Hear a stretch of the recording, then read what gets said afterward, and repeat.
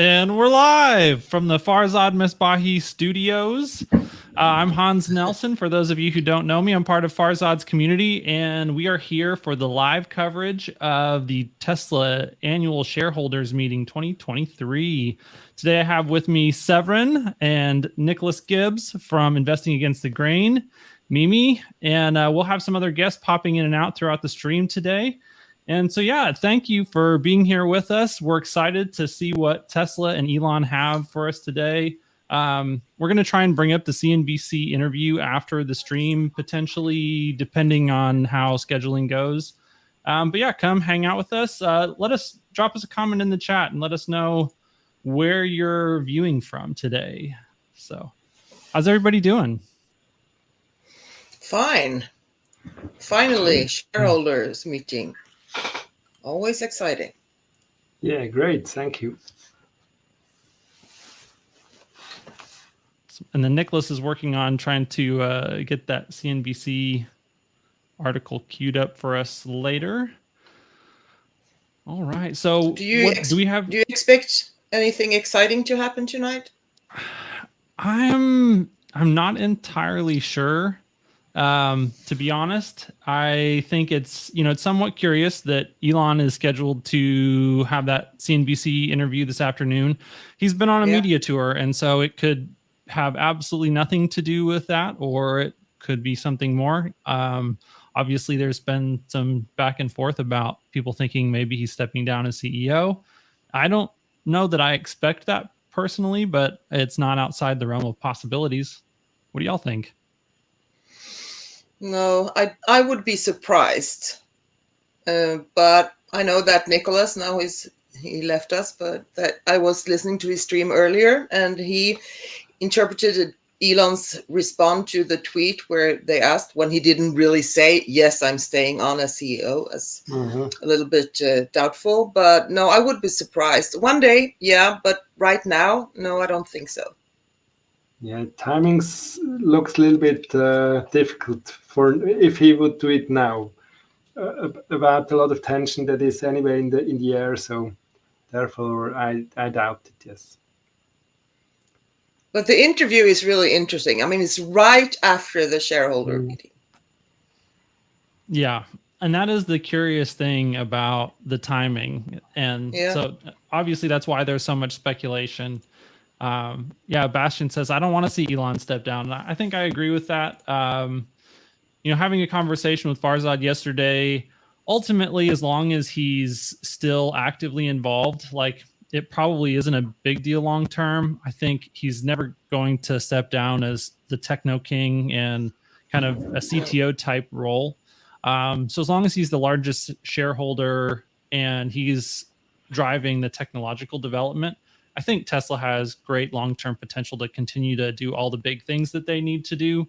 And maybe it would be good for him to offload some of the administrative duties of the CEO role to someone else. But I would personally prefer that he just keeps that CEO role. In a public company, that CEO title is very important. It's different than a private company like Twitter. So, it's hard to say what we're going to see. No, and considering that he just the other day said that he wants to control every new person being hired, I find it hard to believe that he would, even if he hates being CEO, I don't think that he would like to leave that control to anyone else. Yeah. And he's talked a lot in the past about, when he originally was bought, like he invested in Tesla and it was run by the original CEO. Was that Mark Tarpenning? I can't remember. Maybe. That basically he felt like he didn't have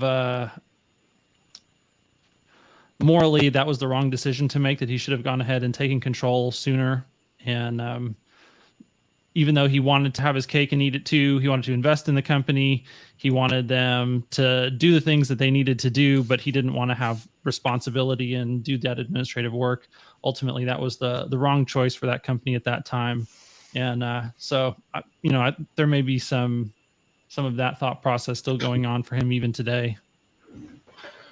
Howdy, Richard. How's it going? Hello. Good. Welcome. Hi. Hello. Hi, Nicholas. How's it going, everybody? Fine. So do you think he will step down tonight, Nicholas? I think there's a lot of tea leaves pointing that way. If I'm being completely frank, yeah, I think he is. It's kind of sad, Good. but it's also kind of happy for him. And, he's talked about it for a long, long time. And there's very little things that he talks about that doesn't happen. So I'll tell you my cynical view. My cynical view is if he thought he was going to step down, he would have sold stock before this. He would take an advantage of that because he has, in my opinion, he has in the past. And he would anticipate that, at least temporarily, there would be a price drop in the stock price if he announced today that he was stepping down. It may come back. I'm not saying, but at least short term, I think there would be a dump in the stock price. And I would expect him to take advantage of that. If he knew that 6 months ago, I think this is, if he's stepping down today, it's not a new thing. He would have thought this out and he would have known months ago when he was going to do it. He's a planner, so I think he would have dumped a bunch of stock and that would have been the clue. So I just think it's more negative sentiment feeding into that theory. Just my opinion, not legal advice. Not financial either. I think it's a good point. But you can imagine what the story would be, in the headlines and in all the world would be a buzz if Elon stepped down. That would be the biggest story of the century. millennium. Yeah.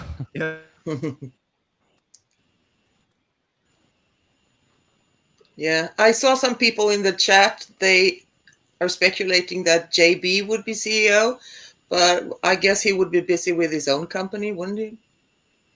Yeah, I know. And on that side, I know Rob's doing fundraising. Rob Maurer, he has his own gig going on where he's involved in doing fundraising. I'm aware of that because I get emails from him, and it relates to Redwood Materials. So it would be interesting to me if they were raising funds for Redwood Materials and then JB would be stepping aside. Those two, that wouldn't seem to be consistent with what I would expect. No. I know that Rob works with a guy named Ben who does a lot of those private-led funding rounds, and I know that that's something that Ben is doing, and so I'm not sure if necessarily that's something that Rob is leading. I think he's just publicizing an opportunity that Ben has created. So, hi, Yashu. Hey guys, how's it going? What's up? Good. Glad to have you here today. Yes, sir. We've been talking about expectations for today and whether or not we think that Elon could potentially be stepping down from the CEO role today. Do you have an opinion to weigh in there? Yeah, I think my hot take is that I have no hot take on this. I don't think Elon is stepping down. I don't think it's going to happen. He's pretty much reiterated as much on Twitter saying that he's going to still be pretty involved. Also, it doesn't really seem like people, it seems like people are only saying this because of the CNBC interview that's planned afterwards, which doesn't make any sense why that has any implication on a big Tesla decision. Of course, it's also AGM, but I don't see it happening. But what do you guys think? What's the consensus been here so far? We have no consensus. Nicholas says yes, and I think the rest says no. Okay, Nick, let's hear why. No, I think Gary Black laid it out pretty well today. It seems like a lot of tea leaves are pointing that way. Elon didn't definitively deny it. When I read Eva's post, I read his response to that a lot differently. Kind of sidestepping it, but I hope he's not. I don't want him to step down. And nothing against Zach, but I want an engineer leading Tesla. That's my biggest thing. There is no successor, I think, to Elon that is as multifaceted as he is. Also, I think until FSD ships, until Cybertruck ships, it doesn't really make sense for Elon to step down at the helm to give up that responsibility that he set out. I think once those two bigger projects, FSD being obviously the bigger one, has come to fruition, obviously, I think at that point we can talk about it. But I think this is mostly a nothing burger. In kind of just my prediction. I hope so. But there would never be another person as faceted as Elon. So I guess we will just have to be happy with someone with maybe half as many abilities as Elon has. Yeah. As long as he stays on the engineering side, I'm not that concerned. It also has to do with the maturity of the company. So once it's more mature and it's, rolling on its own, and whoever is managing it properly, then he'll have the comfort level to step away. Hey, Hans, can you allow, so it's not letting me share my screen right now. So I'm sharing, but I think you have to approve it. So we can I can add it. You want to go ahead and bring it up? Yeah. Okay. Yeah. So just once it comes back on, let's test the volume, the sound. Cool. Sounds good. Yasha, you might find this funny, but I had the owner of the Florida Panthers. He criticized one of my videos because he didn't like the joke. He literally left a comment. Really? That was it. Just the joke. That was all. Are you sure? Are you sure it was him? Yeah, it was, because it was. He also owns a hedge fund, a shorting hedge fund. So my video was kind of anti that. So he was responding. But he just criticized the joke. I just thought it was really funny. Wow. That's very interesting. Well, it's sad to hear that, because I am cheering for the Panthers out of the Final Four. So I'm an anti-Panther fan now. Yeah, look what he's done. Yoshi's all about the Lightning. We know this. Oh yeah, great. Thanks, Nico, for spreading rumors around town. I am a Canucks fan. I'll have that known. But as we suck, I am in hiding at the moment. So I think Vegas is going to win again. Yeah, that's a good guess.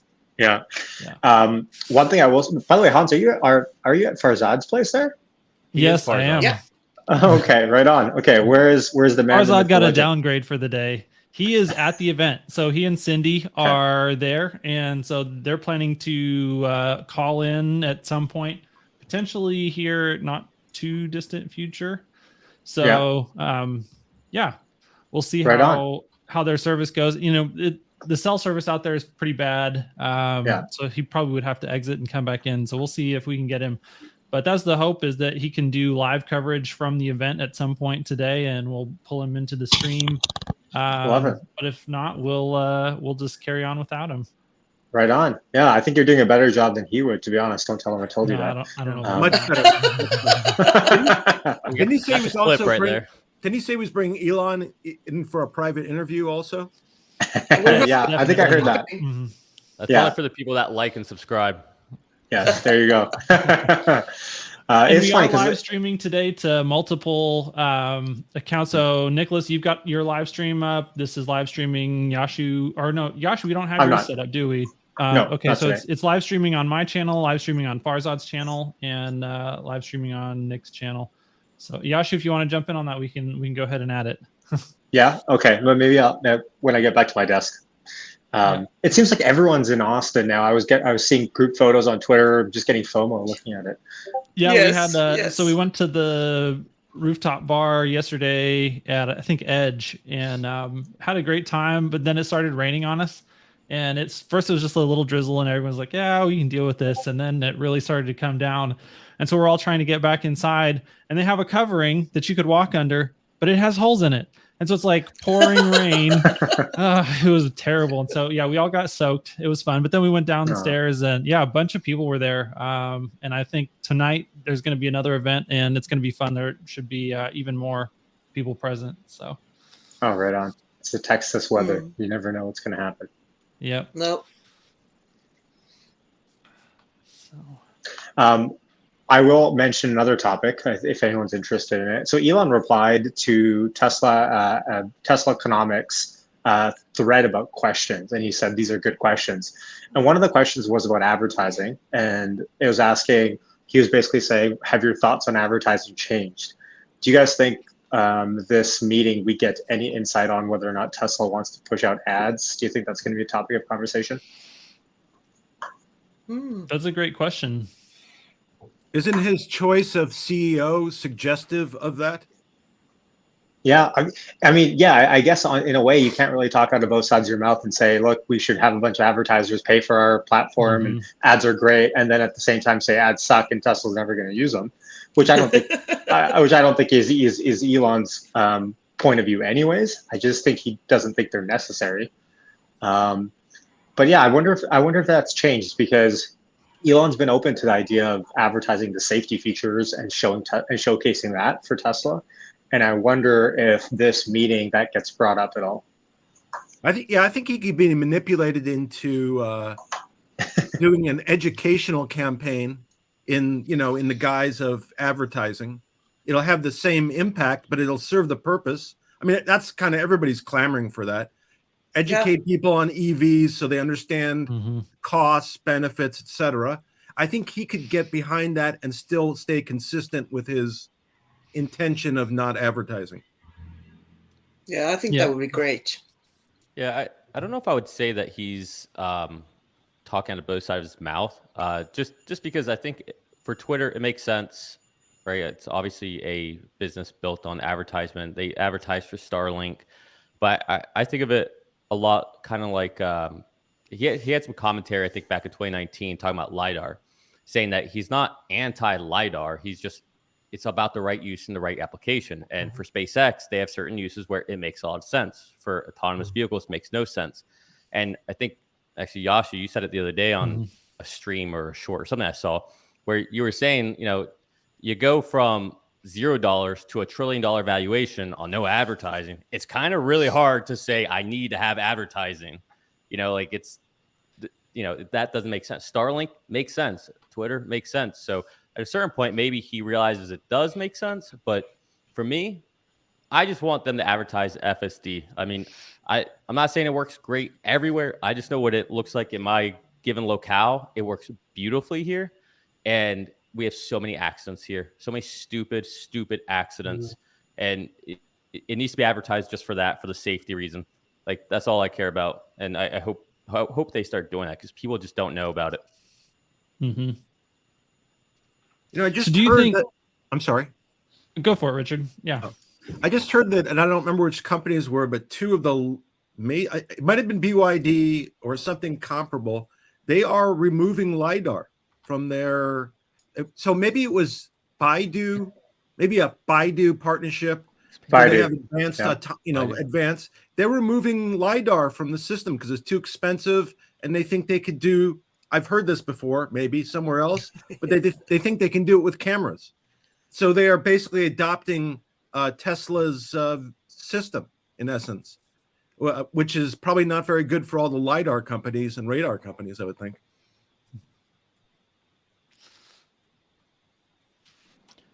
Yeah, I think it was Baidu. Also, on that note, I did hear as well that all of the mapping that has to be required for Tesla's vision in China for FSD has to go through Baidu as one of the designated partners with the government there, which I actually found that was an interesting tidbit as well. So maybe there's a future Baidu Tesla partnership, if they're not already partnered up on something, I forget. But yeah, FSD, I agree. Nico is going to be a big portion to advertise. I just don't think you can do it yet. I think you advertise FSD once it's kind of out of release, and it's not really. It's still in beta right now, right? And Hans, if you're on Thinkorswim, there you might have to open up Trader TV on the side panel as one of the widgets. Pop up Trader TV, and then you can open that up as its own window. Just a heads up. Okay. So yeah, I think Nicholas is probably going to drive the CNBC stream for us. So hopefully you want to try real quick, make sure. Yeah, everything works. Let's do it. All right. Stream. And then with the can you guys hear that? AI and what we did. Yeah. Yes. 1999. All right, and yeah, just that a little bit louder. Real peak of the bubble. I think there a little bit of is what Rick said, right? When we look, Yeah, there we go. Perfect. There. around for a decade, Yep. most benefit. All right, cool. You know, I'll just keep that up. Dr. Know-It-All and James Dauma adopted my standard as to kind of when FSD could be saleable and kind of advertised. And they said, and I agree, it's when Tesla will guarantee and indemnify anybody who uses it.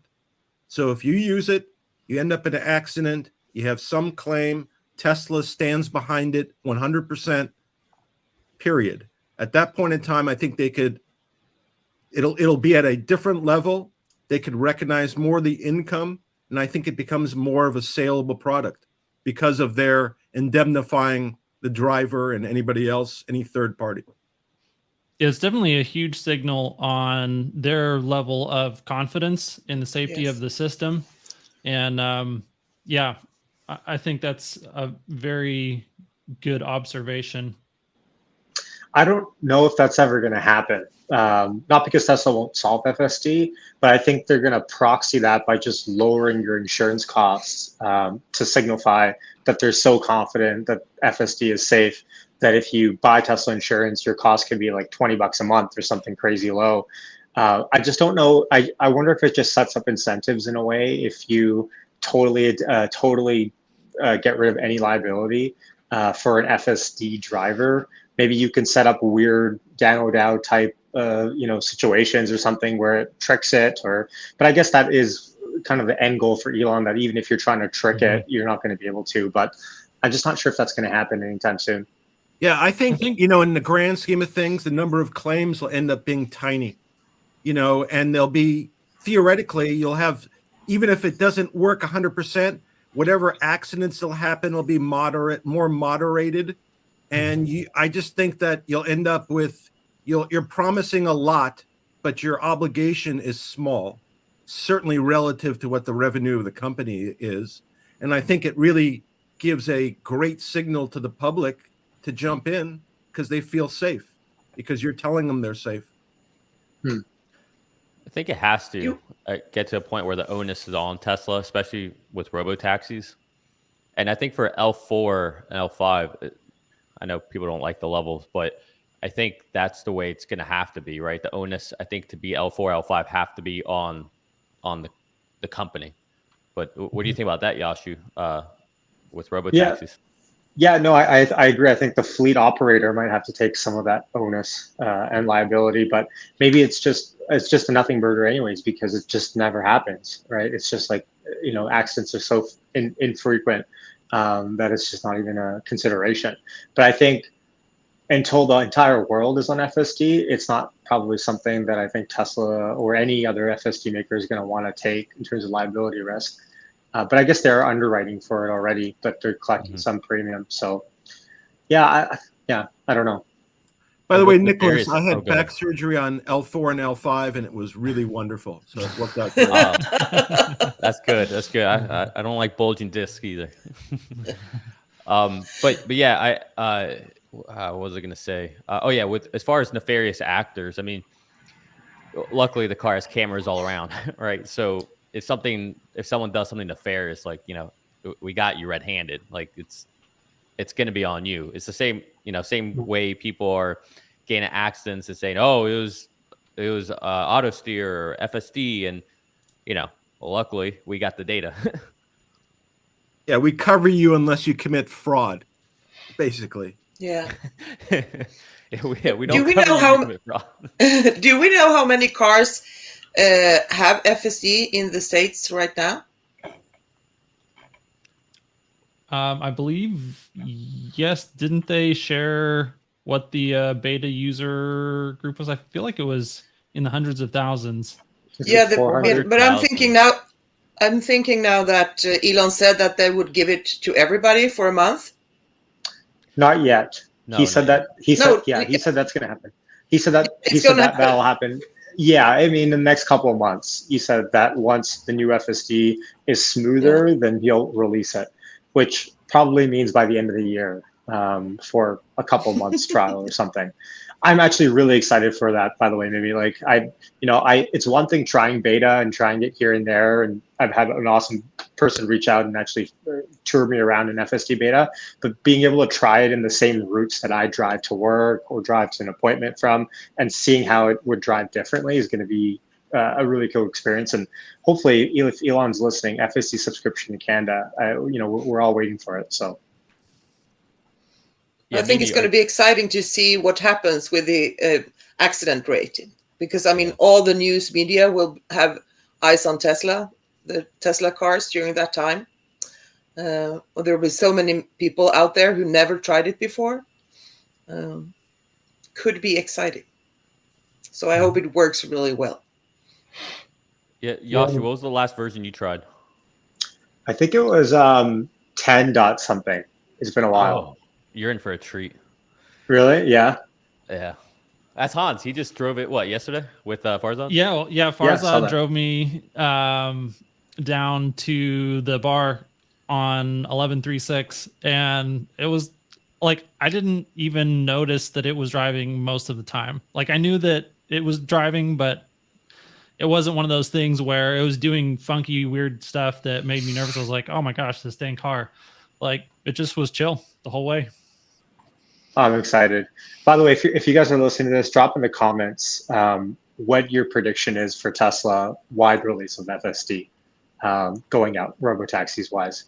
And I want to hear all you guys' guess on the Hans. I think I know yours because we just talked about this last week, but I do want to hear everyone's guess in terms of timeline-ish, not to put you on the spot. Mine is probably 2026, 2027. Yeah, I've said 26 before, so now I was watching the video with Farzad when he picked up Alexandra, and it was so funny. She was so tense in the beginning, and then after a while she forgot that she was in a self-driving car, and I forgot about it. I was, oh yeah, this car is driving by itself, and I thought it was such a big difference. I haven't been watching videos for a while, so maybe I'll say the end of 25 now, to be a little bit more optimistic. I don't know.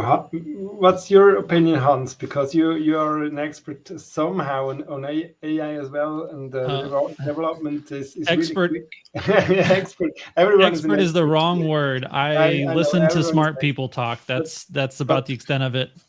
But I would say my prediction is that we get that free trial and it kind of starts to expand here in North America, probably sometime between like 2024, somewhere between January and December of 2024 is my. Now that's not robo-taxi. That's just wide release of FSD beta. Yeah, I think about the predictability. There are two aspects of it. The one is how fast it really goes until it's there, and this part is difficult to predict because in AI we see very much advancements in short time. The other thing is the legal thing, and this could dure a little longer. I'm going to say it's going to be a Christmas present. So it's going to be version 12, and then the free trial in December of 2023, and full self-driving, never, because it's going to be an ongoing project. So it's never going to be full self-driving. But when would the first commercialized robo-taxis for Tesla come out then? I guess not fully autonomous, 99.9%, let's say. I'm gonna correlate it to what happens in Vegas. So I think when they just approved a further expansion of their tunnel system in Vegas. Mm-hmm. I think it'll be done sometime in 2024. So I'm going to say the end of 2024 or beginning of 2025 in Vegas. Yeah, so you don't want to talk about the levels, but this is level 4. And level 4 is restricted areas. And I could imagine that some restricted areas are very compelling and easy to drive, and some day in some time in the day that where it's good and no rain and whatever, maybe then you get earlier permission. The question is if Tesla likes to do this, if they are really inspired, it would give them a lot of good data points if they try it, but who knows? Yeah, I think not legal advice is pretty spot on. I think at the end of this year, FSD beta will be at a point where I think most of us would be like, okay, we're there. It's just about comfort now and polishing from that point on. And the reason I think that really is because I can tell that they're already working on parking lots. Parking lots are starting to get better. Elon talked about Summon and working on that. I think that's the last stuff. I think that's the easiest stuff, and that's why they haven't focused too much on it. But I see FSD beta getting to a point where we're like, okay, we barely ever do anything on this, where we just don't do anything on this. Essentially, Omar's drives become the standard for everyone, I think, by the end of this year. I think robo-taxis will happen after Giga Mexico is built, because I think that's where robo-taxi will come out of. And I think, again, I'm just like parroting Yashu here, but I think it's you, Yashu, who said this, but I think there'll be an intermediate period where we have self-driving taxi rides with humans behind the wheel for a little bit to test out a new app for ride hailing, all these things, like an intermediate, so that when it comes to robo-taxis, it's already ready to go. We don't have to start from scratch then, because it makes no sense. So I think 2025, once Giga Mexico done, shortly after that, I see robo-taxis. Yeah, I think I would expect, if we get it should be within 6 months to a year after we get the free trial of FSD, that somewhere there's a jurisdiction that has commercial rides approved. And so whether it's the boring tunnels there in Vegas, or whether it's, potentially somewhere like Phoenix, or even San Francisco, that there will be something shortly thereafter. So, Ishan, how's it going? Let me unmute first. Hey, how are you guys? It's been a while, hasn't it? It has been. So we're talking about expectations on when you think the first commercial robo-taxi ride might arrive. Do you have an opinion on that? I do, but first, love seeing you in the host seat, in the set. Yeah, it's a much well. nicer setup. Absolutely. I think the first commercial rides, of course, with a human on the driver's seat, will probably happen fairly soon, most likely. I guess not this year, but perhaps the first half of next year. But I think what's the most important thing, one ride or a few rides or a limited space is not what is going to be like a driving force behind FSD really, becoming popular amongst ride hailing. I think the first thing that becomes, or that people are going to look at, is extending the time that taxi drivers can stay on the roads legally. And today, I mean, there are jurisdictions where there are 8 continuous hours to 12 continuous hours of limit, followed by a rest time, where a taxi driver cannot really drive. But if that sort of goes up to 16 hours to 20 hours, I think that is something that will really drive adoption. And as soon as we can get to that with the justification that, hey, the driver is not really tired after driving 16 hours, because he's not really driving, he's monitoring, and that's a completely different job. I think that's where we'll really start seeing the asset value increase that Elon has been talking about. That's great. And the same goes for truck drivers. I did just want to let everybody know here in the stream that I do not have access to the comments on Farzad's channel. And so if you want to have comments brought up here in the live chat that I can show, like Bastion's here, you may actually have to move over to the live stream on my channel, which if you just search for Hans C. Nelson on YouTube, you should be able to find that. Sorry, this is the first time doing a multi-stream, and I wasn't sure how that was going to work out. I can see that there's a lot of activity in the chat over on Farzad's channel, but I don't have any way to feature you here in the live stream. So yeah, if you want to move over for a minute, just if you'd like to get something on the screen, then I'd be happy to to feature some more people. Anyways, Yeah. yep. Sorry, back to you. No, I think I said my piece. I mean, I think it's more relevant and valid for truck drivers. I would presume that, and by the way, Tesla Semi does not have FSD as of today, but I would presume that once it hits, it's gonna hit with like a lot of force, and it's gonna really help extend the it'll show and prove that drivers need not drive for just 12 hours a day. It could be 16 to 18 hours as well, and that's a direct 50% bump in productivity. Yeah. And I think that's going to be a big mover. Hey Hans, I got some questions over here from my channel in the chat. Sure. So let's go around the wheel here. So this is from Oliver Koster. Hope I'm saying your name correctly. What do you guess will be the biggest news today? I'll start with Hans. Put me on the spot. I think that they're man. totally gonna announce a robo-taxi as a service system, where they just make the outside shell of a vehicle and then sell it to people who can create a business inside of it. Actually, no, I think the news, I'm actually thinking they might announce a gigafactory today based on all the chatter that we've been hearing from, talking to Macron and some other things moving around, that there's definitely a possibility that we see, a gigafactory announcement today. Nice. Where do you think? In France, India, New Zealand? I'm hoping for South Korea, but we'll see. South Korea. Okay. All right. What about you, Mimi? What's the biggest news you think from today? You're muted. Oh.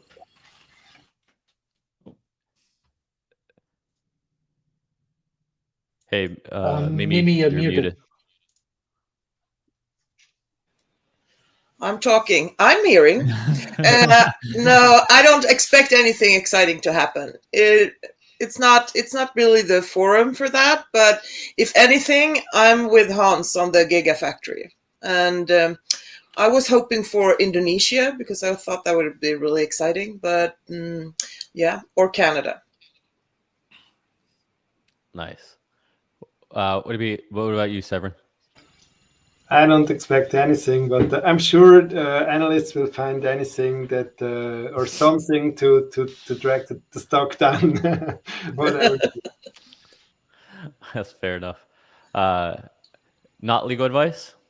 Yeah, I think it'll be amazing, but Elon's going to announce that he started training for and will be participating in the ski jump at the next Winter Olympics. I thought you were going to say jiu-jitsu and he's going against Mark Zuckerberg. I was thinking maybe the biathlon. Sean? Yeah, I think I echo that. Nothing major that's new.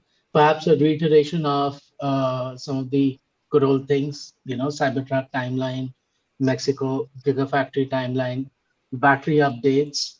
What I'm really looking for today is reiteration of the capital expenses ahead. I think what the level of capex that they perhaps say they're going to do 8 to 10 billion if they're putting in, it means that there's perhaps a new gigafactory that's going to come up, given that, Texas and Berlin, as they were being built, we were at what, $6 to $8 billion of run rate in terms of capex. That also includes, Shanghai ramp ups as well.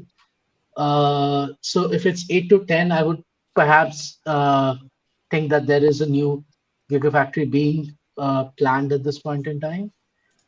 That will be parallel to Mexico, that is. The other thing is really about, they've spoken about Corpus Christi. If we can have, more firm dates on those, I think that's going to be exciting. But yeah, really run-of-the-mill technical stuff, nothing that Wall Street would be looking forward to, I guess. Yeah, and I guess I'll end it here and echo the same kind of thing. From a engineering background, if there's one thing boring is good. And so I'm hoping for boring. It's a shareholder meeting.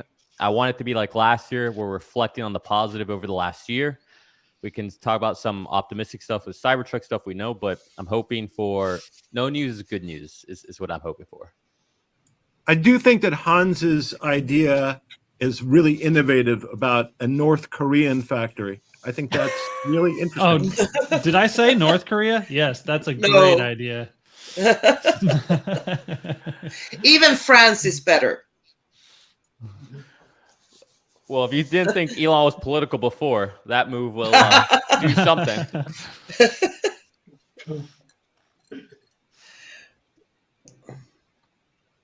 Anybody want to wager? Anybody want to wager if there'll be a Tesla van announcement today? Yeah, I would say no. I would say not no. A product thing. Like Elon's been clear that these things aren't meant for product announcements, and I think would be should have their own platform. I think what would be an interesting question is the over/under as to what time it'll start. I think I'm going with 1:28. I think there's a chance because of the CNBC interview. There's a chance that we start on time today, but we'll see. Yeah, no chance. 1:28 Pacific. Sorry. Oh, okay. You threw me off. I'm like, Back to the future. I'm on East Coast. I'm thinking Central. Okay. Well, there's an hour buffer, right? There's an hour between what's supposed to be the end and CNBC. Something like that. Yeah. That's about right. Elon's normally delays things by about 40 minutes, 50 minutes, an hour. Mm-hmm. You had something up earlier, Hans. Yeah, I wanted to pull that. So this is Ethan asks, with Linda as the new CEO at Twitter, she will demand massive product development, and Elon would need to triple down his time there. What's y'all's take on this? I'm not sure that I'm on board with that line of thinking, but yeah, curious to see what everyone has to say. No, I don't agree. It's Elon that wants the product development, and he will have the drive there. He has a very clear plan where he wants to bring the company technically. I do think there are going to be features, or maybe not features, but capabilities that Linda is advocating for on behalf of the advertisers. And so I can definitely see that.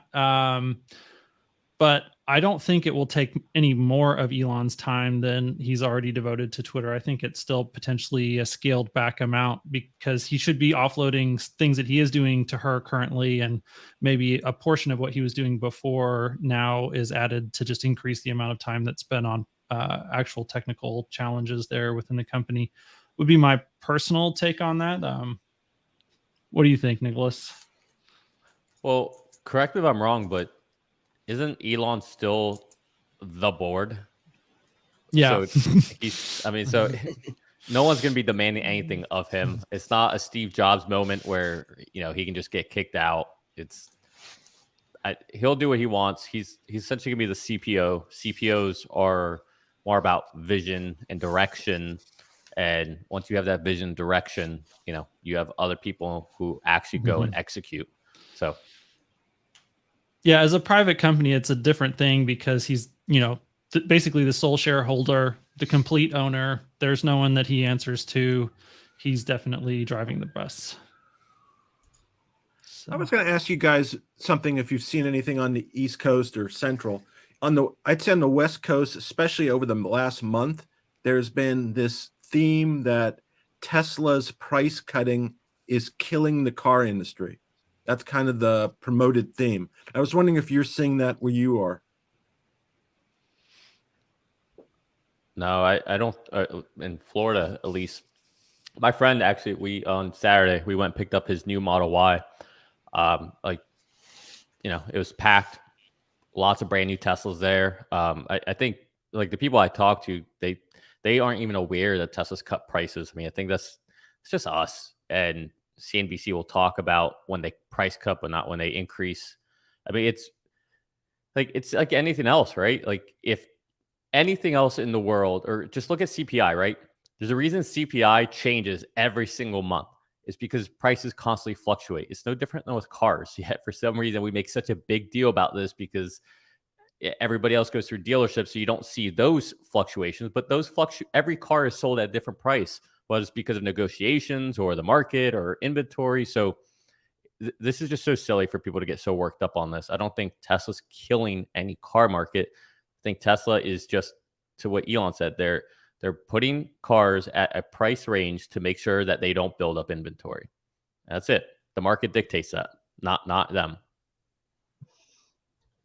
There is probably a hint of the market forces itself in the argument, right? I mean, when we talk about something killing a market, it's basically one player that's probably moving towards monopoly.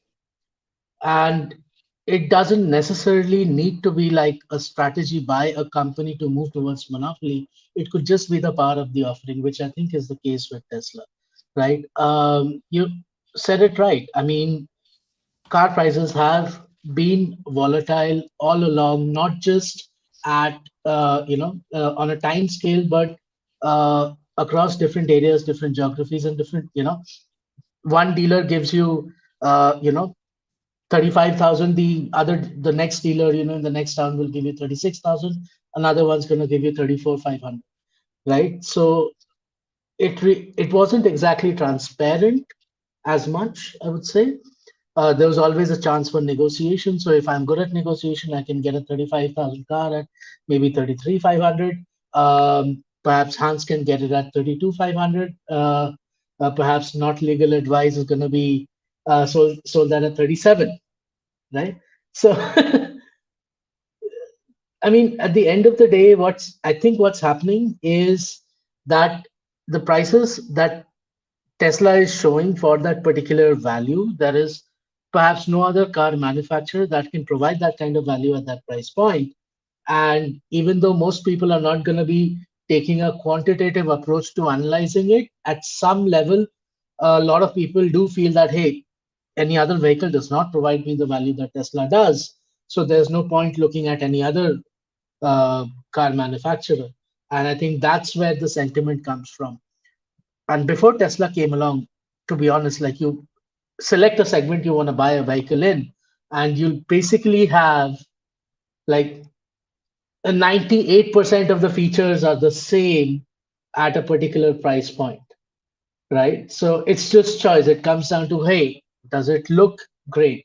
Does it handle, which one handles great? And different people like different vehicles because they handle differently, they look differently, they've got, small little features here and there, but ultimately the package is more or less the same. It's like, we humans, each one is different, but we are 99.9% the same when it comes down to our DNA. So yeah, I think that's what's happening. Tesla's the mutant with superpowers, and everybody else is like, this guy, that mutant's more powerful than us, and that's where this feeling is coming from, I think. And it's not just West Coast or one particular area. I think I can speak for an audience halfway across the world, and it's pretty much the same feeling.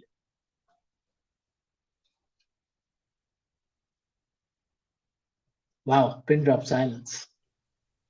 Mic drop. Do you still hear noise, Hans? No, that's better.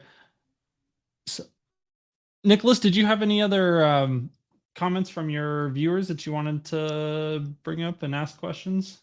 Yeah, nice music, by the way. Yeah. So, question from John Loves Spain, which I love. Does canceling RHD rear handling drive, rear wheel drive, I think is what they're saying. Does canceling right hand drive. Right hand drive. Thank you. Canceling right hand drive SNX just really close, or is it just a question of volume? What do you guys think? Are y'all having a hard time? Like Nicholas, on my end, your mic dropped out for just a second, so I don't know if that's an internet. Like it was there, but really quiet. So we missed the last part of the question. Now? Yeah. Okay. Yeah. So I did something really stupid. I have the actual stream up here on the right, and when I unmuted myself, I heard that music, and I thought you were playing. Anyways, I'm dumb. I make mistakes. So the question is, canceling the right-hand drive SNX, does that suggest that FSD is really close, or is it just a question of cost reduction and low volume?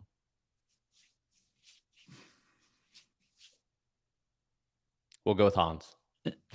I'm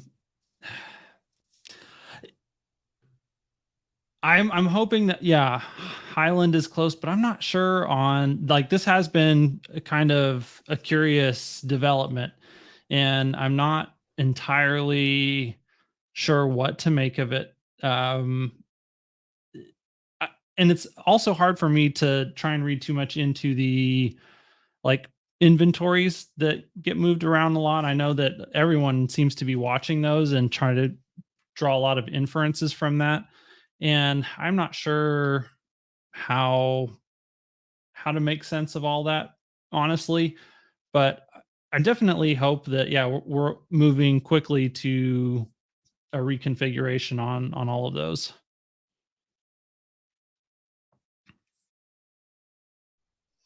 How many units? How many units are we talking about? 100,000 a year, I think, for SNX. Just in that locale. So no, that's total globally, and so right-hand drive it's very minimal number of 20% of all. Probably less. Yeah, I think it's like an insignificant. Ultimately, in terms of the total delivery numbers, it's an insignificant number, and maybe that's the decision making. I think it was. It was done in the run-up of this recent news that we saw where Tesla's, I think, filed for demolition of one of the lines at Fremont.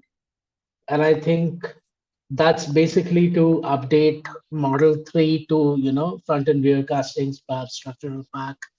And the thing is, by completely cutting out SNX, let's say, right-hand drive, they're essentially making sure that they don't have to, have all of those switchovers. I guess there's just one line that's doing SNX, right? So in order to keep volumes up, because a switchover will probably take a shift or so, it's just not worth it. With one line down, volumes from that factory will anyways probably be, a little bit lower, perhaps 20-25% lower till the new line comes back up. So I think it's just optimizing the numbers till they're back up to full production. And I think that there will be at some point a gigafactory that's specifically dedicated to right-hand drive production, perhaps of all, if not most, if not all vehicles. It could be the UK, it could be India, it could be, and Mexico's not right-hand drive, is it? I don't think so. I don't think so. Google. ChatGPT. Okay, South Africa, India, Australia's right-hand drive. Yeah. Okay. But they're like Japan is right-hand drive. Japan. Mm-hmm. Yep. Japan's right-hand drive. Australia, ANZ. So I think it makes sense. Indonesia's right-hand drive. So it makes sense to have one Southeast Asian factory that focuses on right-hand drive, or perhaps have like a part of Shanghai focusing on right-hand drive all vehicles, instead of right-hand drive vehicles being made in the US, which is diametrically opposite to all of the countries that have right-hand drive. Parts of southern African continent, India, Pakistan, ANZ, Southeast Asia. That's about it. Okay, so they've started chalking on the. Yep. We're live. All right, let's go.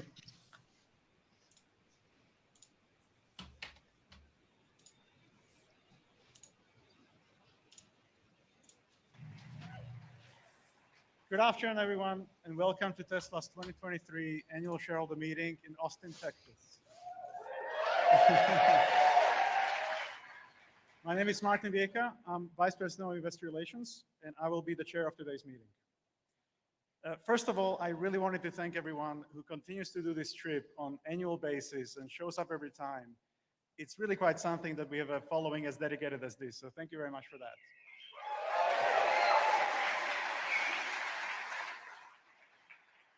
I also wanted to thank our first-time visitors. I know that many of you won a lottery to come for the first time to a Tesla shareholder meeting.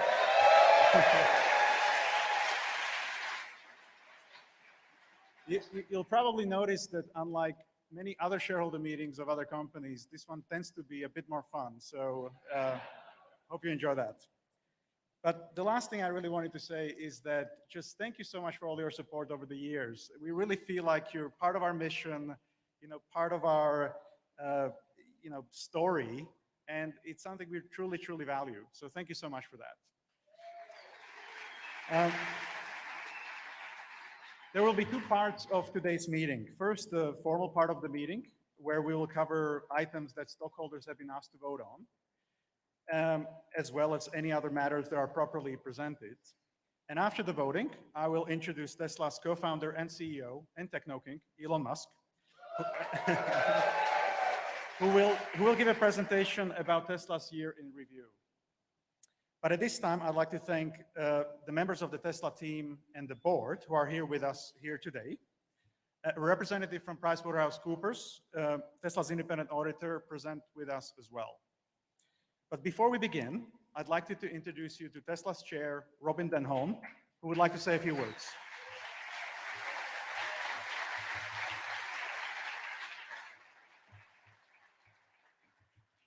I'm a little bit shorter. So, hello, everyone. On behalf of the board, I am really honored to welcome you all here today to the 2023 annual shareholder meeting. It's wonderful for me to see everyone in the room today and also the many investors that have joined us today via the virtual live stream. It's our third straight year of having the annual meeting here in Austin.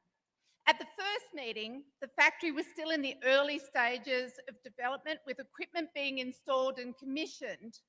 During the 2022 meeting, production had started to ramp as we produced about 1,600 vehicles that week. And now, less than a year later, we have more than tripled the amount, having achieved production of 5,000 cars in a single week. A huge congratulations to the Texas team. And on top of that, we are getting ready to roll out our first Cybertrucks.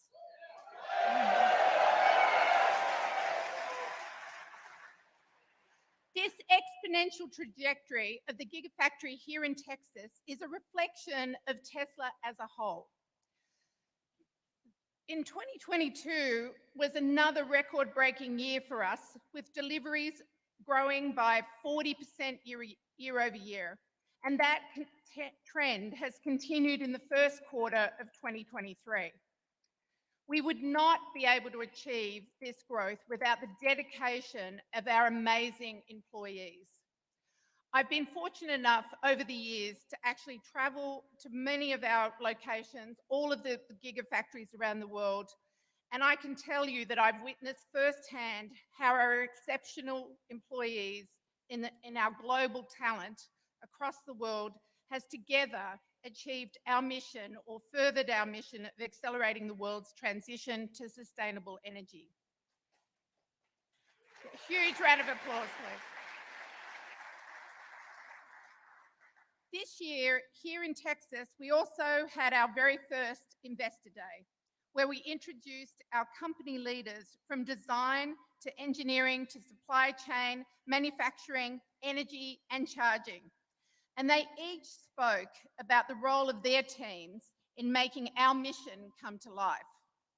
And I was thrilled that investors were able to hear directly from this outstanding leadership team that Elon has been able to put together over many, many years.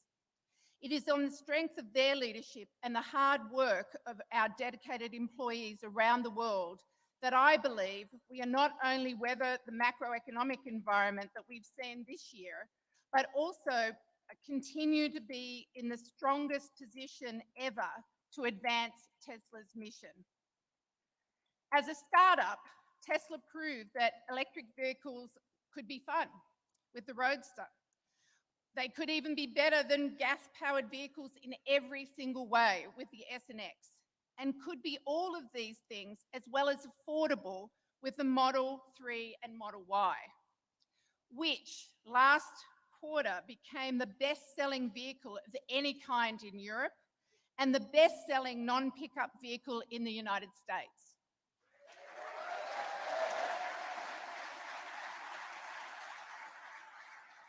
And today, as one of the world's largest global companies, we plan to change the paradigm again by forging the path to achieving a global sustainable energy economy as set out at our Investor Day in our Master Plan 3. As Tesla grows, so do our customers' positive impact on carbon emissions.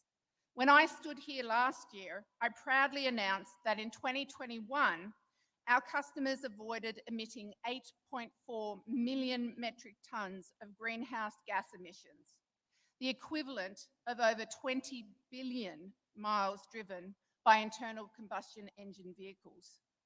Today, I can tell you that in 2022, our customers avoided releasing over 13.4 million metric tons of greenhouse gases into the atmosphere, the equivalent of over 33 billion miles of driving of internal combustion vehicles. That's an almost 60% increase in total emission savings year over year. Putting more of our products in customers' hands helps grow that number, and our goals of making our products greener over time and further decarbonising the electric grid will help multiply that effect. As part of that goal, I am delighted to say that as described in our recent impact report, our global supercharging network was again 100% renewable in 2022. We've been able to achieve all of this while maintaining industry-leading margins, and generating strong cash flows over the last several years. Going forward, we will continue our focus on capital investment plans to support our future growth, with investments in batteries, in vehicle production, including the next generation platform, in the building of our lithium refinery that we recently broke ground on, in the energy storage factories, in our sales and service footprint, and in our charging network, among other things. Before I hand it back to Martin, I would also like to thank Hiro Mizuno for his dedicated service to the Tesla shareholders and the board these past 3 years. I would also like to express our enthusiasm on behalf of my fellow directors at the prospect of JB Straubel joining our board.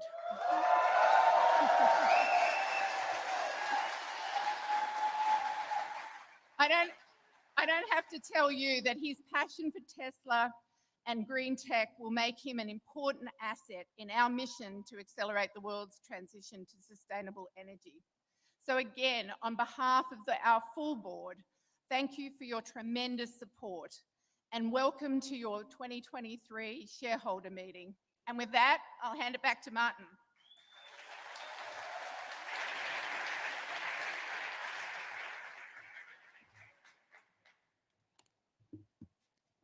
Thank you, Robin. I will now call the meeting to order. Please refer to the meeting agenda that has been provided to you and posted on the virtual meeting site.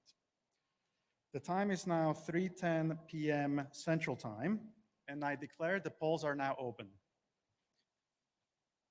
We have already received over the last few weeks voting proxies from stockholders, meaning that almost all the votes that will be counted were already submitted before today. However, if you wish to vote your shares or change your prior vote, you may do so through the virtual meeting site.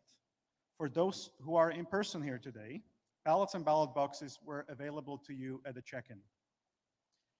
Tesla's board of directors has appointed Computershare Trust Company to serve as inspector of elections.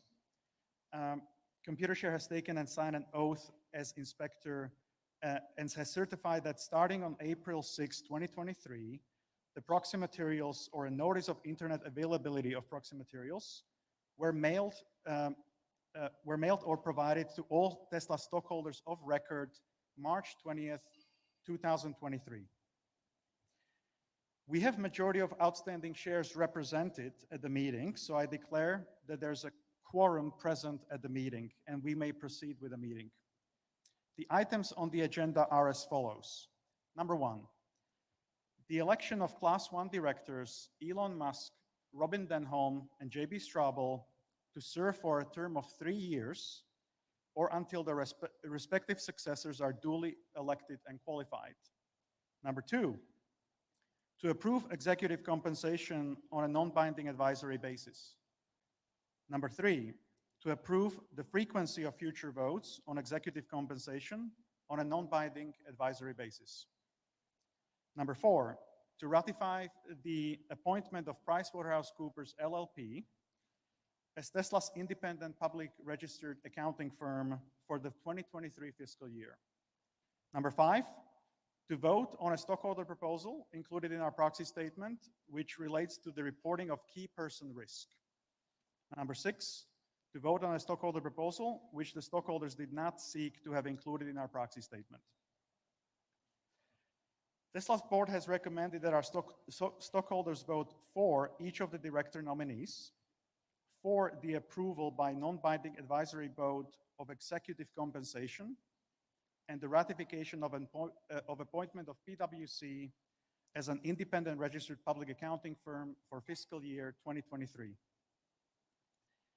And every 3 years for non-binding advisory vote for the frequency of future votes on executive compensation.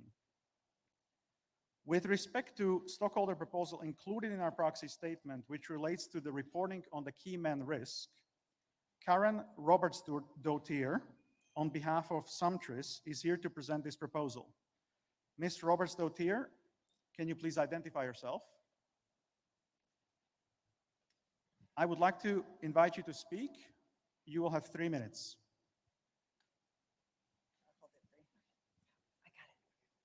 Hello, thank you for having me here today. Under discussion is a shareholder proposal concerning key person risk at Tesla, requiring Tesla's board to draft a report covering the steps taken to ameliorate the potential impacts of loss of key persons in the company. However, before I begin, I would first like to say thank you to Mr. Musk. For so many of us, you stepped into fields where we had so desperately wanted to see change, and through bringing in a talented team, willing to put in long hours, you dragged reluctant industries kicking and screaming into a better future. And for that, thank you. Building up this juggernaut around us, which, as you largely put it, runs itself these days. Thank you for that. And yet now here we are today, at a time when Tesla's technological leadership should be on display. The investment community largely sees us as adrift, with management focused on all the matters not Tesla, watching as Tesla's brand favorability dropped by 15 points last year, something that costs us margins. We have such a spectacular product pipeline and a team that knows how to execute at scale with low cost of goods sold, something that we are not being properly recognized for. It should go without saying, but apparently bears repeating, that if you cannot produce with low COGS, you have no future. When I look around the auto industry these days, I see a lot of companies that have no future. And that's a success on behalf of an incredible team here at Tesla that deserves recognition. When people look at this company, that's not what they see. They see the company as a synonym for its CEO. And then the discussion turns to everything except for where it should be focused.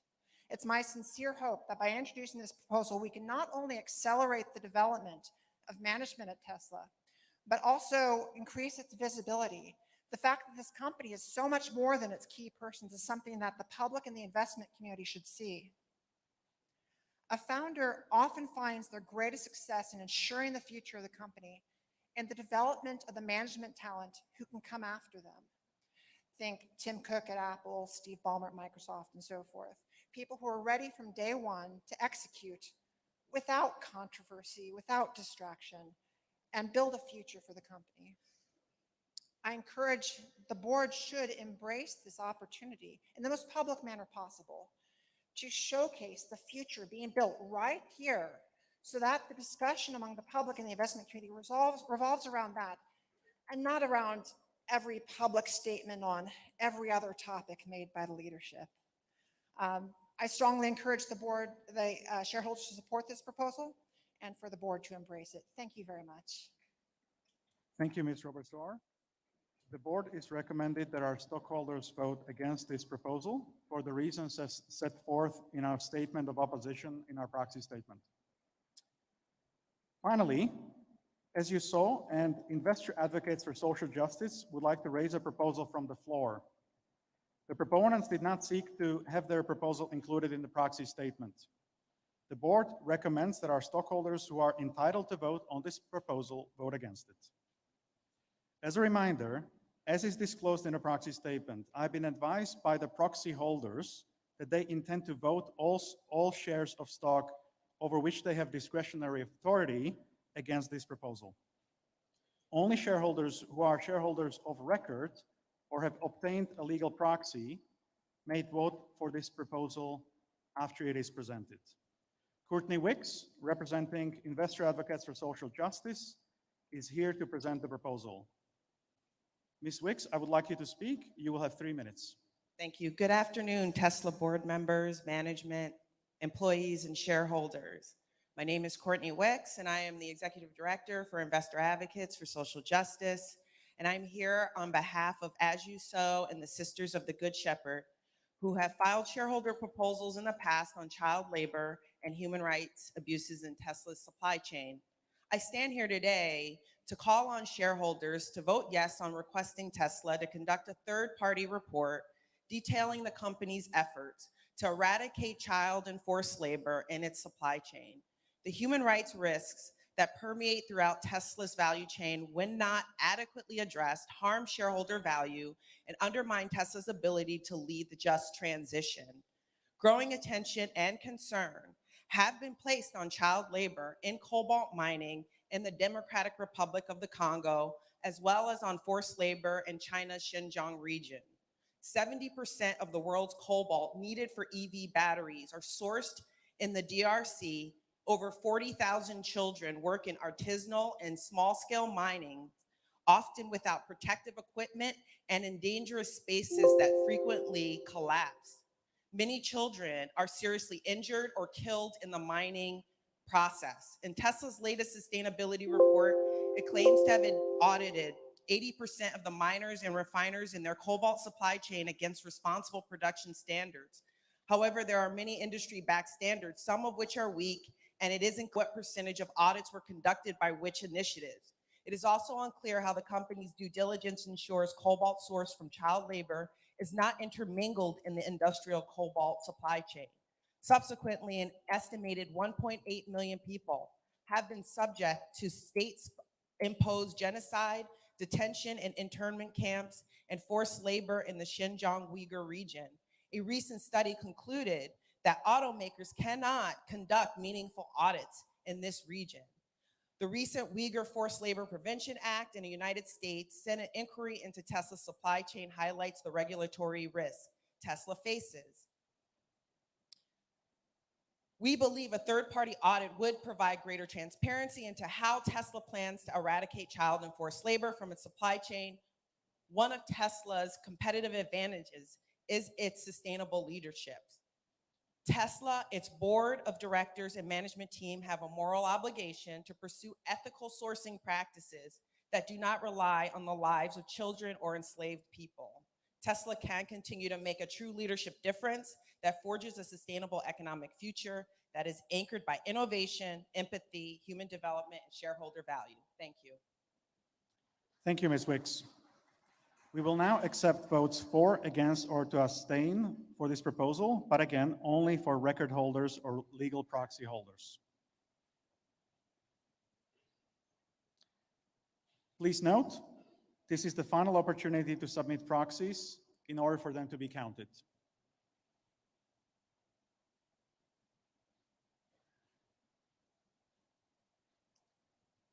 I declare the polls are now closed.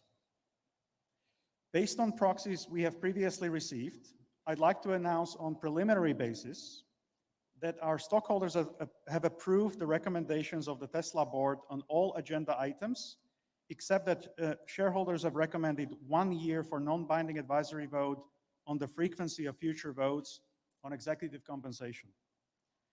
This means that I would like to officially announce our new addition to the Tesla board, JB Straubel.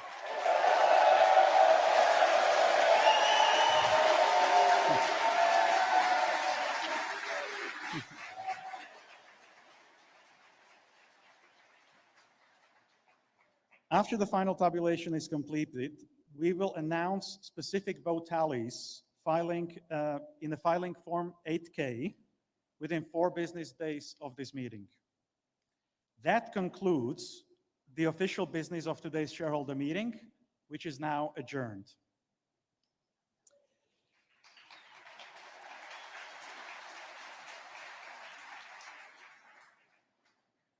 During the course of the following session, we may discuss our business outlook and make forward-looking statements. Such statements are predictions based on current expectations. Actual events could differ materially due to a number of risks and uncertainties, including those disclosed in our most recent Form 10-K and 10-Q filings with the SEC. Such forward-looking statements represent our views as of today, should not be relied on thereafter, and we disclaim from any obligation to update them after today. And with that, please welcome Elon Musk.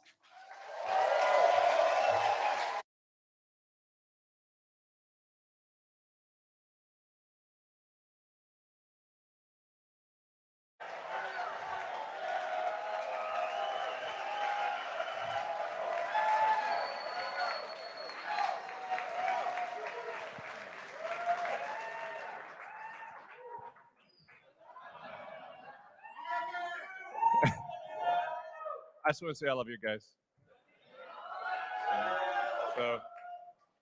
Well, we've got a lot of great news to talk about today. The Tesla team has done an incredible job of executing over the past year, and we have many exciting years ahead of us. So, yeah.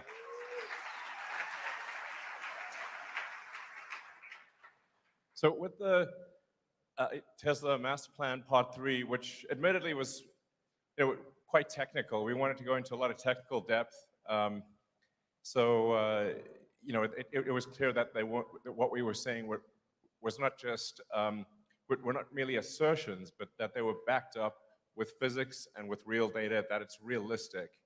And with the Master Plan Part 3, we want to basically, the goal is to give people hope, realistic hope, and maybe hope's even the wrong word, but simply to say that there is a path to a fully sustainable global economy, that we are on that path, that we are accelerating that path, and that so long as we don't get complacent about it, it will happen.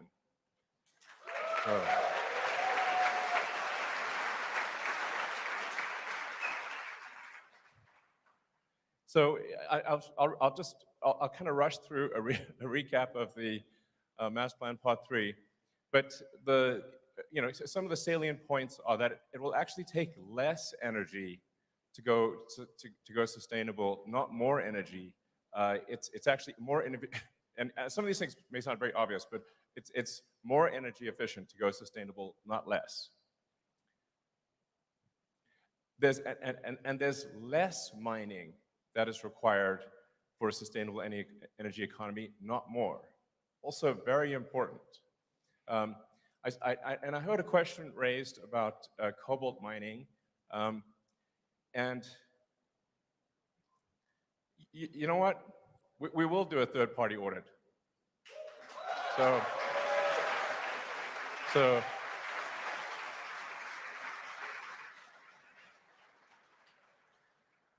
in fact, we'll put a webcam on the mine. And if anybody sees any children, please let us know.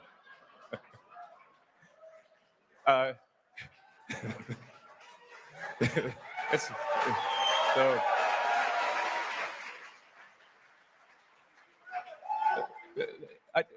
I mean, I don't want to go off on a tangent too much on that front, but it's very important to appreciate that most of our battery packs are iron-based. A majority of our battery packs are iron-based, not cobalt.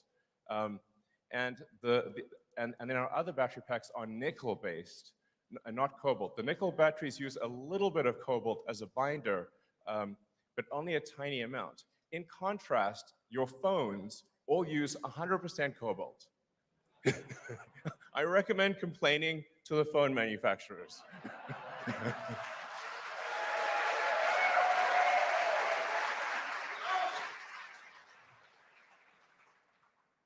But even for the small amount of cobalt that we do use, we will make sure 6 ways to Sunday that no child labor is being exploited.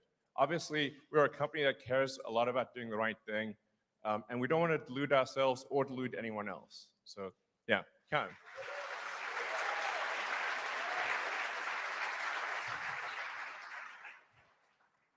So, again, just recapping Master Plan Part 3, really the point is to say that it is very, very doable. It is happening. We need a threefold increase in solar and wind. We need to, admittedly, some of these are 29-fold increase in vehicle stationary and thermal battery production. Actually, in a nutshell, the way to think about sustainability is the faster we can make battery packs, the faster we can move to a sustainable energy economy. That's the fundamental limiting factor.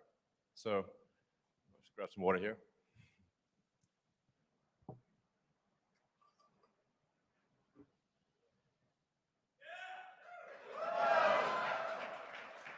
So, yeah, I can't emphasize that point enough. The rate of lithium-ion battery production fundamentally decides the rate at which the world transitions to sustainability, because the batteries are needed for all forms of transport and for stationary storage, given the intermittent nature of solar and wind power. So.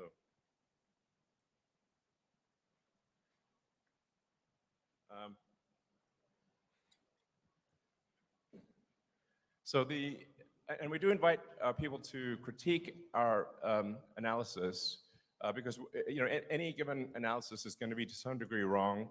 So that's why we put it out there, looking for critical feedback to say, well, perhaps we've got some things wrong, perhaps some things need to be adjusted.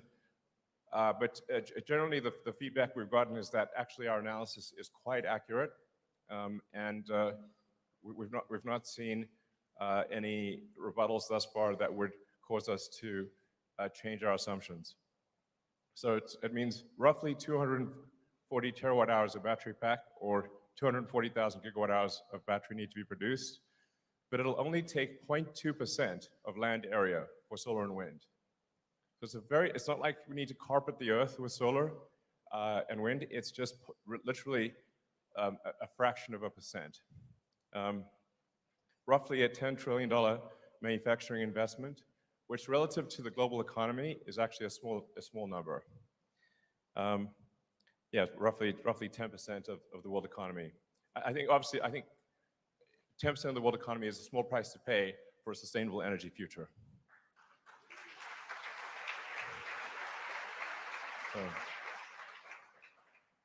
It's also true that even when factoring in the cost or the emissions required to produce an electric vehicle, which for now are a little higher than gasoline vehicles, when you look at the emissions over time, electric vehicles absolutely win by a long shot.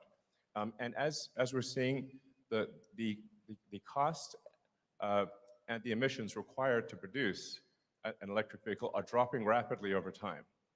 And we're going to get to the point where an electric vehicle is cheaper than a gasoline vehicle.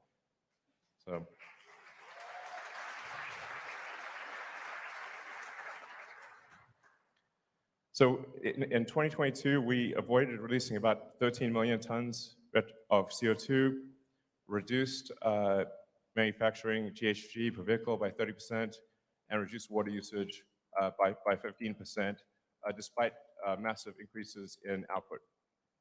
So we also made our factories safer, which is really important. So we track the injuries per person, and we believe at this point we are best in industry or have the lowest injuries per person. So.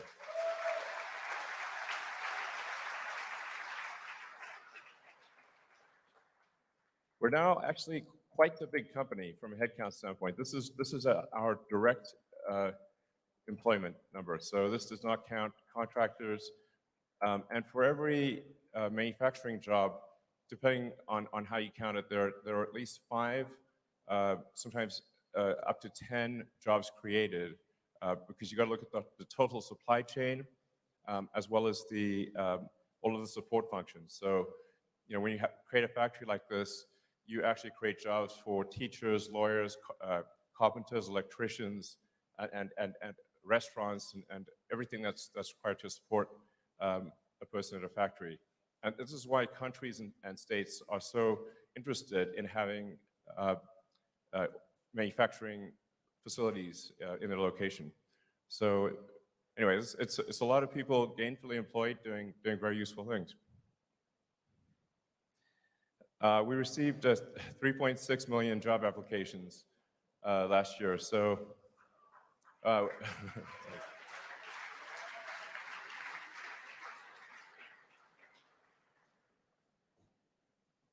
and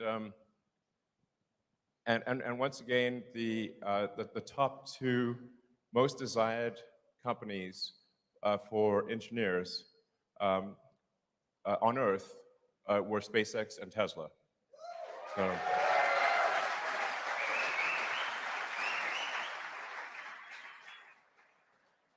at the end of the day, the competitiveness of any given company is a function of where are the most talented people interested in working. That is the team that's going to win. In fact, if I'd say this is generally the case. If you look at any given company and say, where are the most smartest, most driven people going to work, that company is going to win. So whether it's Tesla or any other company. We're also excited to announce our next-gen drive unit, which is a big reduction in silicon carbide.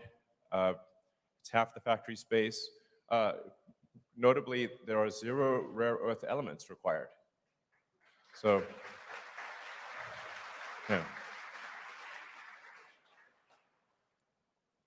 And we're also changing to a 48-volt low voltage architecture in the car. So, yeah, this is a big deal actually. So the cars have been operating with 12-volt batteries for basically about a century. So for the first time in, I think, over 100 years, we're actually going to change from 12-volt voltage of outside of the drivetrain to a 48-volt architecture. And to first approximation, that means we need only about a quarter as much copper for in the car as would be needed for a 12-volt battery. So that's a big deal because people are often worried about, is there enough copper? Yes, there is. So.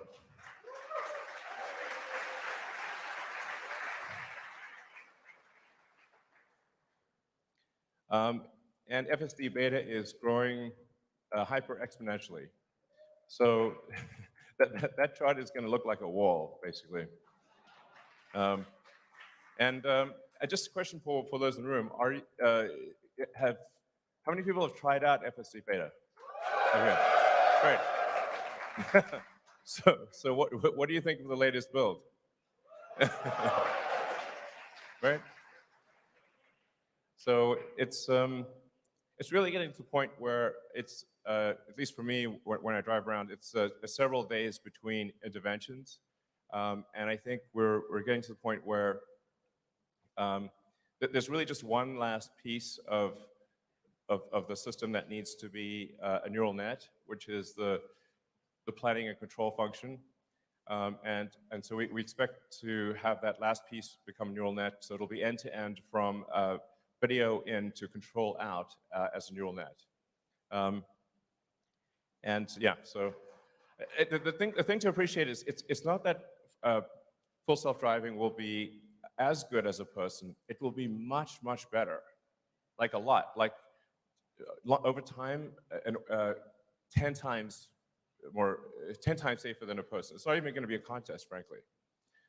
So this is a really big deal.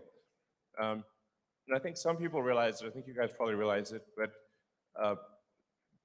being able to do a software update and have several million cars suddenly go from manual driving to autonomous, I think will be the single biggest asset value increase in history. So.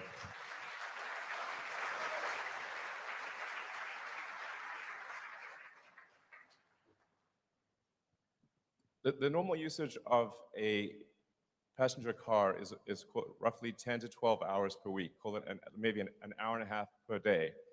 And when you drive around, you see lots of cars just parked in parking lots because out of the 168 hours in a week, they're using less than 10%, maybe 7% of the hours of the week a car is in use. But once it is autonomous, it can be used probably, I don't know, 50 hours a week, maybe more. So it is effectively a 5-fold increase in the value of a car overnight. I'm actually surprised that so few people realize this, or maybe they just don't believe it's real, but it is. So this is really an insanely big deal. We're also the largest EV maker in the world. So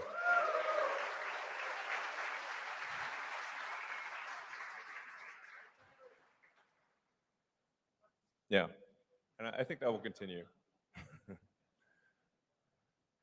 And while at the same time being the highest margin of any car maker in the world.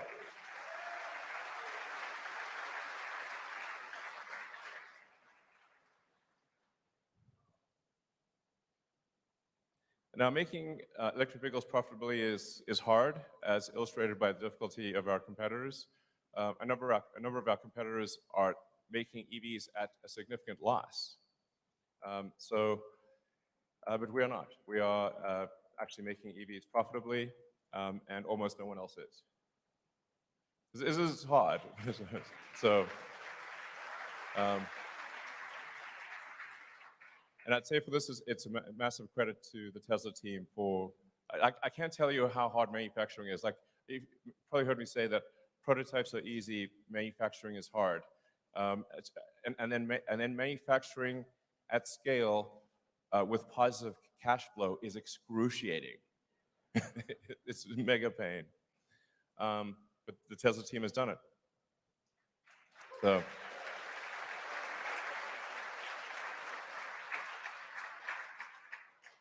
And as you can see, our free cash flow per year has been increasing steadily.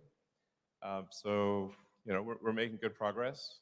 I mean, it should be said that, and I've made some of these comments, that that interest rates make have a very big effect on the affordability of cars. So the vast majority of people buy cars based on the monthly payment. So it's like how much is the monthly payment, and it's not a question of value for money. It's just, do they actually have enough money? Can they afford it? So for the vast majority of people, it's just, can they afford to pay the payment? As the interest rates increase and credit tightens, like, it's safe to say that these various banks that have died are probably somewhat distracted from handing out auto loans. You know, it's like if they're on the way to the cemetery, increasing their auto loan portfolio is not the first thing on their mind. So this is going to be a challenging, I'd say a challenging 12 months. I want to be sort of realistic about it. But Tesla is not immune to the global economic environment. I expect things to be just at a macroeconomic level difficult for at least the next 12 months. Like Tesla will get through it and we'll do well, and I think we'll see a lot of companies actually go bankrupt. So I want to make sure that this is not just the good news parade. It's important to understand that no company is immune to the macroeconomic environment.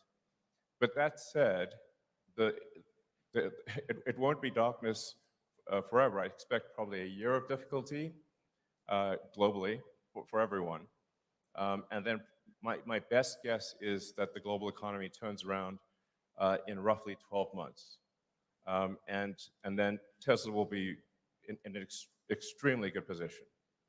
So anyone who is a long-term investor, I think, will do extremely well.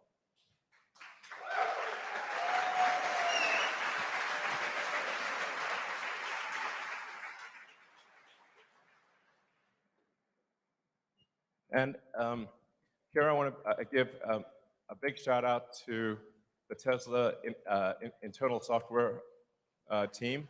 This is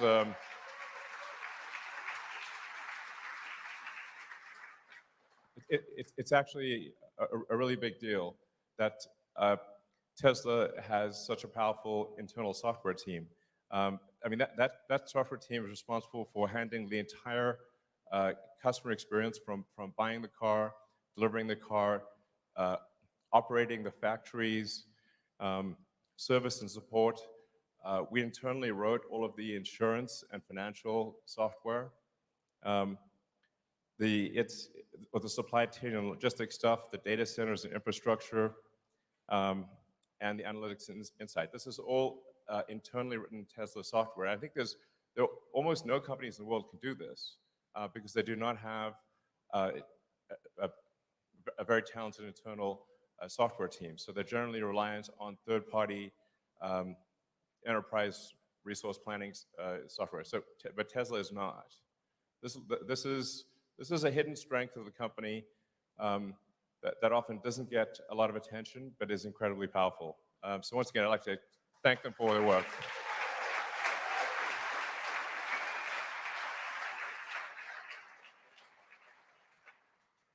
And as predicted, we are highly confident that Model Y will be the #1 best-selling car on Earth this year.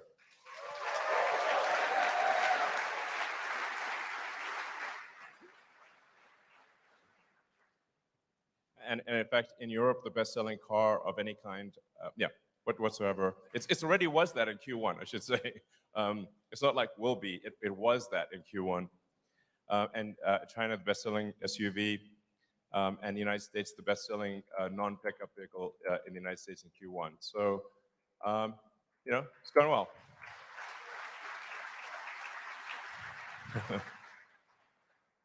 I don't know if this is like the optimal picture, but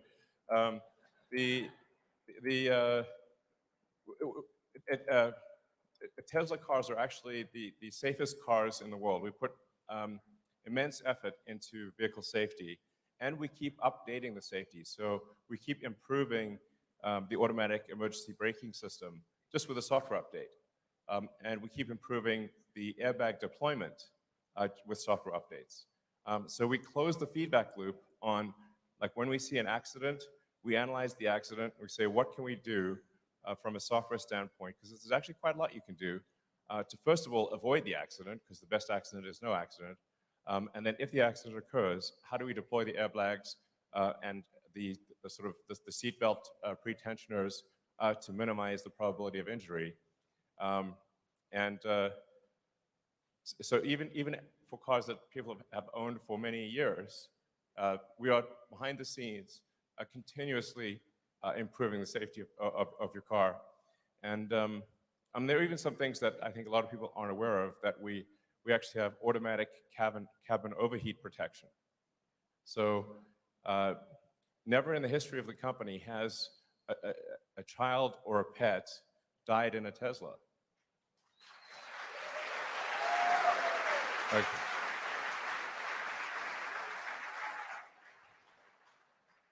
So it's one of those like little known features, but because we have a large battery and we're monitoring things all the time, we can make sure that the cabin temperature never gets to lethal levels, and I think that's big deal. So, oh yeah. So and then while lots of cars will say they've got like 5 stars or whatever, there's nuance to that. When we did the European NCAP sort of active safety tests, we got the highest scores that they've ever seen. So yeah.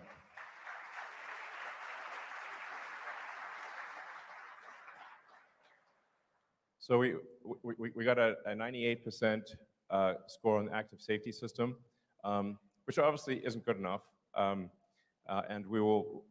But we have got a game plan for getting rid of the last 2%. So.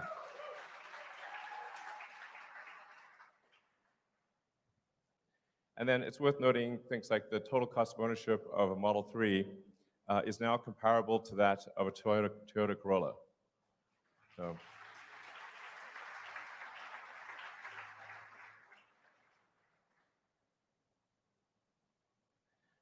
Superchargers, we're making good progress. So our supercharger uptime is now 99.95%. So, yeah.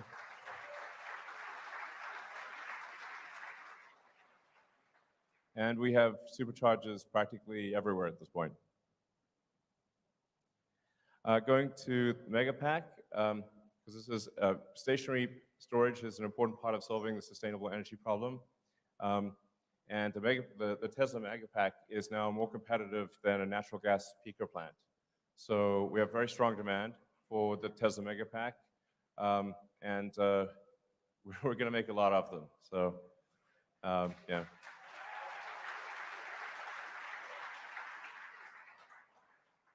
And a while back, I predicted that the Tesla stationary battery pack business would actually grow faster than the automotive side of things, and that's exactly what has happened. You can see it's an exponential curve, growing at a rate that is even faster than our vehicle sales. So, yeah, sorry. We're expanding Gigafactory Nevada for the Tesla semi-production line and for the 4680 in-house cell production. And yeah, some Megafactory stuff.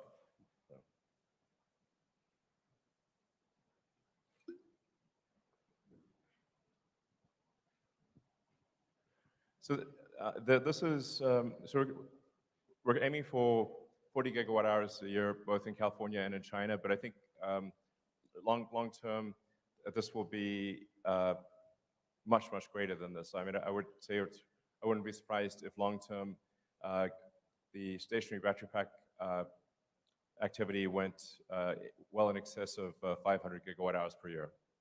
So the demand is like quasi infinite here. So.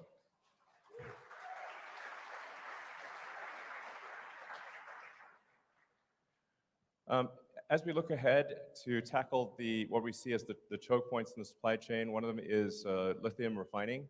I mean, there've been a few times on Tesla earnings calls where I've said, can someone please just do lithium refining? Because there's just a shortage of it. But we really see very little activity outside of China for lithium refining. So it's not that we wish to take on extra problems, but since nobody else was doing it, we felt we had to do this.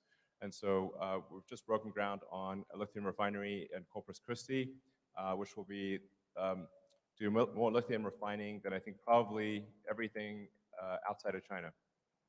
So, yeah.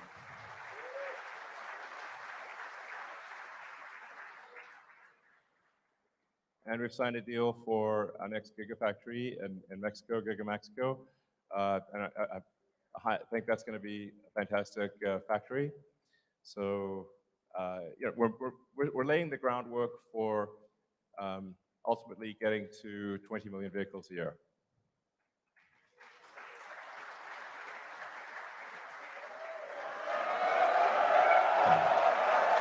Yeah.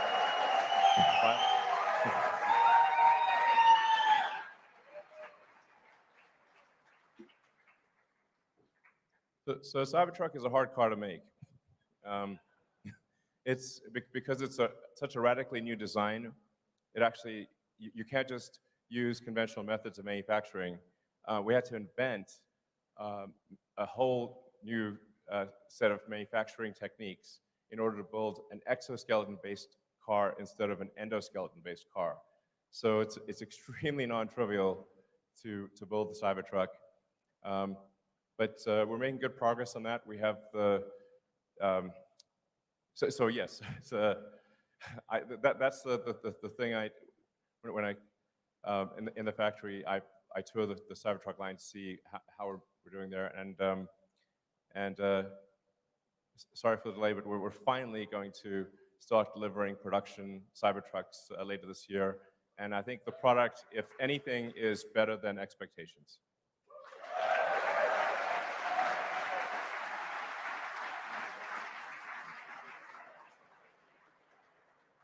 I mean, Cybertruck is the car I will be driving on a day-to-day basis. So, and people always want to know what our next product is. But this is not the time to. We obviously need to have a proper dedicated product launch. I just want to emphasize that we are actually building a new product. We are actually designing a new product. We're not sitting on our hands here. So there are 2 new products that I think you will be very excited about. And both the design of the products and the manufacturing techniques are head and shoulders above anything else that is present in industry. So, yeah, anyways.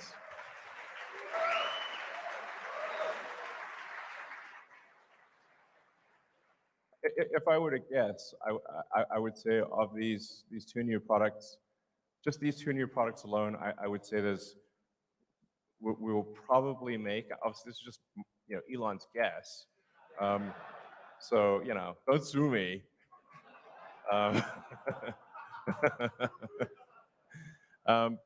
But Elon's guess is that that will probably make in excess of 5 million units a year of these 2 models combined. So.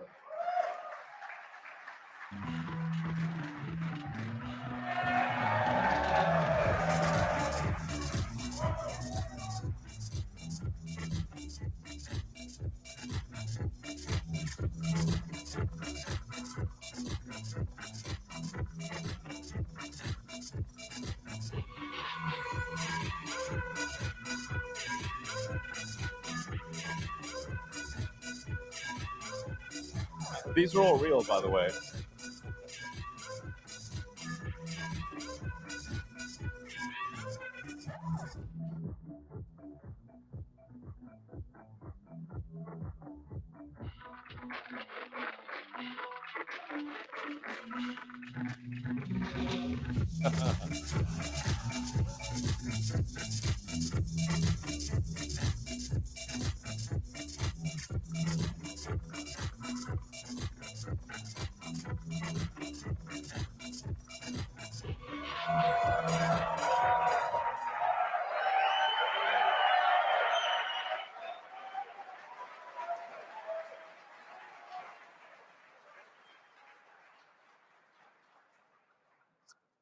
I think the thing perhaps most notable is if you look at the difference between the last time we showed Optimus, and this was a video that was taken basically yesterday, and the Optimus team was up all night making this video.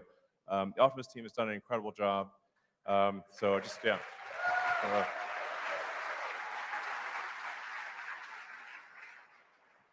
And it's the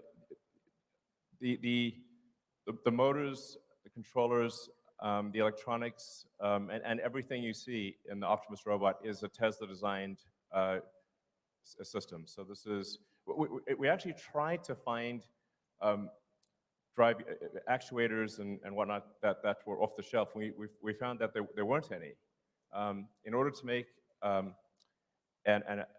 effective humanoid robot, you actually have to design the motors and gearboxes and the electronics from scratch, because it's a very different application from anything else that exists.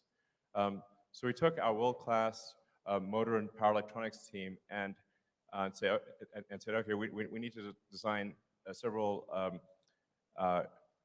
actuators that don't exist in the world, and they did. So Optimus is working quite well. And then for full self-driving, as full self-driving gets closer and closer to generalized real-world AI, that same software is transferable to a humanoid robot. Just like humans can obviously walk around with their arms and legs, but we can drive a car, fly a plane, steer a boat, ride a horse.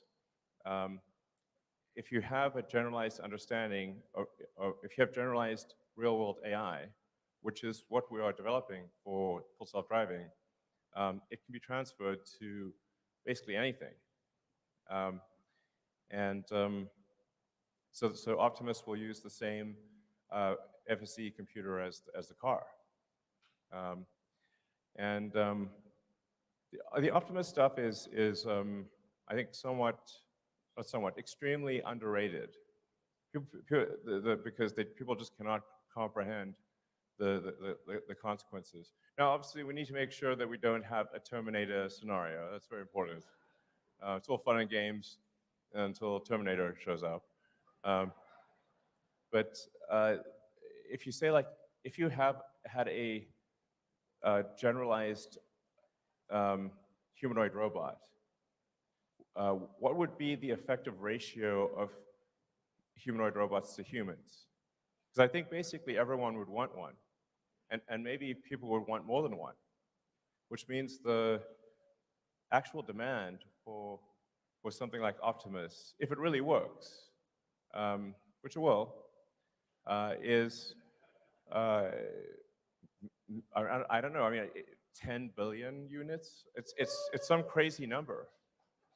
It might be 20 billion units if the ratio is, say, 2 to 1 on people. Humanoid robots versus people. It might actually be. It's some very big number, is what I'm saying, and a number vastly in excess of the number of cars. So my prediction is that Tesla's long-term value will be a majority of the long-term value will be Optimus, and that prediction I'm very confident of. So anyway.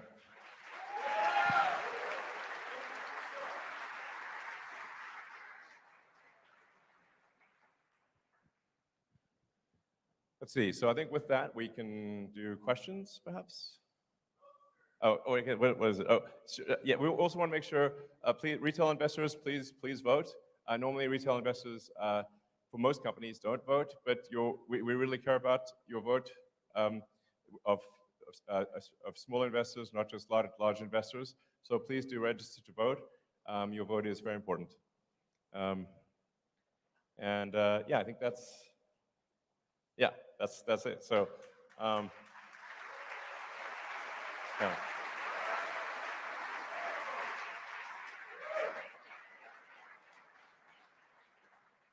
So with that, we can go to ad hoc questions from the audience.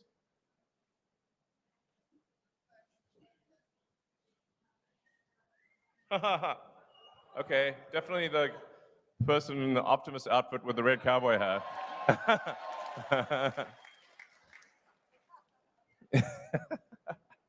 Great outfit.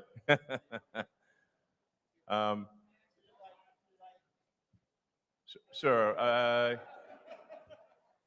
And we'll try to get through as many questions as possible. And you hit me with your toughest questions. Fine.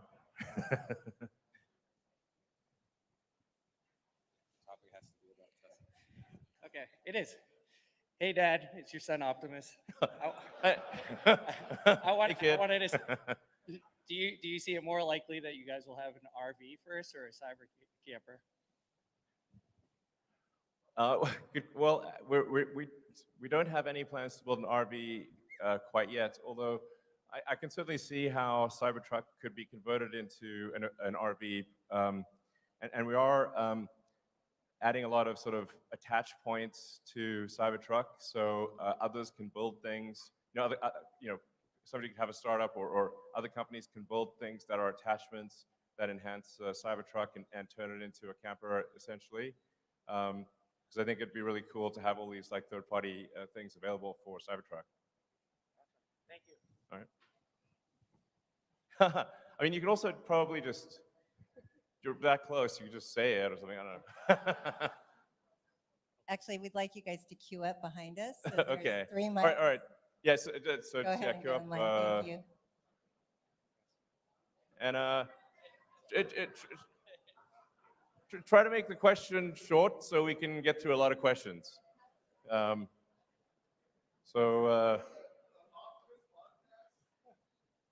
Maybe.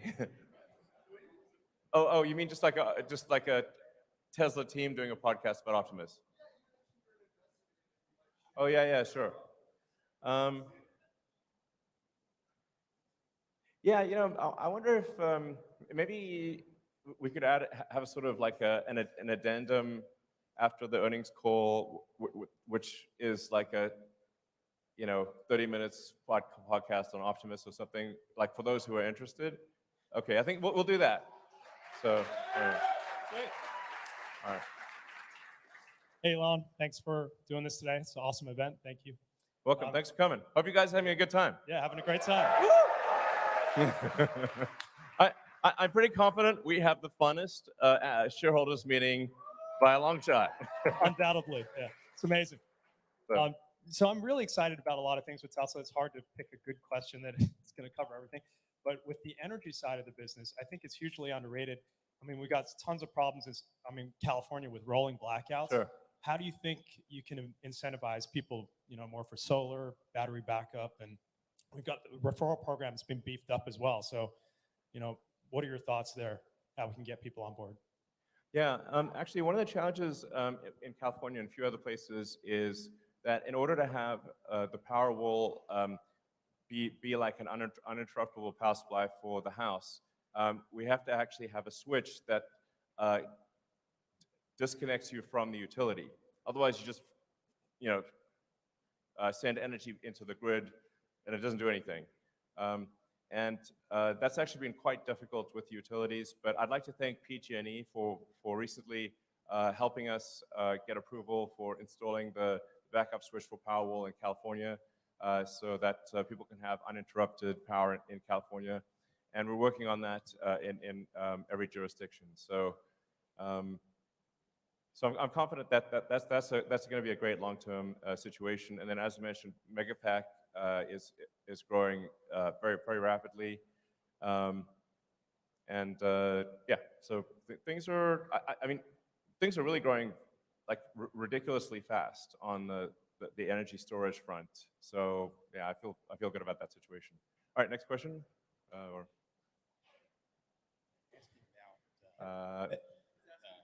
Great. Hey, Elon, a lot of people have just kind of been wondering, how are you doing? So just wondering, what's up? How you doing? How you feeling? We saw you were partying in Cabo recently, so just what, me? Must have been someone else. Yeah, so how are you doing? Just human to human, how you doing? Well, I have to say, it's been of a roller coaster situation.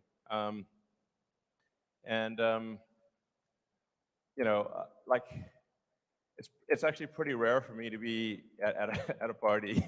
So that's like the first party I've been at in a while. And actually wasn't even going to go to it. Then my brother talked me into it. So thanks, Kimball. Yeah, I have to say, like sometimes the work pain level is quite excruciating. And then on top of that, I get dumped on in the press. So it's like, it's not exactly super fun. But there was a short-term distraction because I had to do like some major open heart surgery on Twitter to ensure the company's survival. But I think Twitter is now in a stable place, and obviously very excited to have Linda Yaccarino join. And so I think Linda's going to do a great job running Twitter, and I'll provide obviously guidance on technology development. But as you can see, I think Twitter at this point has released more new features in the last 6 months than it has in the last 6 years. So, obviously this is not a Twitter meeting, but the larger point is that I feel at this point I don't need to devote incremental time.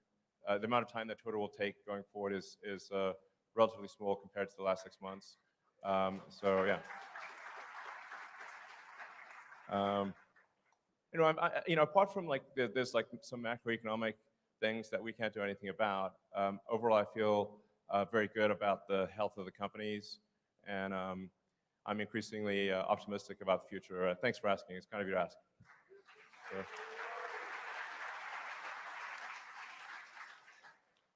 Have you guys considered stretching out the financing terms on your auto business?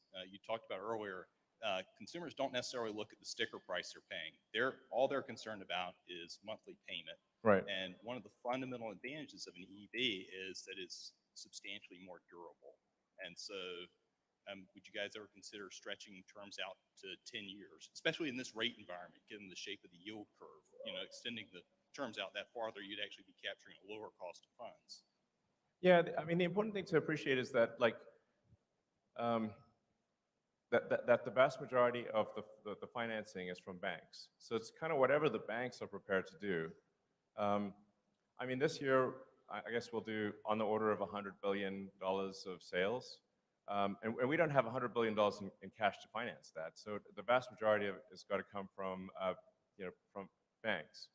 So it's really the bank's choice of what they're willing to do. And it has been tricky with banks recently because, as I mentioned earlier, if you're a bank and you're not sure whether you're going to be alive or not, it's a pretty big distraction, and increasing your auto loan portfolio is very much a secondary priority. So it's just important to appreciate it's not up to Tesla; it's up to the banks. And there's not some easy solution where you can say have a so-called a captive financing arm, et cetera, because you have to securitize those loans, and the market for securitizing them is weak. There is no. I wish there was an easy path, but there isn't. So, I think it's just important to remember that the economy moves in cycles, and we've had a very long period of upcycle. The next 12 months will be, I think, difficult for everyone. And I think, when Berkshire Hathaway had their annual meeting, Warren and Charlie actually said, like, hey, this year, the Berkshire companies are going to make less money. And they're very well-run organizations, and I think that's just generally true for the economy. So.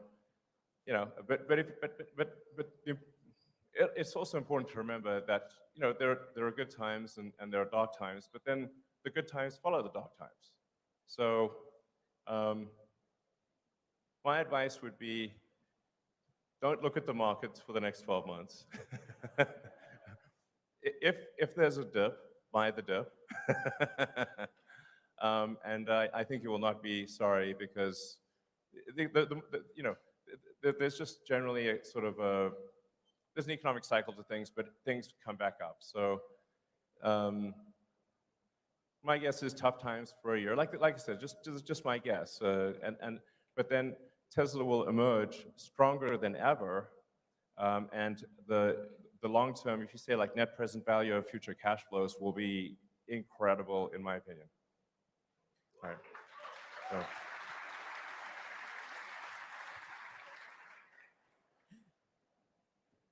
Hey, Elon, meet Kevin here. Hey, how's it going? Good, thanks. So Tesla is the largest position in my ETF, ticker PP, and that's for pricing power.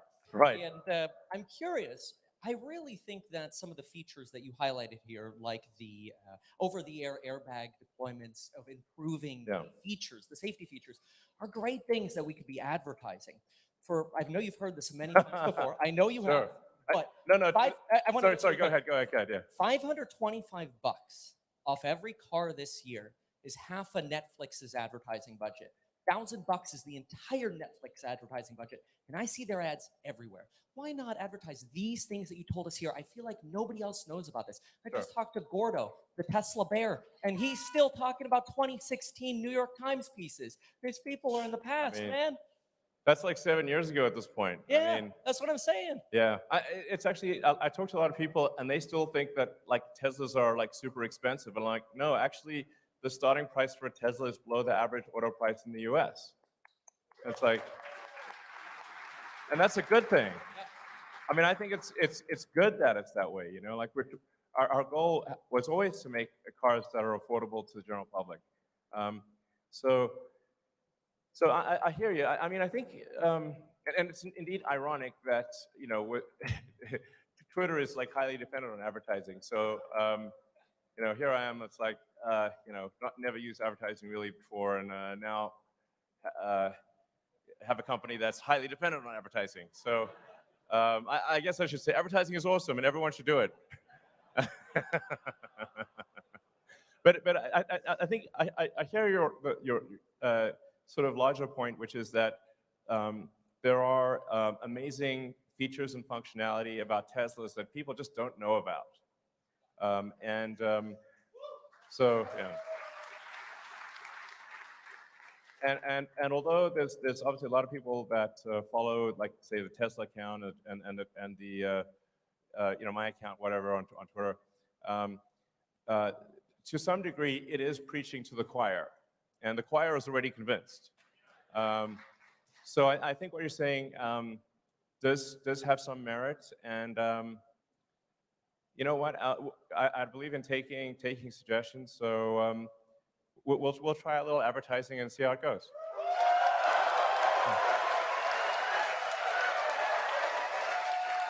Okay. Okay. All right. I wasn't expecting that level of enthusiasm.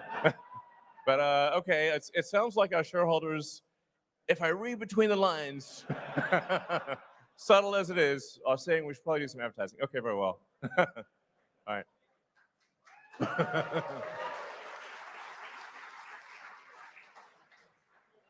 Hi, Elon. Hi, Tesla. Thank you for everything. So my question is regarding, you recently added Steam to the car, and that's great. We can play video games.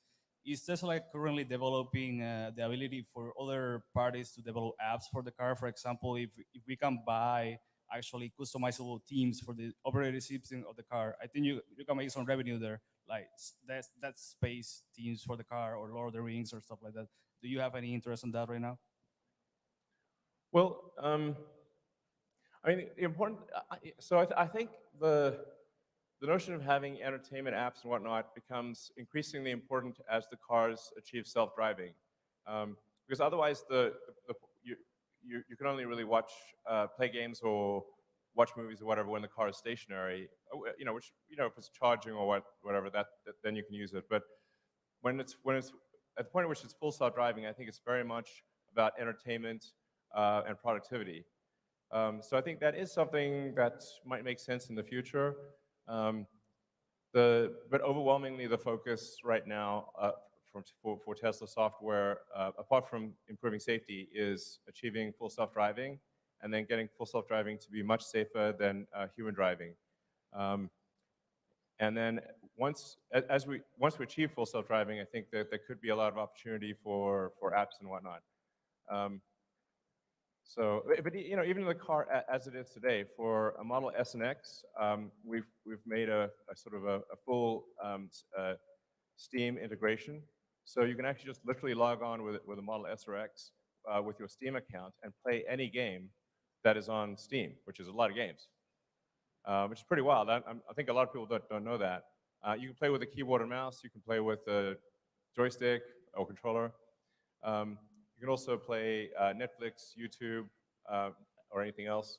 I mean, for my little son X, he loves watching, actually loves watching rocket videos in the rear screen of the Model S and X. So yeah, so it is something that we will do long term.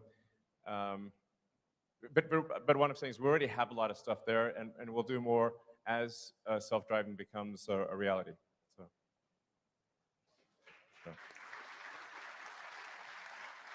Hey, Elon, I'm John, or Dr. Know-It-All on YouTube, and I don't Hey. know it all. But anyway, my question is, as you guys move completely or finish the transition in full self-driving from version 1.0 of the software to 2.0, what do you perceive of as the potential stumbling blocks after that?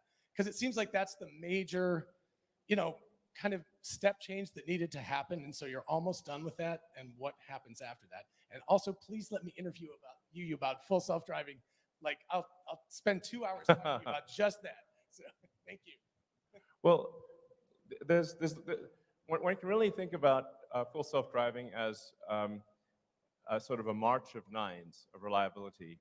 So we need to get to the point where the probability of injury is lower than that of the average human driver, and then ultimately probability of injury is much lower.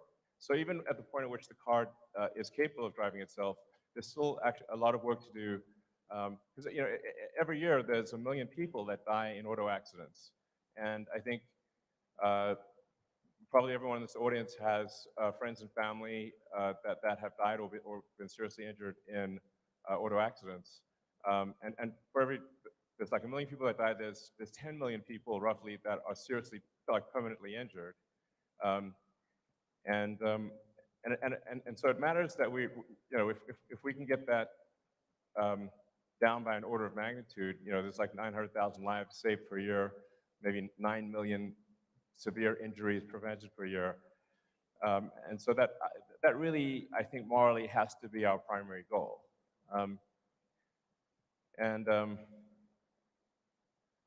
I guess I'm open to an interview on FSD. 2 hours is a long time, but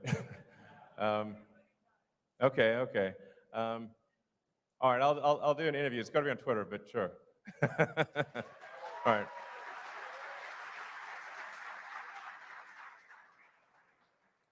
Hi, Elon. I'm Josh Phillips, long-term retail investor.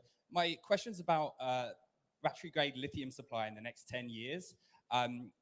Lithium experts all agree that mines are just not coming online fast enough to meet battery supply. And actually, Drew Baglino pointed this out recently. Some mines take 10 years plus to be permitted. And even GM has actually announced huge lithium deals that will secure away supply from the rest of the industry. So what's Tesla's plans to get more supply of lithium at the mine level outside of refining, but also at a deeper level than a traditional offtake? Because as we know, he who controls the spice controls the universe. Sure.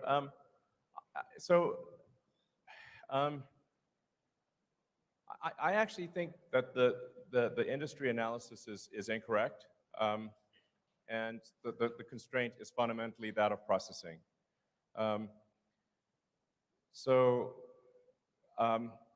Now our refinery in Corpus Christi that we're building is primarily oriented towards refining spodumene, of which there is a truly vast amount in the world.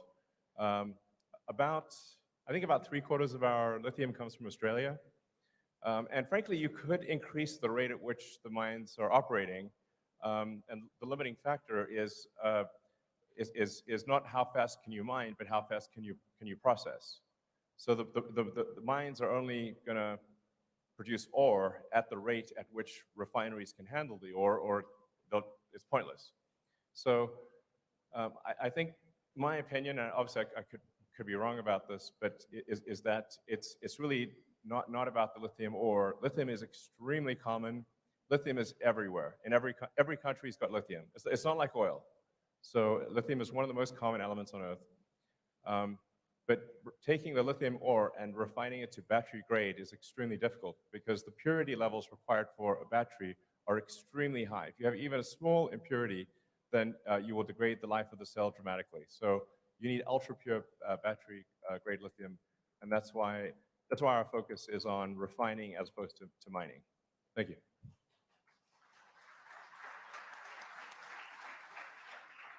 Hi, Elon. Thanks. It's a great time here. You spoke about safety in your presentation of the vehicles, and I just want to say I'm thankful to you for building such a safe vehicle because I'm here today with my son. We drove in his Tesla 3 over here that he replaced with the one that he got rear-ended significantly in, and it destroyed the car. But we're able to be here today, so great. Thank you very much. Absolutely.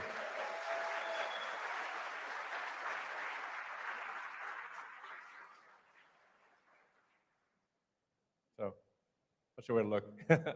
Okay. Hey, how's it going? My name's Austin Gregory. I'll ask about this because I don't think it gets near enough love. I was wondering if there are any updates on the next gen Roadster, actually.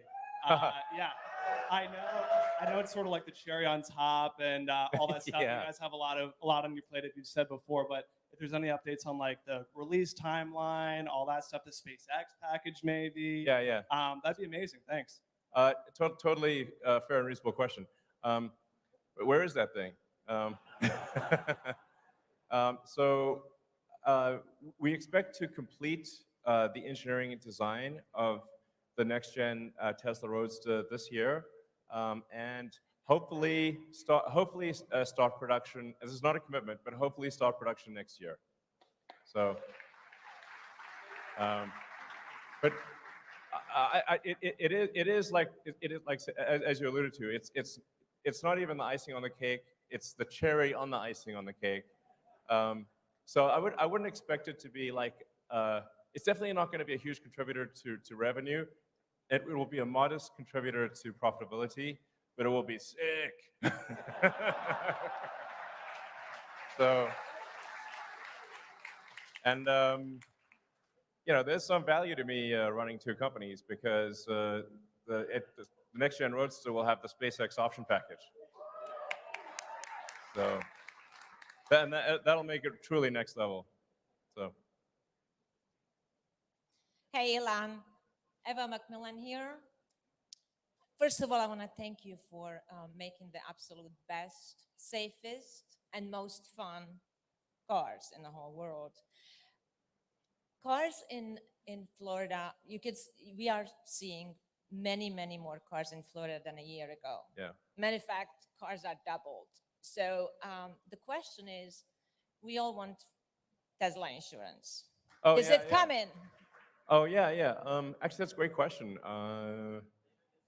Okay, Zach says it's coming later this year.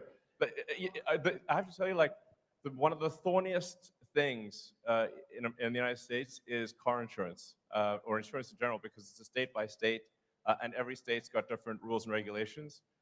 So that's why it's not like rolled out nationwide. I think really there should be one national standard for insurance, especially car insurance.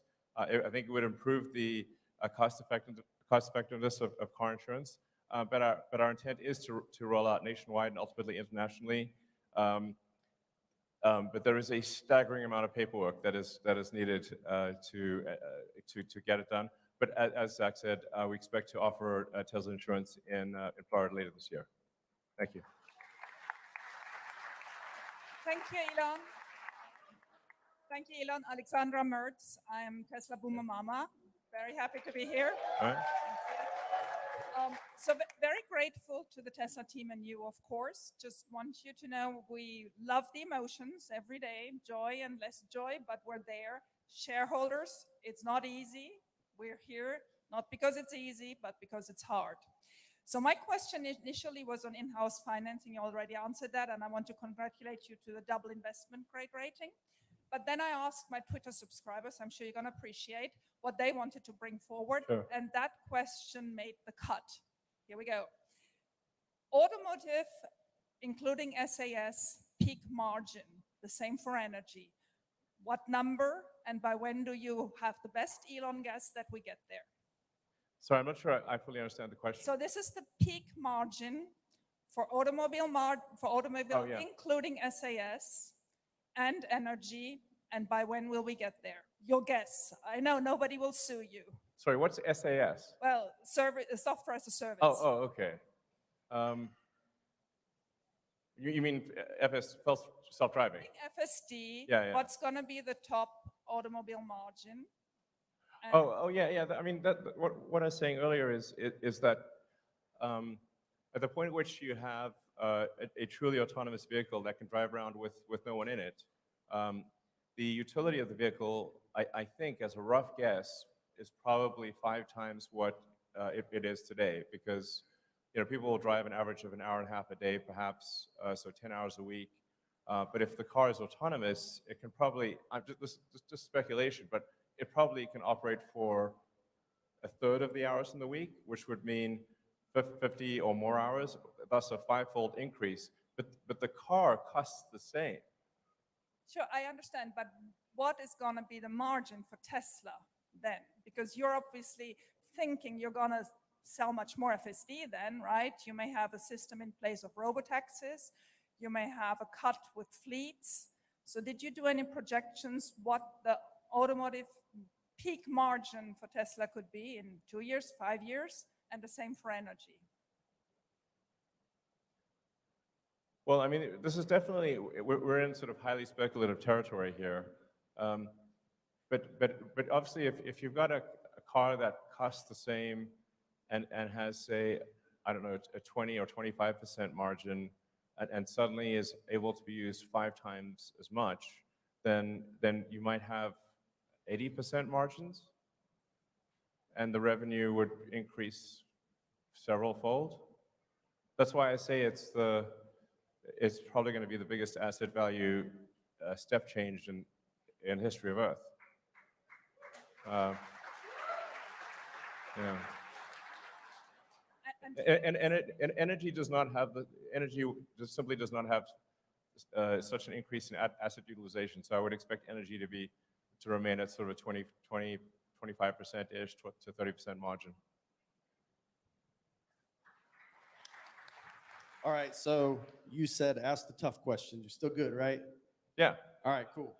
First of all, though, as a family man, I just want to say there's a couple of things like a loop for tether of a car seat going through the headrest, which would be super helpful. There's a couple other things that would be really nice. The Model Y is the only one you can do that in today. Maybe we could fix that. But when we're thinking about 4680 battery cells, should we be thinking about the efficiency and the performance we're getting today? Or is there some updated timeline path that we could see closer to battery day presented efficiency, performance that we can look to in the future? Well, I think, first of all, it's really important to express the difficulty of, for Tesla to go from nothing to making a battery cell that we aspire to be better than any other battery cell on Earth, even when compared to companies where the only thing they do is make a battery cell, is obviously not a trivial exercise. That said, we do see a path to very high energy density and higher energy density and lower costs than anything else out there. But it's a hard path. It's a very hard path. And normally it would be absurd for companies to attempt such a thing. And no other car company is really attempting to do anything like this in a serious way.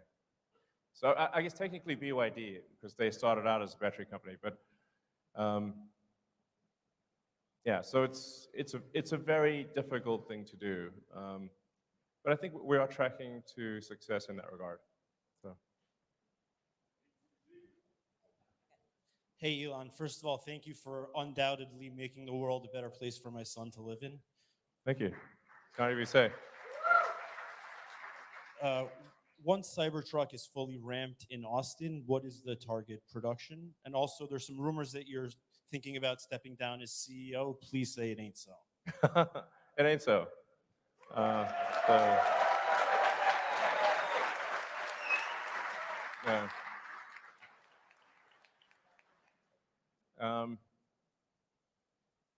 Yeah, so I think Tesla's going to play an important role in AI and AGI, and I think I need to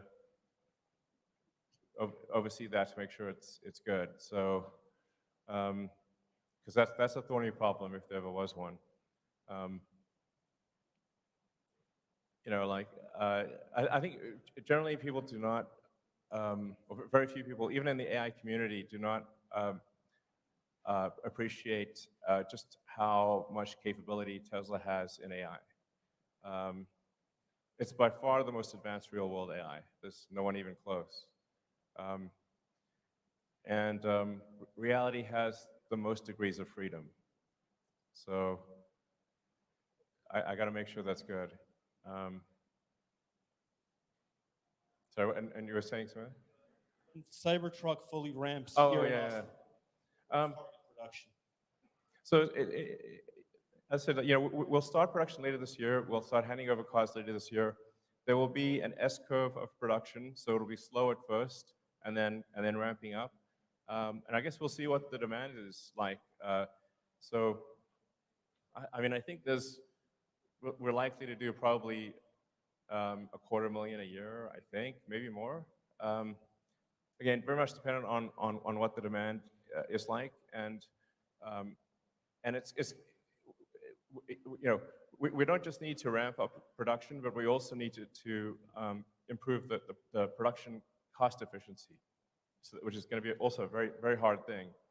So, but I'd say it's 250,000 a year is a reasonable guess, and it might be 500,000. I don't know, but we'll make as many as people want and can afford, but then, like I said, it's going to be hard to make the cost affordable because it is a new car, new manufacturing method. So, in the grand scheme of things, relative to the production rate of all the other cars we make, it will be small, but still very cool. Yeah, thanks. Elon, maybe 3 more questions? Sure. Thank you. Good day, Mr. Musk. Hello, my name is Delia Archer, and this question aims to address Tesla's efforts in developing skilled workforce, attracting diverse talent, and promoting career opportunities within the company. When I look around, I see a lot of young faces, and I think about internships and apprenticeships for students in high school and beyond. My question is, are there any plans to expand existing partnerships and explore new avenues for collaborations with educational institutions and nonprofit organizations to attract the next generation and vary career pathways?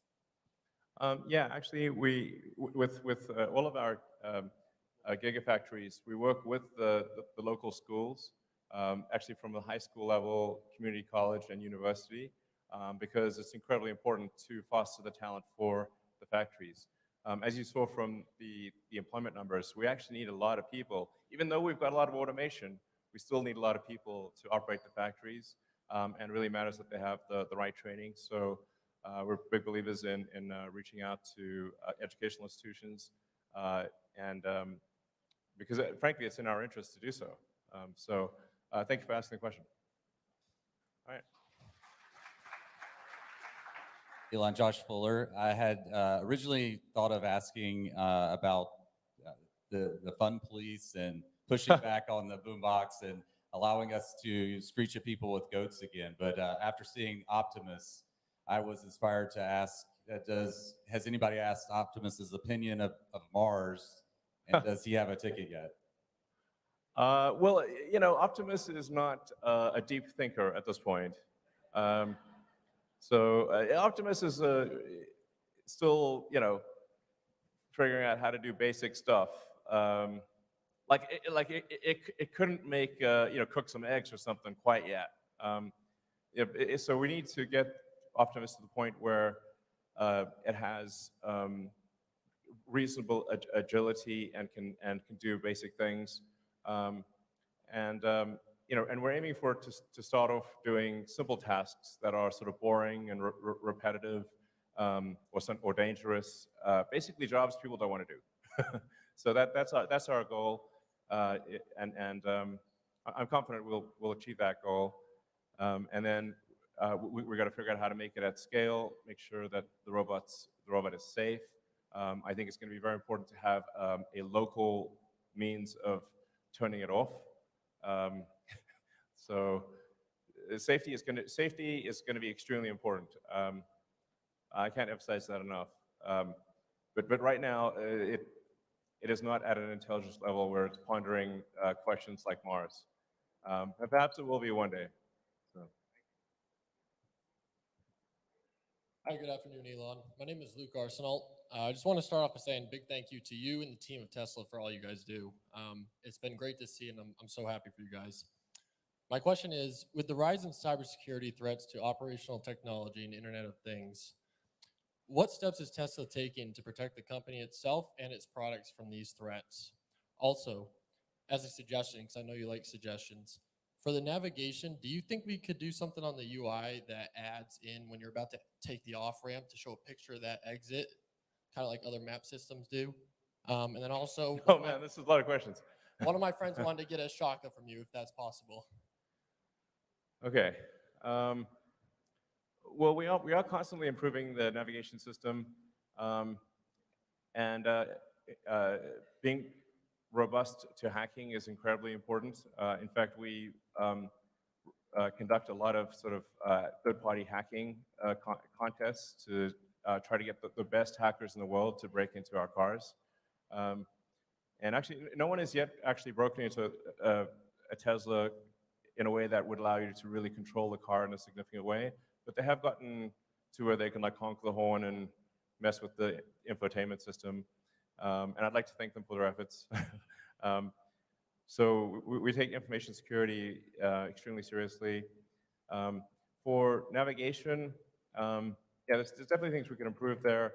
But really, down the road navigation, visuals are not going to matter very much because the car is going to take you wherever you want to go. Yeah. As for pictures, I have to decline, unfortunately, because otherwise, if I say, I actually hate being rude to people. So if I say yes to one person, then it's like selfies for a zillion. You know, it gets kind of crazy. So, but thanks for asking. Maybe we'll take one or two more questions, actually. So, sure. I don't know.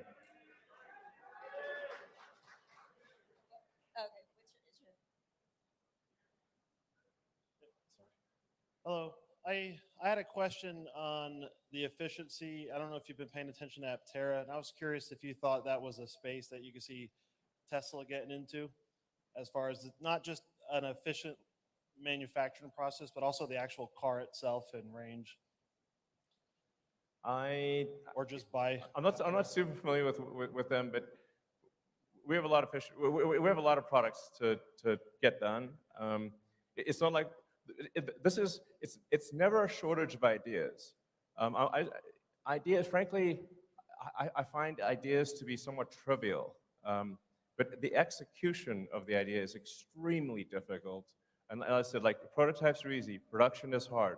Production and cash flow positive is excruciating pain like at a level you cannot believe. So it's not product ideas; they're irrelevant. That's what I think of them. It's sort of like the idea of going to the moon. That's not that's irrelevant. Getting to the moon is the hard part.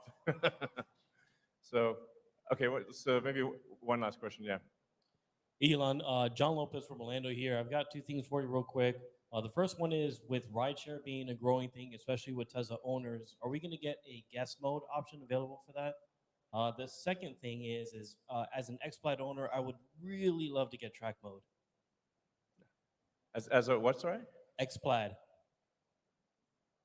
Well, Plaid has track mode. The Model X Plaid does that, though. Oh, Model X. Yeah, we can probably add that, sure. Yeah, no problem. So, rideshare is a bunch of these things will really not be relevant in a self-driving world. You can summon the car and take you somewhere. And if you want to add someone to that ride, you can if you want to. But overwhelmingly, it is about achieving self-driving, full self-driving. And I think we're really getting to the final stages of full self-driving where, I drove for several days around Austin, just dropping pins in random locations, and I had 0 safety interventions. So it's really, and even in the city of San Francisco, which is very complex, I haven't had a safety intervention in a long time. So I think it's getting to the point where, admittedly, I have been optimistic about this in the past, but I think this time.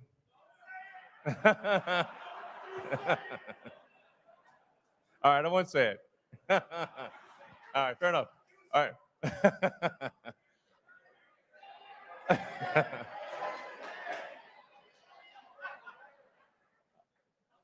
Okay, I think it'll happen, So, all right, you want one last question? Sure.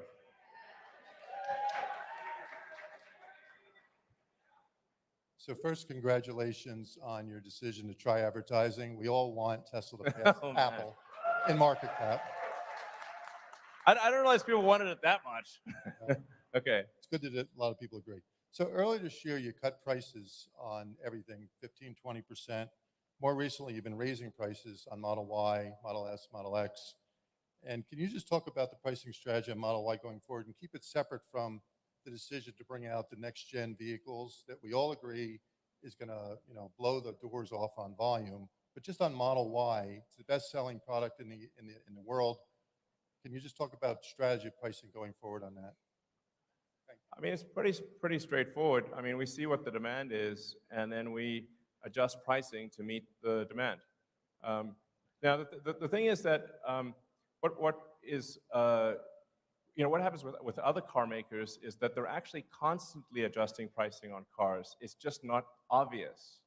In the case of Tesla, you can see immediately when there's a price change that occurs because we don't have any intermediaries, don't have any dealers. There's no manufacturer's suggested retail price. But the reality is actually at car dealers, the prices are changing radically. Last year there were significant premiums above MSRP at sort of the conventional car dealer, so you'd pay above MSRP last year. And then this year, I think things are below MSRP or close to it. And then the manufacturers will then also offer incentives. So what's actually happening are very big price shifts by other car makers. They're just not obvious. Whereas with Tesla, it's obvious. And this is necessary because demand fluctuates a lot. So something's got to be done to achieve a supply-demand clearing point for volume. So just people are reacting to something that's obvious as opposed to saying, oh, yes, every car company does this all the time. Tesla is no exception. That's the actual reality. So, all right. So. Last question. I'll be really quick. Okay. So I will say I have been driving FSD. My wife drives FSD. There's a term called the wife test. My wife will only drive our kids on FSD. It's incredible. Okay. That is a great. The sort of significant other test is a very a good test because for a while there was like friends or significant others would be like, please don't put it on. It's too scary. But then it's getting to the point where it's going to be just smooth as silk. So in fact, you'll be able to visually tell, perhaps even now you can, visually tell if the car is being driven on FSD or manually, because if it's being driven on FSD, it's smooth and precise. And if you look at if you actually closely observe cars going down the highway, the people are constantly moving in their lanes. So the cars are like doing this all the time when they're manually driven. If it's actually on FSD, it's dead center in the lane. It will actually get to the point where it is not merely, and maybe is at that point, not merely safer than a person, but actually way smoother than manual driving. I can't say enough about the profundity of full self-driving. It is just one of the biggest changes in history that will occur. It's not some feature. it's like a profound. It's really as profound as electrification. And that we already have millions of the cars on the road that will literally achieve this with a software update. I mean, that's like head exploding emoji, you know? I think probably a lot of people in this room realize it, but most of the rest of the world doesn't. Yeah, so.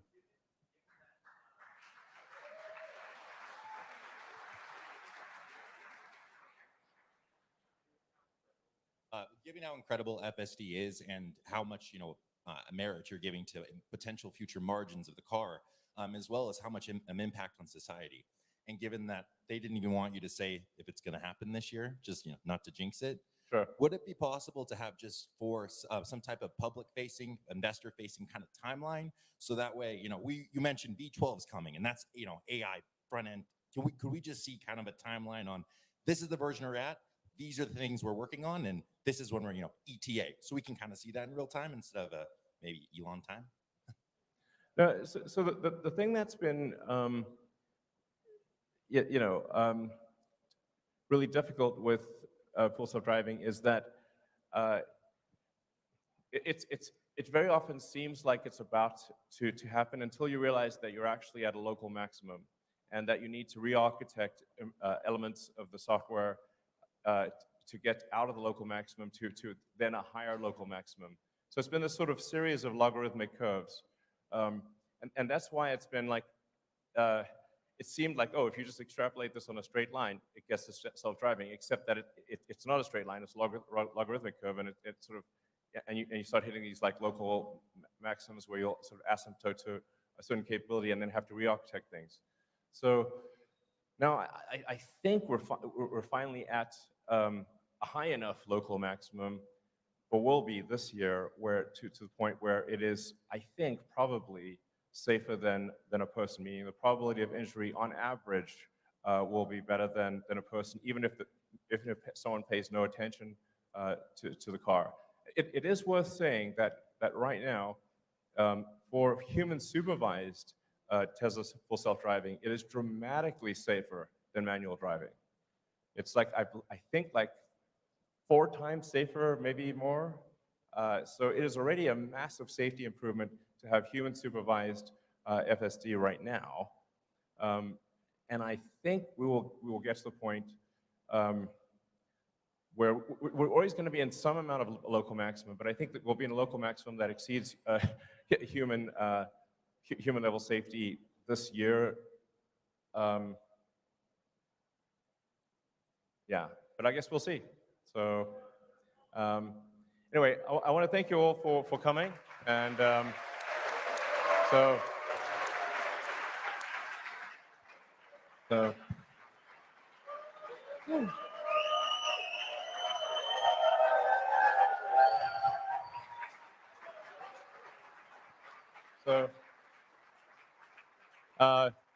just want to say, like, your support is super appreciated, and as I say, a friend in need is a friend indeed, and supporting Tesla when the chips are down, those are the real friends, and you're them. So thank you. All right. Okay.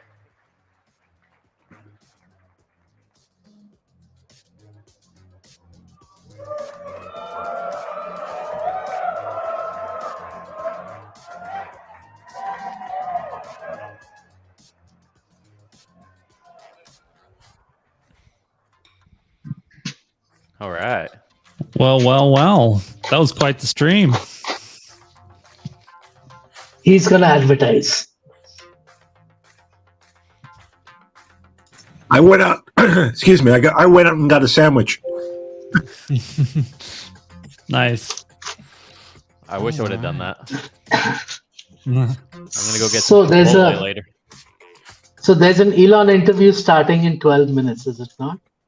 Yes. Yeah, I got it Can up we here. stream it here? Yep, I got it ready. That's the plan. That's the plan. Okay. Perfect. Yeah, so everybody watching, don't leave.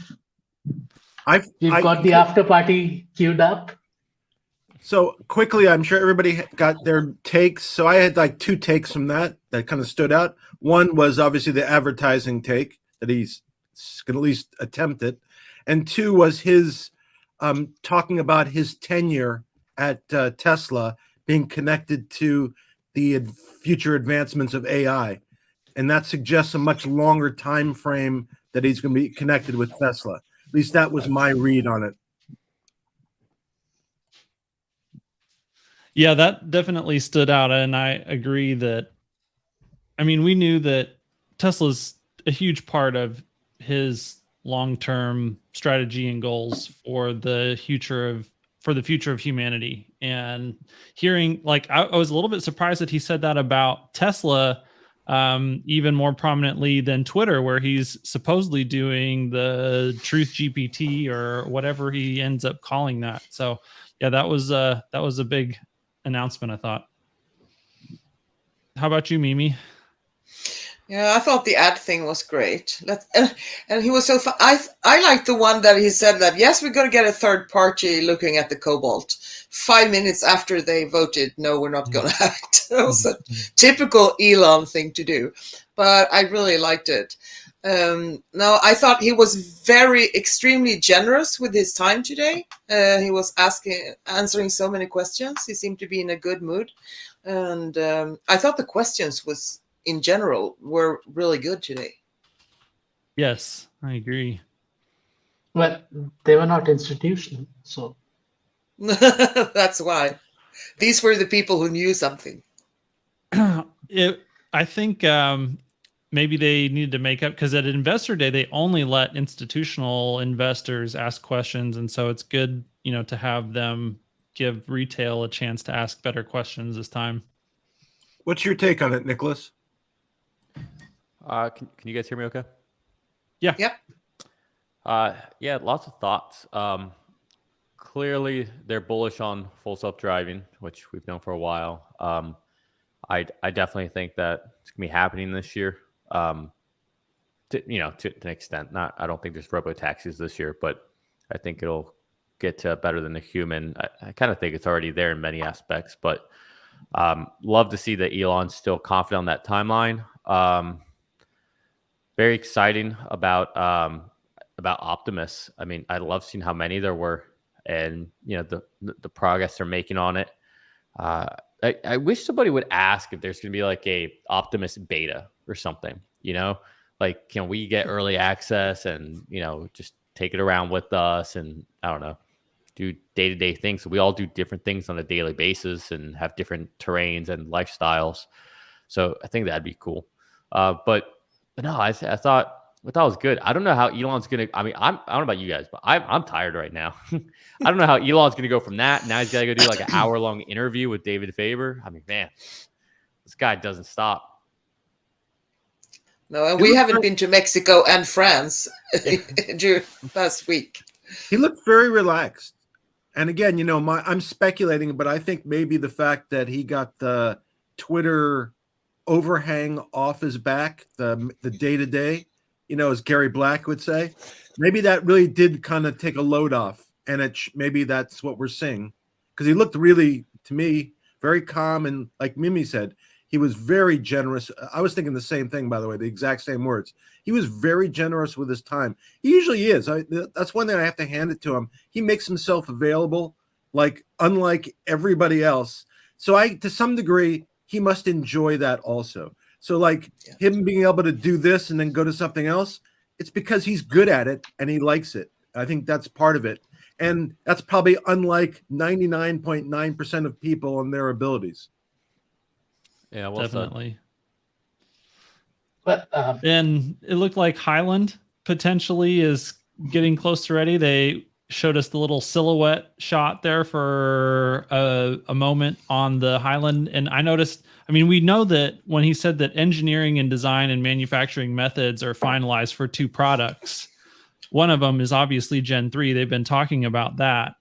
But yeah, I think the other one could very well either be a van, but more likely, I think he was probably referring to Highland project on the Model 3, since it seemed like we got the little glimpse of the silhouette there on the background of the side screen.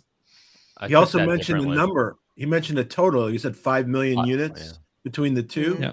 So that would suggest kind of a more higher seller. I don't know if a van would sell enough units to kind of make that number. Yeah. That's a good point.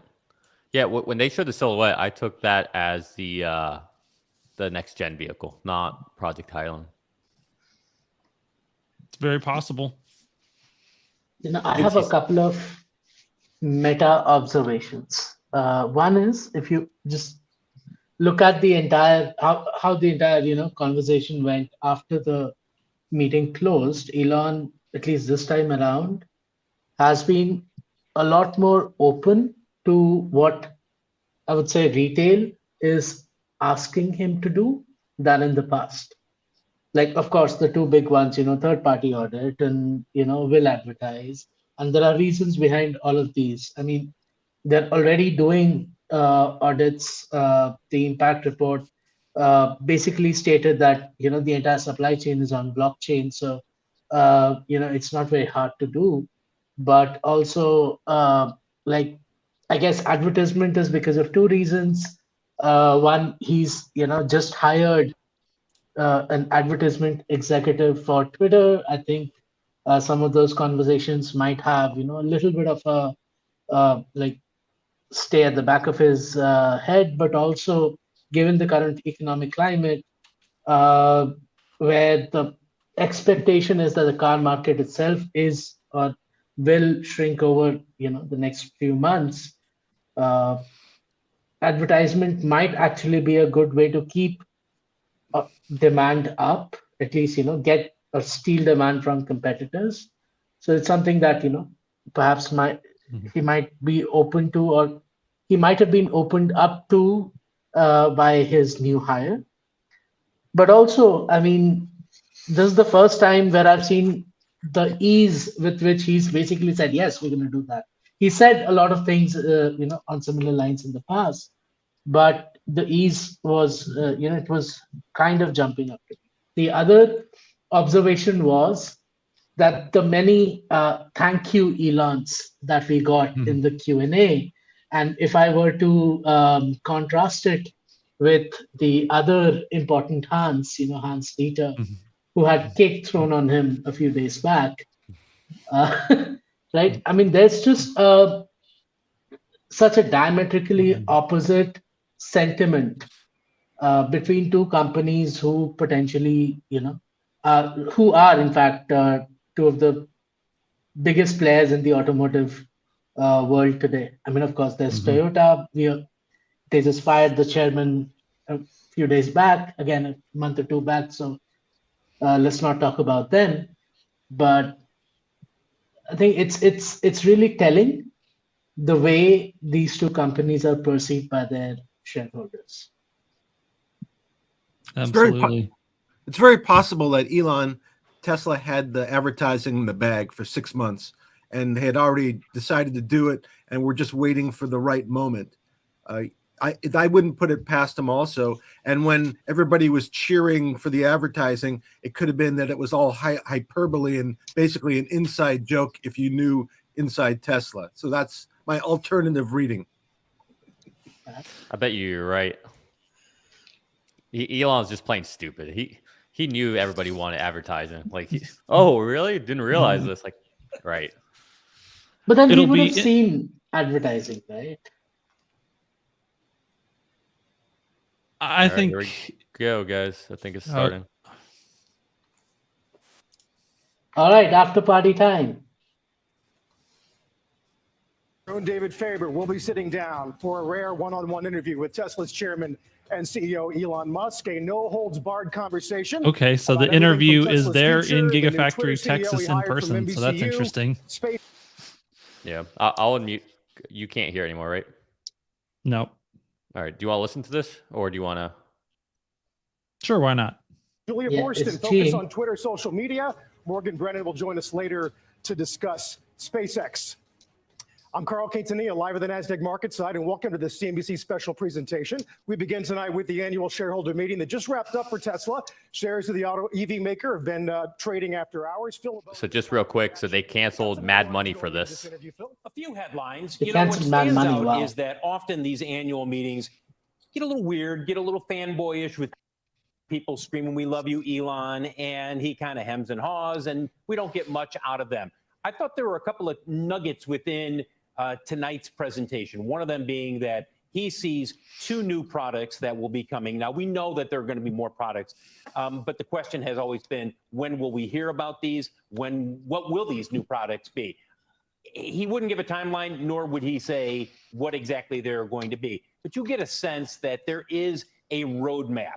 Not that we didn't think there was one before, but now we get a little better sense that there is a roadmap in terms of when they have new products coming. I'm sure there's going to be an entry-level model in there. And whether another model is more of a traditional-looking SUV, that remains to be seen. So that was one nugget that was within the presentation tonight, as well as I think he came across as pretty confident about where Tesla is and where it's headed, despite the challenges with the economy. Not to mention the headline you brought us a few moments ago about succession or lack of succession, right? Dan, what does that mean for the name? Yeah, I think it's important. I mean, when you look at his universe and you look at how many companies he is a CEO of, I think it really is important to see who's next, because he really does have his hands full on a lot of really big businesses. You think of the valuation of SpaceX in the private markets, over $100 billion. At one point, you know, Tesla was over $1 trillion, right? He bought a company in Twitter for $44 billion. It's worth much less right now. And so when you think about, and you just mentioned who he just hired, I know Julia's going to go into that for Twitter. This is really important because it's been my view that, you know, this whole Twitter purchase was really on the shoulders of Tesla shareholders, if you think about it, right? And all the risk of what happens with Twitter is right there, because that's how he funded the purchase. And it's taken a lot of those attention over the last, call it 6 to 9 months or so. So those are things that are really important to me too. As we watch them get set up there, Julia, talking about Twitter and this notion that maybe Linda Yaccarino will bring not just advertising sense to Twitter, but maybe Tesla ads to Twitter. We'll see. Yes. I mean, look, Linda Yaccarino was such a force as the head of NBC Universal's ads business, but also its partnership. She was the one who had the relationship with all the big brands. She also understands what it's like to put content and also ads on Twitter, because there was this long-standing relationship between NBC Universal and Twitter. So I think that she's the perfect person to grow Twitter's ad business, which is essential right now, because this is a business that has suffered since Elon Musk has taken over Twitter. And then she also might explain to him the value of really marketing his brand, Tesla, along with that. Gene, are you seeing synergies between Twitter and the automaker that maybe were not visible, I don't know, even 6 months ago? No, maybe something around that advertising piece that you're talking about, but no, I think this is in some ways Elon's thinking good riddance with that question that Phil had talked about earlier related to how you doing, Elon, in the Q&A. I think you know, he said he's going to be spending less time at Twitter. He wanted to buy Twitter. He did not want to buy Twitter. I think there are very limited synergies between the two. That's different than, of course, SpaceX and Tesla, when I think there is actually some substance in terms of the sharing between the companies. I'm sure one thing David's going to get to, Phil, is pricing and how much it's been all over the map, how much it's gone counter to what the industry's doing. And as Adam Jonas and Morgan Stanley's been asking, who is going to make lower priced EVs around the world other than the Chinese? They have the hammer. Tesla has the hammer in terms of brand strength, in terms of capacity, the ability to move and cut prices to stir demand. They will take advantage of that, as they should. I thought what was interesting today is the question at the end when somebody said, I don't understand, or I don't think the public understands how you decide to move prices up or down. He said, it's pretty simple. We get real-time feedback in terms of orders coming and going. We adjust based on that.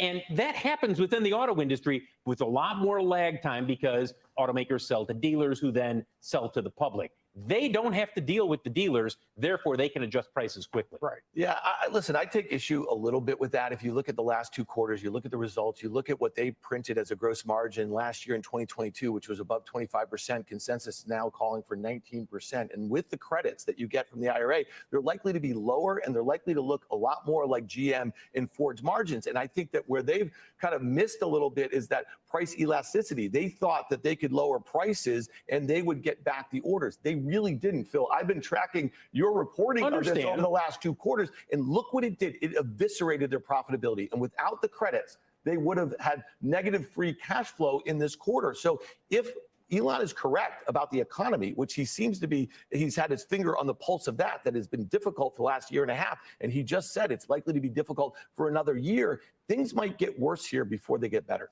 Gene, what was your sense about Elon's comments so far, at least about macro and the way in which the global economy might be in for a rough 12 months? I think he's sandbagging. I don't think it's going to be a great 12 months, but he's doing what Elon does. He historically has not been a good indicator on when to buy and sell the stock. And he makes comments like this. He had made a comment a few months ago about being a cash incinerator in Austin.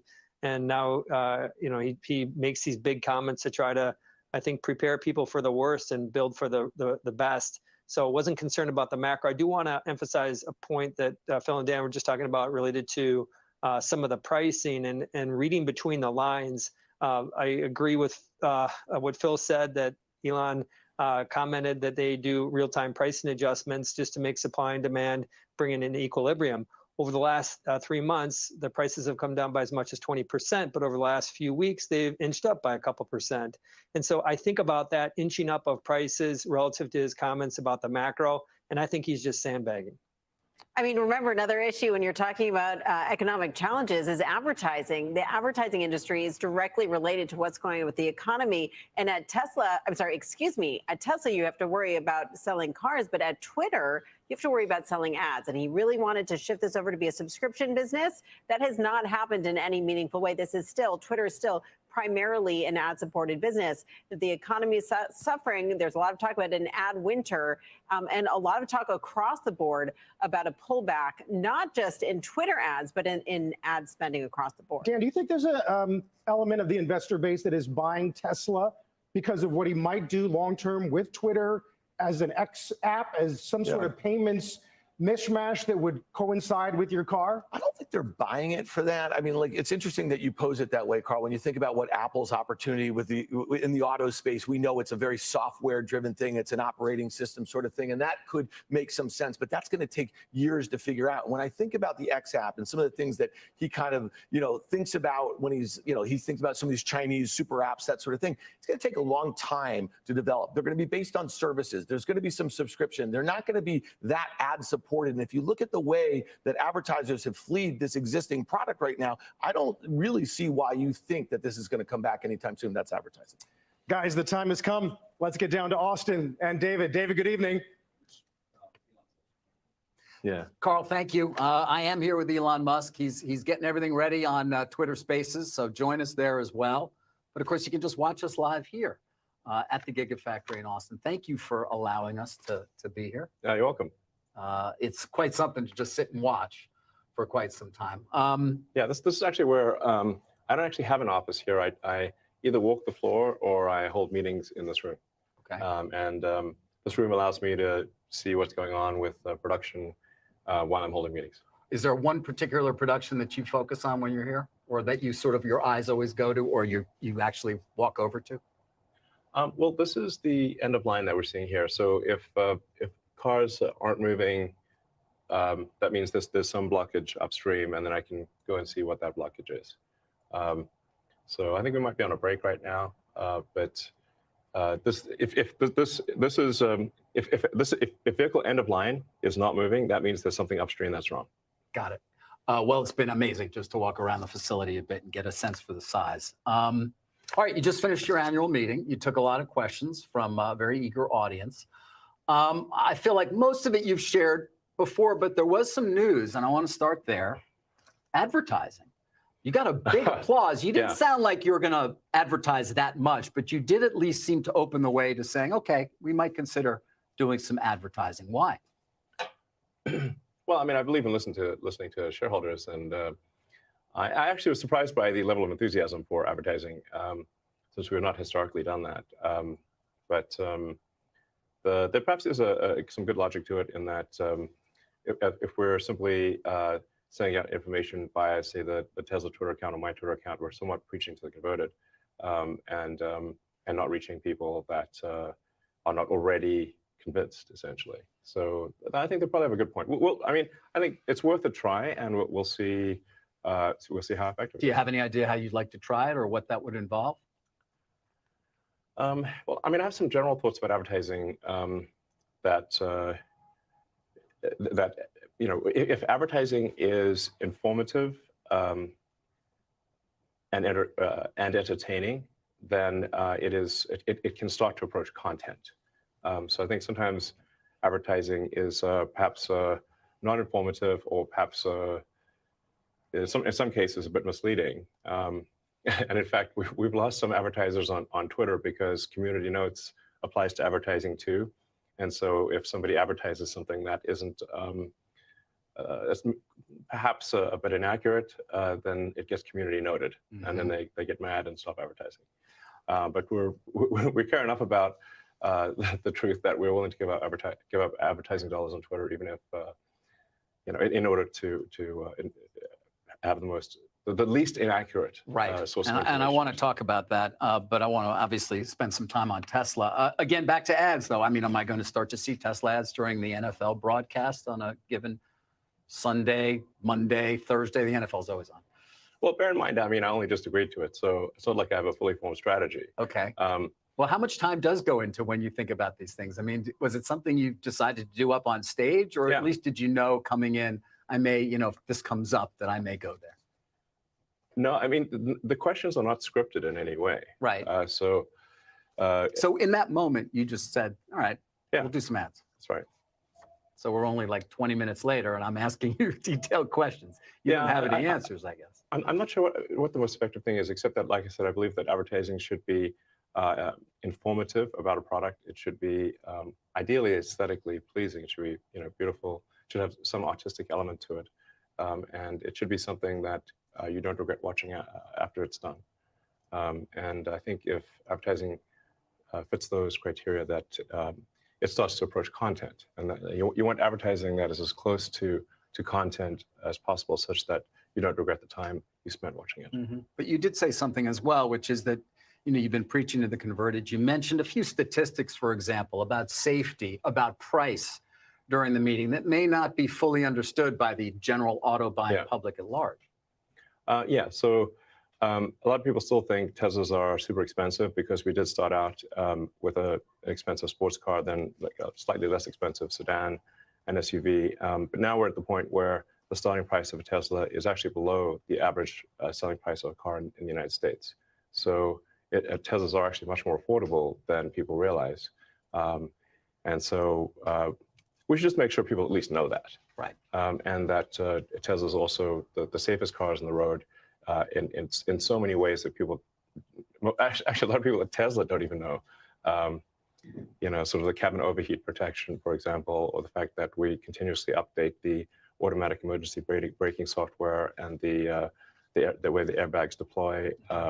So we look at an accident, we say, is there anything we could do from a software standpoint to improve the cars that are already on the road?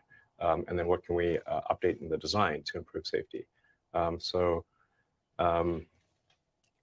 think that the statistics speak for themselves. This is not simply a matter of opinion. It's statistically safer than anything else.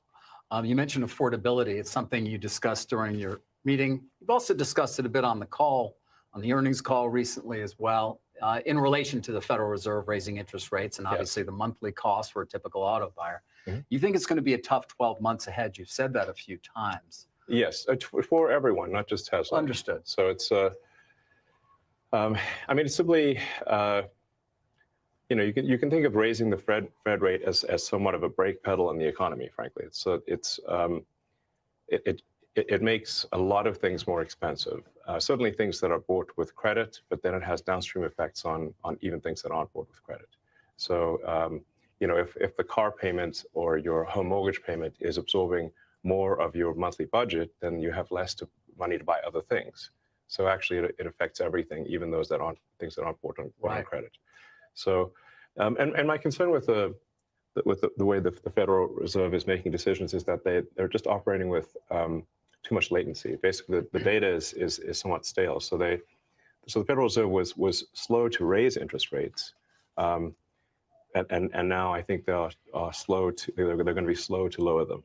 That appears to be the case. Yeah, that may well be. We spent a lot of time talking about that, as you might imagine, on CNBC, perhaps too much. But when it comes to latency, that takes me to pricing, because you've discussed the lack of latency in your own ability to understand exactly what's going on in the market for those cars, as opposed to many of the legacy and other competitors. We have real-time information on demand. So, so we know how many people placed an order for a Tesla yesterday. So the computer calculates that all, and literally every day we get an automated email to the exec staff that says how many people placed an order in which countries for which cars. And so we know what demand, we know what the orders were yesterday. Now you don't want to overreact to these things, because sometimes you get like little dips for reasons that are hard to explain. Do you look at them every day? Yeah. But like I said, you don't want to overreact to if like a week is slow or something, you don't want to overreact to that. But if you look at the trend, say for over two week span or something like that, you can see that there's this for some reason the demand is less than it was, or it's higher. Do you adjust pricing to that? I mean, are you almost like an airline at this point in terms of kind of your dynamic pricing model? Yes. So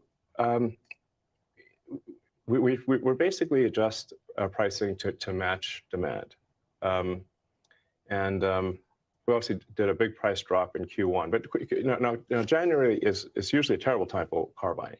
So there's seasonality to car purchases. With January is often the worst month. So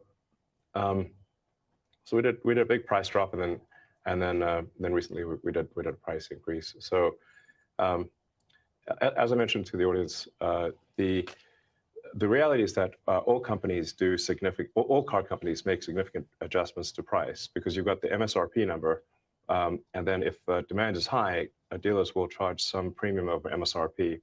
If demand is lower, they will have manufacturer incentives. So you can actually see a very big difference over the course of, say, 6 months between the peak to trough of all cars. It's just that Tesla is so immediate and obvious and transparent. It's not a question of MSRP and then markups or discounts. Right. But after your last earnings, a lot of investors came away wanting to talk about your margins and wanting to talk about your pricing. In particular, I think you talked about vehicle cost reduction. You sort of even said it's hard to explain the profundity of technically selling cars now for no profit and still yielding tremendous economics over time. Yes. I'd like you to explain a little bit more of what that means. You did a bit in the meeting as well. You're talking about sort of the move, I think, from manual to autonomous and the value add that will come along with that. But explain to people why that's profound and why conceivably, not that you want to, you could sell automobiles now for no profit and still make enormous profit in the future. So Tesla is the only car company selling cars where we believe the car is capable of achieving full autonomy with a software update. So the value of a fully autonomous car is, we think, perhaps 5 times more valuable than a non-autonomous car. Why? Well, the utility of a car, typically a passenger car, is going to be maybe 10 hours a week, maybe 12. If you say like somebody's going to drive an hour and a half a day on average, so maybe an hour commute per day and then an occasional long trip, but figure it's like 10, 12 hours a week is typical for a passenger vehicle. And then you also have a lot of costs associated with parking. You need a garage, or you've got to buy a parking space, or you've got to get a parking ticket at the mall. So there's a lot of costs associated with cars. And Now, if you've got a car that's autonomous, that can go around and essentially be like an autonomous Uber, the utility, I think, is going to be, well, it's going to be much higher. Perhaps, and this, again, this is so speculative. I understand. We're talking about robo-taxis here, or at least what people have called it, you have called Yeah, like an autonomous Uber is a way to think about it. So Right. perhaps the utility then would be on the order of 50 hours a week. This is just a guess. Say like, there's 168 hours in a week, and probably, as a rough guess, an autonomous car will be able to be active instead of for 10 hours a week, probably in our view for about 50. Right. But it's the same car, and it costs the same to build. But I want to understand the business model a little bit, because I'm buying the car, and instead of it parking at my lot while I'm working, it goes off and picks people up and drops them off. Yes. Who's making the money from that? I assume that's the value add you're talking about. Is it a revenue share? Do you have this model sort of planned out specifically as how it would look? Yeah, it's been in the Tesla terms and conditions for quite a long time. Oh, it has. Yeah. So the owner of the car would make I don't know, some amount. Who knows what it'd be, but perhaps it could be a 50-50 split or 70-30. I don't know, but the cars are if you buy a Tesla car, it can only be used in the Tesla network. It cannot be used in someone else's network. So that means that if the car is able to be used 5 times as much, Tesla is likely to make basically 2 or 3 times the original value or sale value of the car in robotaxi revenue. Right. This is gigantic. As I said, it'll be like selling cars for software margins, because in fact it is software. Right. Instead of effectively having, say, 25% margins, it might be 70% or more. I mean, the free cash flow associated with that is actually truly a staggering amount. The best analysis that I've seen thus far about this is from Kathy Wood's firm, ARK Invest. We know Kathy well. Yeah, she's great. Yep. I would assume you like her, obviously. She's been a huge proponent of your stock for many years. Was right, by the way, very early on. She was right. Yeah. I thought she was being optimistic, but she turned out to be, in fact, almost spot on. Yeah. And I am familiar somewhat with her analysis. What a lot of investors come back to, or everybody, is your promises of full autonomy. And you seem to be saying, again, it's close. You said it before, you know that. Yes, no, I mean, you said it at 19, I think about 20. And I've certainly been, I guess I have somewhat of a pathological optimism. Well, it works, by the way, because you don't end up with this unless you're optimistic. But yeah, exactly. I mean, who would try to do this and rockets if they weren't pathologically optimistic? No, you'd have to be. Yeah, so there's a double-edged sword, I guess. But do you ever say to yourself, all right, I'm getting a little ahead of myself here? I mean, when you said, again, we're going to have full autonomy. No, I didn't say we will. I said, I think, in my opinion, we probably will. Okay, right. There's a number of qualifiers there. I think, in my opinion, we probably will. So what do you think, in your opinion, you probably will? When? I mean, it does look like it's going to happen this year. Why? Well, we're now at the point where the car can drive on highways and in cities and where a human intervention is extremely rare. I mean, I was able to drive for several days, just dropping a navigation pen in random locations in the greater Austin area with no interventions. And the same in San Francisco, which is a very difficult place to drive. So, I mean, you got bus lanes, one-way streets. So it's quite a challenging homeless situation. You were driving recently in San Francisco, where the car was? I have been doing that quite a lot because of Twitter's headquartered. Of course. There. Maybe less, maybe a little less soon. Yeah. We'll get to that. But go finish your point, though, in terms of why you feel why you're optimistic. I'm optimistic for that reason, which is that I've actually never this is the first time I've had a situation where there's been several days in a row picking random destinations and having no safety-related intervention. Right. It's the first time ever. I want to get to a lot of other topics, but I am curious on Tesla in particular. One thing I haven't heard you discuss is the impact on your business of the Inflation Reduction Act. At least I haven't heard it. Maybe you've discussed it. Adam Jonas, who follows your company at Morgan Stanley, said, "We believe the IRA is so advantageous to Tesla in terms of absolute dollars versus the legacy OEMs, it could equal as much as 45% of current earnings per share."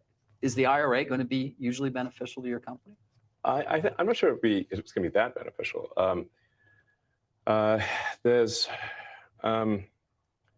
There are significant advantages for having domestic production of batteries, which I think is important for strategic reasons. I think as we move to an electric transport economy, I think it's important for the United States to have some independence with respect to battery production, including all of the precursors necessary for a battery. So the IRA strongly incents that. And I think that will prove to be something of of national strategic importance in the future. So I'm not sure I would say it's as good as, say, a 45% increase in earnings per share, or 40%. Is it significant? It's helpful. Yeah. It's helpful. I would say maybe it's half that or something. Okay, but I mean, 20% is quite significant. Yeah. Have you mapped it out at all? Do you have a sense? I mean, obviously, you talk about storage, for example, which is so important. You spend time on that as well, the mega pack. Is it beneficial in that particular area beyond, obviously, the credits, the tax credits that certain people get for buying a Tesla? Yeah, there's really two parts to the IRA. There's the incentive for battery manufacturing. And it's really quite a detailed, it's actually a very well-written bill in that it really makes sure that you can't game it. So you actually have to build the batteries in the US, and you actually have to build the precursors to the batteries. But if you do, it is, I believe, $30 at the cell level and $15 at the pack level, I believe, if I recall correctly. So that is very significant for batteries. And then you've got the consumer tax credit for EVs, provided they are built in the U.S. And that the pack is built in the U.S. Yeah. So now this is really the first time that we've actually had the first time in many years that Tesla's actually had the consumer tax credit. Yes. Because we actually exceeded the limit for the consumer tax credit several years ago. And so up until December, or until January this year, I should say, there was no consumer tax incentive to buy a Tesla. But there was for the other car companies because they've not made that many electric cars. Right, they didn't reach their limit. Yeah. Before I wrap on Tesla, I would like to get to China, which is obviously an important market for you. I noticed that chart you put up. BYD is the only company that seems to be making money so far. Are you concerned at all about ruthless pricing sort of at the low end in the Chinese market and what that will mean to your market share there? Well, currently a limitation with is the production rate of our Shanghai factory. It's not demand. So, so there's some constraints on our ability to expand in China, and so we're making as many cars as we can. It's not a demand issue. And you're going to be making batteries soon as well. Yes. For the mega pack, for mostly for non-US markets. Yeah. So. Are you concerned at all about the growing belligerence between China and the US? I think that should be a concern for everyone. I think you're right. I think it is shared by many people who run large organizations and smaller ones. Do you think, for example, China will make a move to take control of Taiwan? The official policy of China is that Taiwan should be integrated. One does not need to read between the lines. One can simply read the lines. Do you think that, So I think there's some inevitability to the situation. that would not be good for Tesla, conceivably, or for any company in the world, frankly? Yes, for any company in the world. I think almost no one realizes that the Chinese economy and the rest of the global economy are like conjoined twins. It would be like trying to separate conjoined twins. That's the severity of the situation, and it's actually worse for a lot of other companies than it is for Tesla. I mean, I'm not sure where you're going to get an iPhone, for example. Apple's recently started doing some sort of small amount of production in India, but it's tiny. It's tiny. Not to mention an advanced semiconductor chip if they take over Taiwan Semi. Correct. I mean, you design your own chips, but you manufacture them at Taiwan Semi too, right? We do some. We use Samsung and TSMC. Right. But you seem to think it's likely to happen. I'm simply saying that is their policy, and I think you should take their word seriously. They mean it. Your time, I think you've said, in fact, some of the brief conversations we've had, is one of the most valuable things in your own control. And I am curious now, and Tesla investors sort of seem to rejoice at the announcement of a new CEO at Twitter, in part because they thought, well, he's going to have more time for Tesla. That's true. Is it true? How do you see sort of allocating your time now that you will soon no longer be the CEO of Twitter? So, it was really a very, very challenging situation at the point at which the Twitter acquisition closed because, in rough terms, there was $1.5 billion of debt servicing that was added, while at the same time there was a massive cycling. Yeah, you said you were 4 months away from bankruptcy. You're going to lose $3 billion in a year, conceivably. Negative $3 billion cash flow and had $1 billion in the bank. Yeah. No, that's not good. No. Anybody who knows anything about corporate finance knows that's bad. No, I mean, I'd say like the analogy I was using was it's like being teleported into a plane that's in a nosedive, headed to the ground with the engines on fire and the controls don't work. Right. Yeah. And you were the guy who chose that's what it felt like. You chose to get into the plane. Well, I did try to exit the deal, and they wouldn't let me. They wouldn't let, I mean, it was a funny situation where when I first proposed the acquisition, they said, hell no. They adopted a poison pill, basically saying they'd rather die than be acquired. Like they'd rather chew on cyanide. And then a few months later, they're like basically have a gun to my head saying, no, you must acquire us. Yeah. I mean, that's quite a change. It is quite a change. But you seem to think, I can figure out a way out of this until finally, I guess you realized I can't. It was made clear to me that the decision would not come down in my favor legally. Yeah. All right. Well, now you have a new CEO. Yeah. Why? I think Linda Yaccarino is going to be great. Why? Twitter is very much an advertising-dependent business. Linda is obviously incredible at that, and she's just a great executive in general. My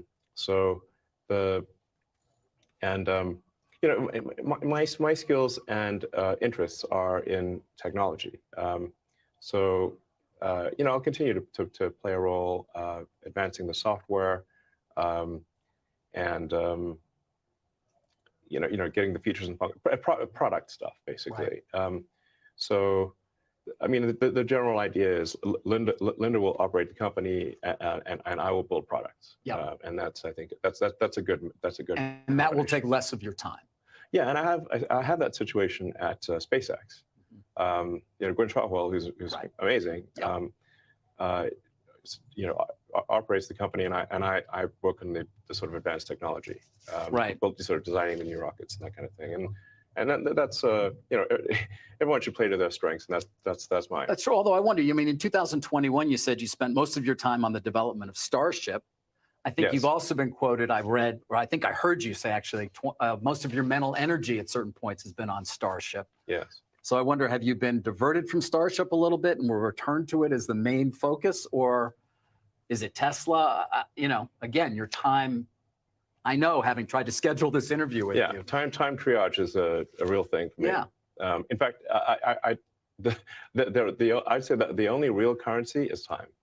Time is the only true currency. So where are you going to spend the currency now that you don't have to spend as much at Twitter? Well, I'm going to be devoting a lot more time to Tesla, and especially on the AI development, and new product development. And then and I'll also be allocating some more time to getting Starship to orbit. In the case of SpaceX, what I was able to do there was to as the Starlink constellation started working, I was able to move some of the best people from the Starlink program to the Starship program. So they the timing kind of worked out well. I mean, we have really some of the world's best engineers at SpaceX and Tesla. Really, some incredible human beings. There was some statistic you shared. I think 3.6 million people applied for a job at Tesla. I think I wrote it down. I didn't write it down here, so it's remembered. But was that the number? Yeah, it's crazy. There's a lot of demand. Yeah, so we have 127, almost 128,000 employees, but 3.6 million people applying for a job in a year.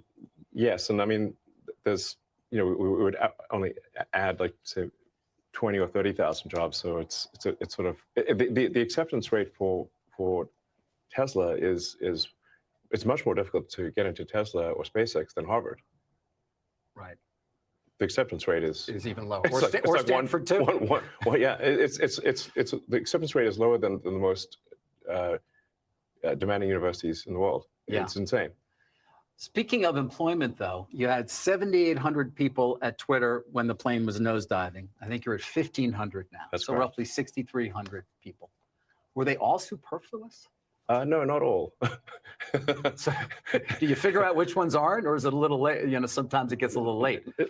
I mean, look, desperate times call for desperate measures. So there's no question that some of the people who were let go probably shouldn't have been let go because we simply did not have the time to figure out.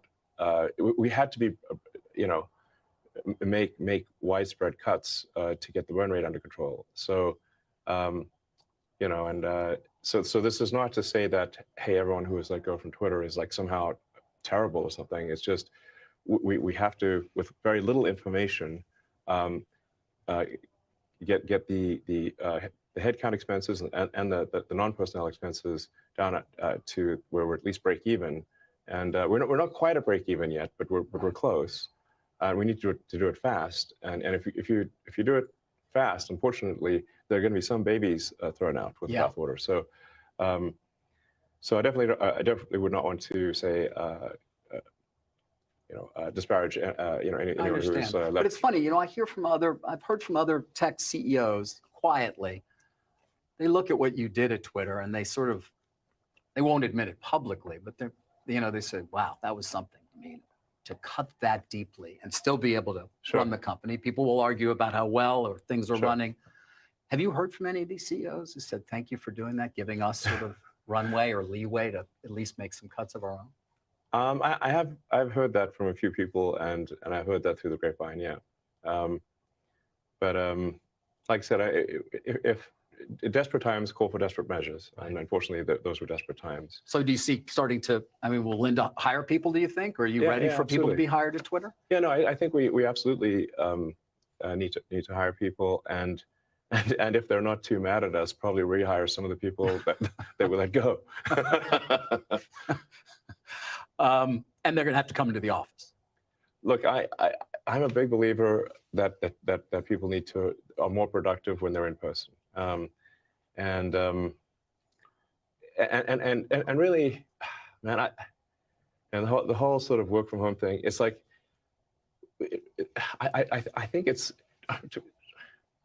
Look, there are some exceptions, but I kind of think that the whole notion of work from home is a bit like the fake Marie Antoinette quote, "Let them eat cake."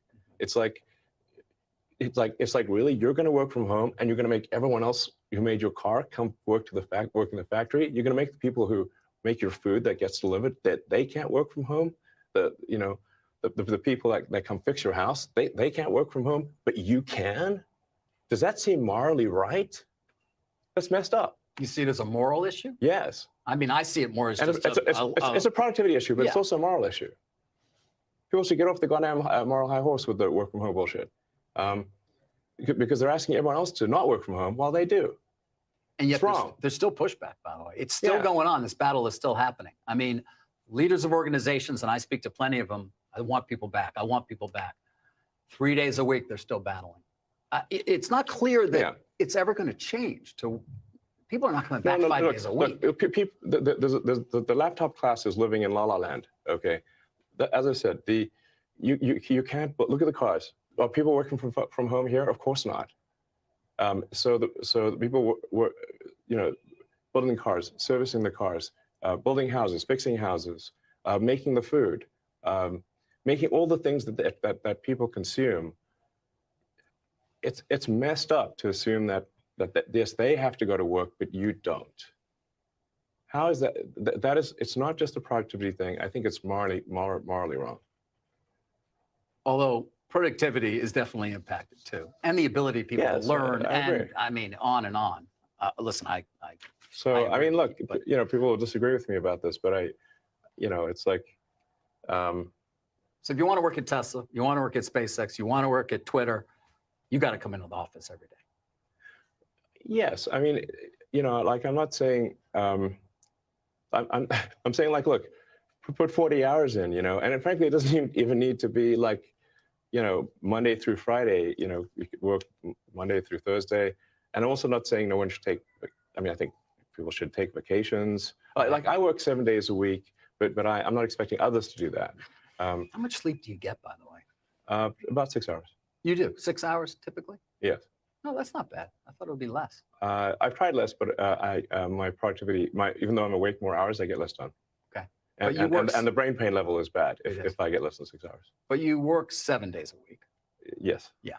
I actually only, in terms of actually, you say like how many days in a year do I not put in some meaningful amount of work? It's probably about 2 or 3. Right. 2 or 3 days. A year. Yeah. A year. Yeah. Yes.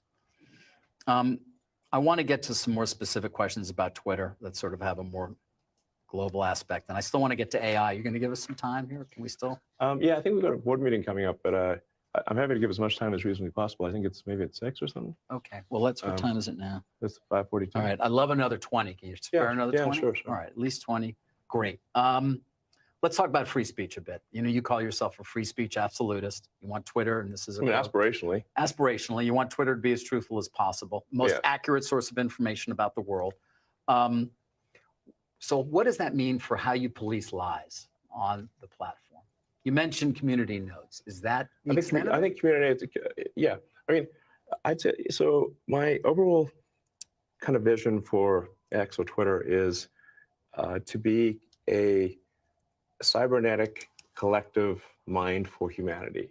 This is going to sound quite esoteric and sci-fi, but so if in pursuit of that objective, you want to have information move quickly, have that information be accurate, and you want to have error correction on that information. So you can think of community notes as like an error correction on information in the network.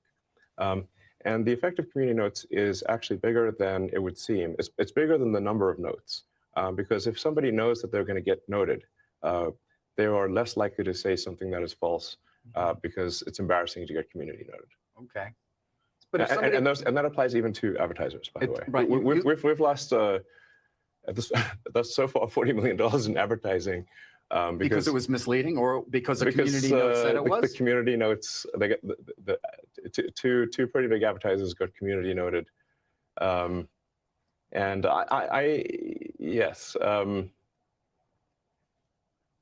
think on balance, the community notes were correct. And I did say to those advertisers, look, just go on Twitter and provide some facts that contradict the community note. That's the way to deal with the community note, is to say, is that the community note is saying that the ad is misleading for the following reasons. If you've got information that rebuts that note, then just add that to the ad. Okay. Well, we're coming up on an election. I mean, it's a ways away, but it's going to all start. Yeah. President Trump is allowed back on the platform. He hasn't actually come back. Right. But one would imagine if and when he does, or there are others who will say 2020 election was rigged. Is that something, I assume that's not something you believe? Well, I think the answer is nuanced. Like, do I believe Biden won? Yes, I believe he won. And you voted for him. I did, actually. Do you regret that? I mean, man, I wish we could have just a normal human being as president. That's what I want. I think if we could, you know, there's that old saying of like, we're better off being run by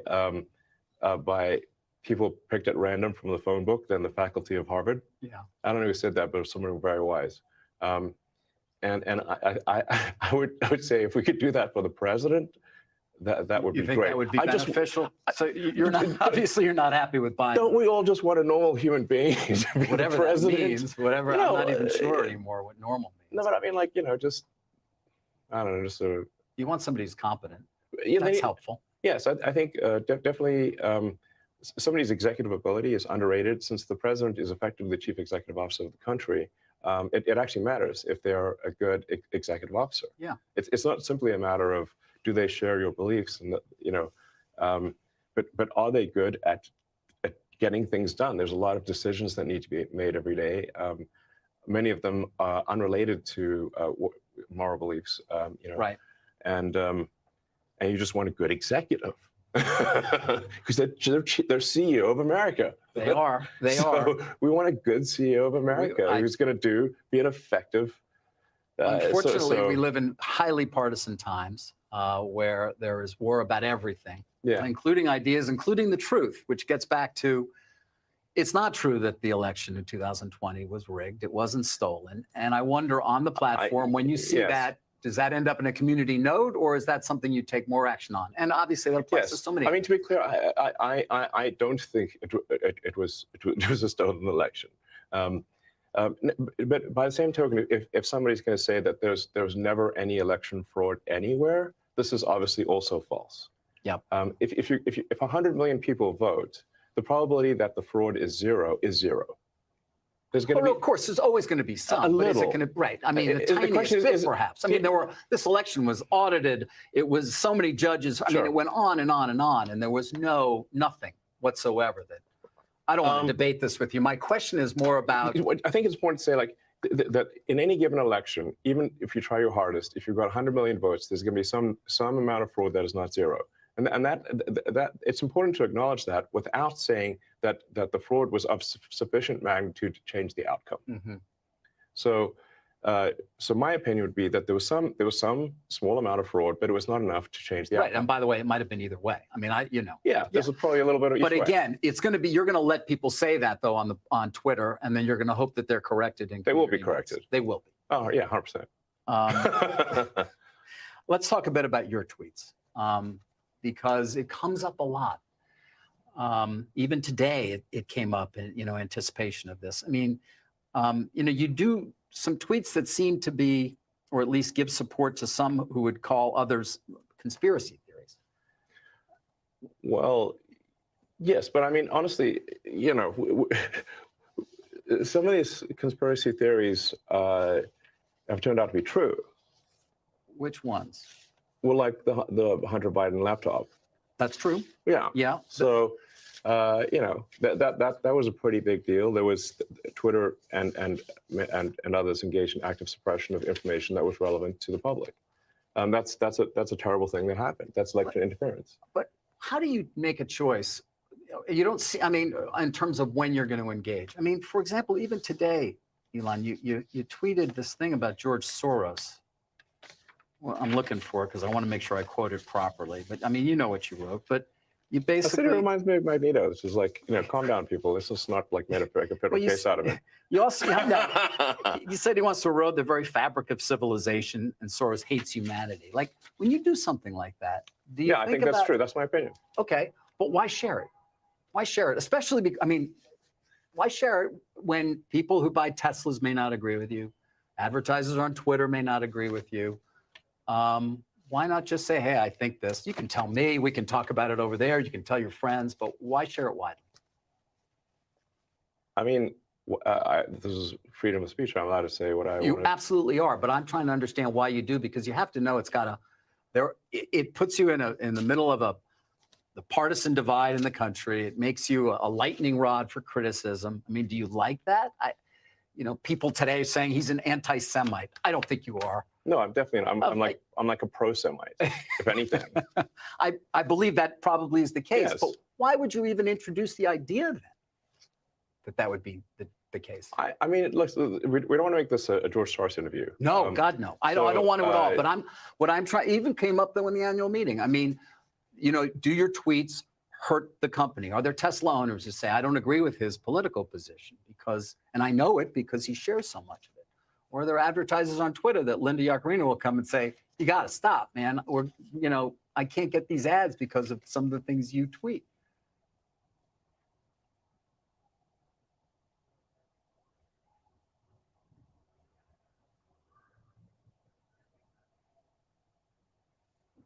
I'm reminded of the scene in The Princess Bride. Great movie. Great movie. Where he confronts the person who killed his father. And he says,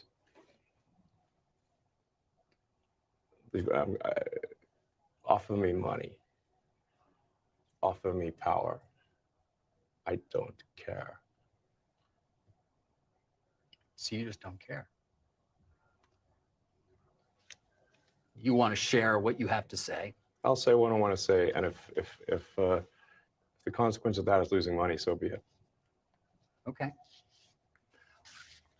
But I mean, when you link to somebody who's talking about the guy who killed children in a mall in Allen, Texas, and you say something like it might be a bad psyop. I'm not quite sure what you meant, but. Oh, in that particular case, there was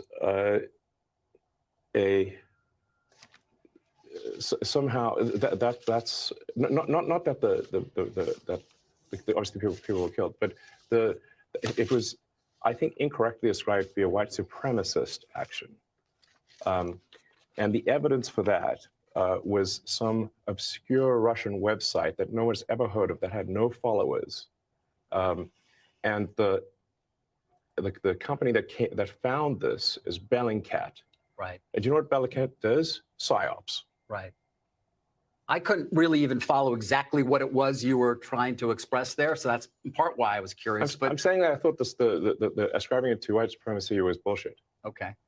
And that the information for that came from an obscure Russian website and was somehow magically found by Bellingcat, which is a company that does PsyOps.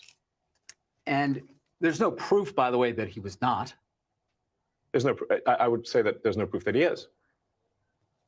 And that's a debate you want to get into on Twitter? Yes. Because we should not be ascribing things to white supremacy if it's false. Okay. Can we talk about AI now? Sure. Actually, I want to talk about AI. Well, let me end with Twitter in the sense of Sam Altman was on the Hill today, and he said AI's ability to manipulate interactive disinformation is a significant area of concern.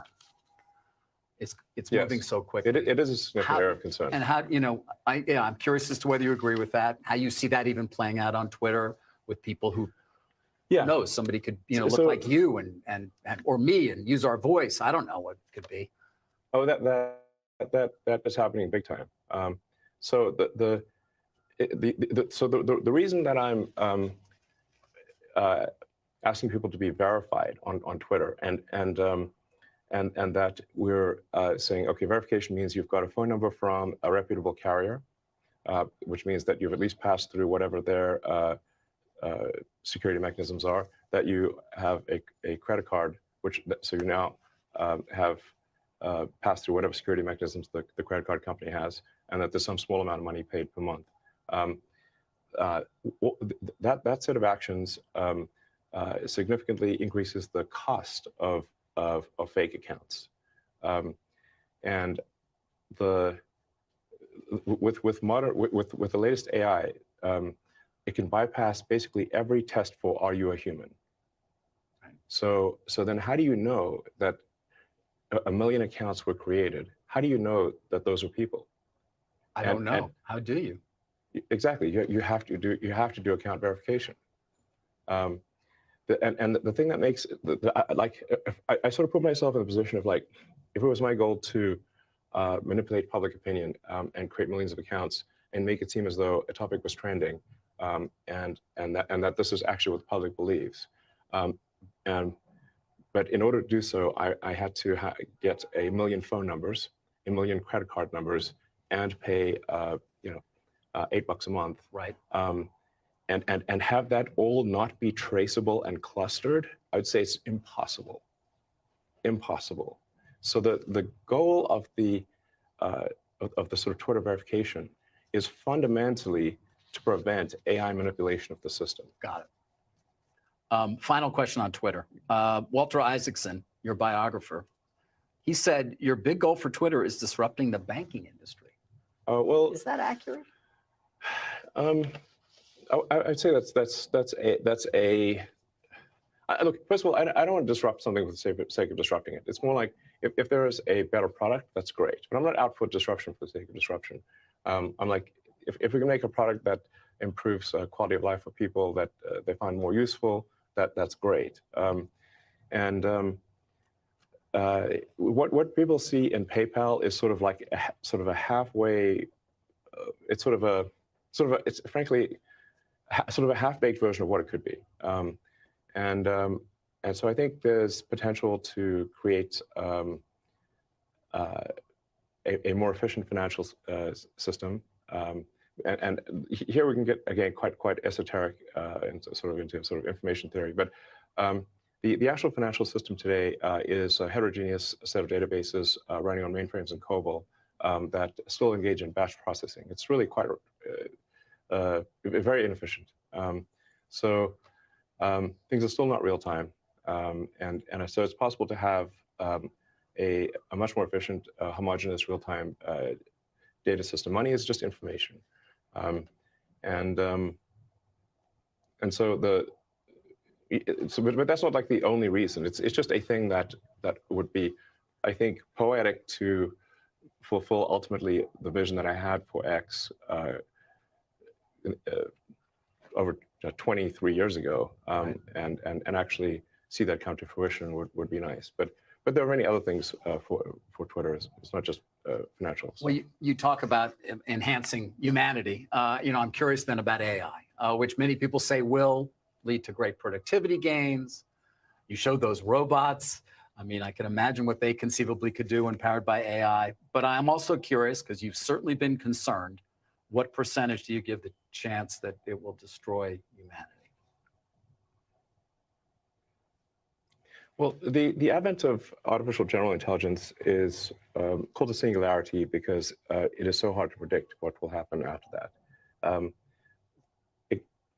I think it's very much a double-edged sword. I think there's a strong probability that it will make life much better, and that we'll have an age of abundance, and there's some chance that it goes wrong, and destroys humanity. Hopefully that chance is small, but it's not zero. And so I think we want to take whatever actions we can think of to minimize the probability that AI goes wrong. And you've called for a pause, along with a number of other people. Yes, look, when I called for a friend of mine, Max Tegmark, is a physicist at MIT, wanted me to sign on to the letter. And it's like, I knew it would be futile. It is futile. It's futile. I knew it would be futile. I just want to call it like, it's one of those things, well, for the record, I recommended that we pause. Okay. Did I think there would be a pause? Absolutely not. But you're starting XAI, I think that's what you're calling it, or some new AI effort. How's it going to be different than OpenAI or Alphabet? This is not the time to this. It's not. We don't have enough time, and nor is this the moment to really talk about it. Okay.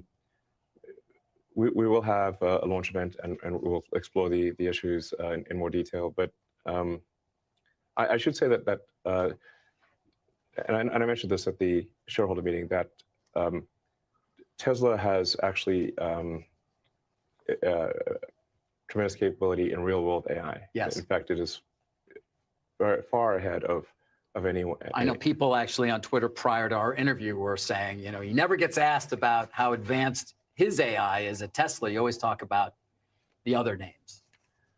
Tesla AI is, like I said, it's like, there's not, I'm not even sure who's second, frankly. Why is that? Why, then what are people not understanding about what you have, and why are we talking so much about ChatGPT and generative AI at OpenAI and what Microsoft's going to be able to do with it, and not about Tesla? I don't know. I mean, people do talk about it online. I think Tesla will have sort of a ChatGPT moment. Maybe if not this year, I'd say no later than next year. Wait, say that again. I'm sorry. You're going to have a sort of ChatGPT moment. Oh, you will. In terms of suddenly it will. Yeah, suddenly 3 million cars will be able to drive themselves with no one. Right. It goes back to that. Right. Yeah, and then 5 million cars, and then 10 million cars. So I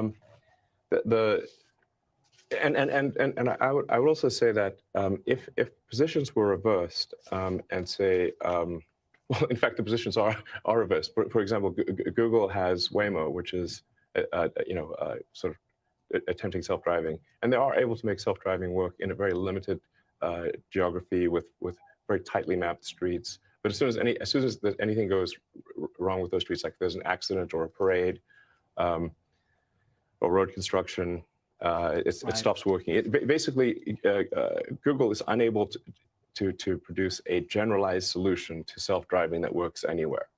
They've been trying to do that for a long time. They've been unsuccessful. Tesla basically has that and is far more advanced than Google. Yeah. And so if the positions were reversed and you said, okay, Tesla's got to produce a large language model that has output equal to or greater than ChatGPT, or Microsoft OpenAI has to do self-driving, and we flip the tasks, Tesla would win. You'd win. Yes. You have the computing power and everything else you need to do it. Absolutely. I'm being told we don't have that much time. Can you give me another 5 minutes, or Yeah, what do you think? yeah, I You think can. so.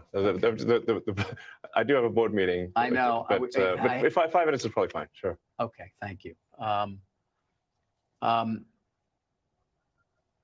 OpenAI, I mean, you seem somewhat frustrated with them. You were one of the big contributors early on. The reason I am the reason OpenAI exists. How much money did you give them? I'm not sure the exact number, but it's some number on the order of $50 million. Man, fate loves irony, next level. So I used to be close friends with Larry Page, and I would stay at his house, and we'd have these conversations long into the evening about AI, and I would be constantly urging him to be careful about the danger of AI, and he was really not concerned about the danger of AI and was quite cavalier about it. And at the time, Google, especially after their acquisition of DeepMind, had 3/4 of the world's AI talent. They had obviously a lot of computers and a lot of money. So it was a unipolar world for AI. And we've got a unipolar world, but the person who controls that does not, or at least did not seem to be concerned about AI safety. That sounded like a real problem. So, and then the final straw was Larry calling me a speciesist for being pro-human consciousness instead of machine consciousness. And I'm like, well, yes, I guess I am. I am a speciesist, So you helped to the creation of OpenAI. You put in as much as $50 million. More than helped. It wouldn't exist without me. It wouldn't exist without you. So I came up with a name. The name OpenAI refers to open source. So the intent was, what was the opposite? What's the opposite of Google? Would be an open source nonprofit, because Google is closed source for profit, and that profit motivation can be potentially dangerous. Should you have gotten governance for that money? Should you have gotten some level of control, perhaps, in retrospect? Yeah, I fully admit to being a huge idiot here. anyway, so OpenAI was like meant to be OpenAI, open as an open source. It was created as a 501c3, so part of it is also in the beginning. I thought, look, this is probably a hopeless endeavor. How could we possibly compete with? How could OpenAI possibly compete with Google DeepMind? I mean, this seemed like an ant against an elephant, you know, which is not a contest. And I was also, I mean, I was instrumental in recruiting the key scientists and engineers, most notably Ilya Sutskever. In fact, Ilya went back and forth several times because he would say he's going to join OpenAI, then Demis would convince him not to, then I would convince him to do so, and this went back and forth several times, and ultimately he decided to join OpenAI, and really Ilya joining was the linchpin for OpenAI being ultimately successful. So you're very disappointed in what's happened there in terms of it becoming a for-profit. I would take any say action? Sue them in some way? I do think that there's some. Look, it does seem weird that something can be a non-profit open source and somehow transform itself into a for-profit closed source. I mean, this would be like let's say you funded an organization to save the Amazon rainforest, and instead they became a lumber company and chopped down the forest and sold it for money. And you'd be therefore like, oh, wait a second, that's the exact opposite of what I gave the money for. Yeah. Is that legal? That doesn't seem legal. And if it is, and in general, if it is legal to start a company as a nonprofit and then take the IP and transfer it to a for-profit that then makes tons of money, shouldn't everyone start? Shouldn't that be the default? Right.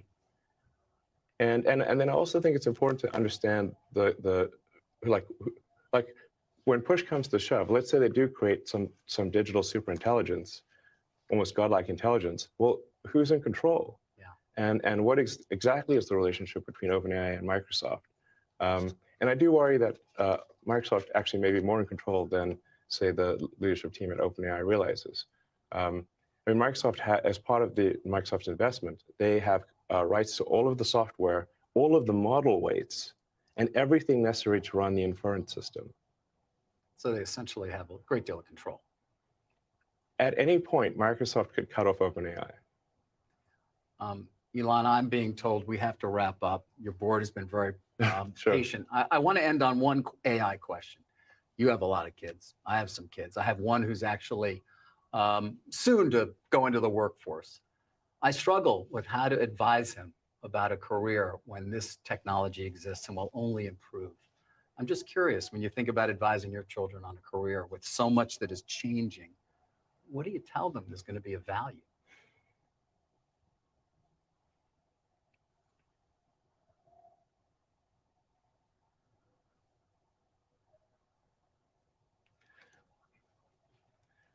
Well,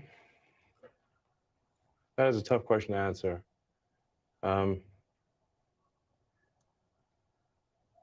I guess I would just say, you know, to sort of follow their heart in terms of what they find interesting to do or fulfilling to do, and you know, try to be as useful as possible to the rest of society. You know, if we do get to the sort of like magic genie situation where you can ask the AI for anything, and let's say it's even the benign scenario. Let's say it's a benign scenario. How do we actually find fulfillment? You know, it's how do we find meaning in life if the AI could do your job better than you can? I mean, if I think about it too hard, it frankly can be just dispiriting and demotivating, because I mean, I go through. I've put a lot of blood, sweat, and tears into building the companies, and then I'm like, wait, well, should I be doing this? Because if I'm sacrificing time with friends and family that I would prefer to do, but then ultimately the AI can do all these things. Does that make sense? I don't know. To some extent, I have to have deliberate suspension of disbelief in order to remain motivated. So I guess I would say just, work on things that you find interesting, fulfilling, and that contribute some good to the rest of society. Well, that's a great place to end. There's so much we didn't get to. I hope you'll give me another chance to sit down with you. But Elon, thank you for being so generous with your time. Thanks to your board for waiting as well. And thanks for having us here at this incredible facility. Appreciate it. Thank you. You're welcome. All right. Pleasure. Carl, I'm going to send it back to you. Fantastic, David. Thank you. That's our David Faber speaking one-on-one with Tesla CEO Elon Musk. A wide variety of topics tonight: EVs, Twitter, AI, and a lot more, as you heard. Let's get some reaction. Phil LeBeau's here, Julia Borston, Morgan Brennan with us, as well as fast money trader Dan Nathan and Gene Munster from Deepwater. For a second, I thought Hans was on CNBC. Yes, definitely that level of quality. Man, I just want to give David Faber props. I feel like that was a very well-conducted interview with Elon. Probably one of the best Elon interviews I've seen by a mainstream media host. Actually, I was thinking like, wow, somebody prepped a lot for this. What happens if I have like 5 hours with him? I want to be prepared for anything. And I thought he did a really nice job. Yeah. Yep. I would say absolutely. it was one of the best I've ever seen, actually. Yep. 100% agree. Well, Farzad will actually be here in the studio live, finally, here shortly. So he said he's going to be here at 6:15. That's about 3 minutes from now. So we'll get his live reaction to the shareholder event. And yeah, we can go ahead and keep discussing the interview here. What were some of y'all's takeaways? Like, anything jump out as far as new information or great answers or great questions? That I was struck. that we just I was witnessed? struck about how pissed he got when his right to basically voice his opinion was challenged. He was super pissed. And it was really interesting because he really took that personally. That really struck me at the time. Yeah. Hans, can you Foursquare us?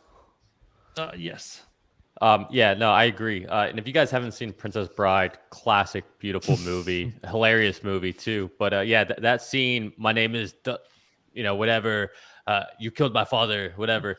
And essentially he's Prepared to die. Like, yeah, prepared to die. Exactly. Yeah, it's a beautiful moment too, because he's saying like money, wealth, power, nothing matters to me.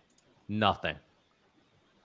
I thought it was powerful. I wish that he would have asked about other people's money, because it's okay for Elon to lose money. He has plenty. But if it affects the stock price, it affects so many other people, like all the retirement funds and everything. It would just have been interesting. I think that he was more hurt than pissed. Yeah, I agree. Oh, go ahead. Yeah, I think it was an important question to ask for the simple fact that, the five of us here and a bunch of others, we understand Elon's motivations and the fact that, money is not the driving force in his life, but 300 million Americans and probably, a few billion people around the world don't. And this was CNBC, this is mainstream media. And it was really important to ask that question and for Elon to have answered the way he answered. Because this is essentially telling the entire world who's not plugged into the stream today that, hey, this is a man who doesn't really care about that money, and by extension, by investing in one of his companies, and when I say one of his companies, Tesla is the only one that's public today, but perhaps there will be others in the future. the intent is not to make money. That's how do we say it? That's like a byproduct, right? The intent is to do something that helps make the world a better place, and the money is just a byproduct. And it is so important to get that message out. And I think, the two people in the interview did a fabulous job of actually getting that out. Yeah, I also think it's more than I think it's even more than just like the money or any of that stuff. I think a lot of it is also about you. Just because Elon says something you don't agree with, that should not mean you shouldn't be such a shallow person in your thought and the way you work, where you're thinking, that's it, I'm not buying Tesla, or I'm not buying a share, oh, I'm getting off Twitter, because you don't agree with something someone says, a point. It's one thing if you think someone's anti-Semitic or racist or something like that, like, right there, not be hyperbolic here, but he should be able to express his own opinions. He's a human being at the end of the day, and you don't have to agree with everything he says, and that's okay. Yeah, I think you're dead on, because I think, this may sound kind of silly, but I think in a way, because we see him as working all the time. I guess he counted that a little bit by giving us a better idea of how much he sleeps. I never knew he slept 6 hours exactly. So that was nice to kind of know that. But I think in essence, he's saying, it's kind of ironic, I'm not a robot, so I have the same rights as any other human being, and I have the same rights to express myself as anyone. I don't just make your stuff. I exist. And I think, that's why when you were saying he was hurt, Mimi, I think you're right, because I think sometimes he feels like he's discounted as a human being in and of himself. We just see him as Elon, the scientist, or the great, and not as a person. And that must hurt, and it must hurt him. Yeah, I got the same feeling during the shareholder meeting when he really said how much he appreciated the support from the Tesla community when he was being pushed from all different directions, that so many stood by him. I thought what was interesting, it must be awful. Yeah, I thought it was interesting, and we talked about this before, and he kind of answered the question. He said he made up the ad decision as he went on the stage. So, like, basically made it up. And I was thinking, as he was talking about it, can you imagine what that ad contract's going to be worth? What the ad agencies, what that demand's going to be to making Tesla ads, and who's going to be making them? Steven Spielberg making Tesla ads. Yeah. That's almost scary, though. That's almost scary. If he, I just don't believe him when he says that he didn't know people want advertisement that bad. Like, dude, if that's true, somehow you are very out of touch with your own company, that you definitely have a pulse, or your thumb on the pulse, or your finger on the pulse. Like that seems a little odd to me.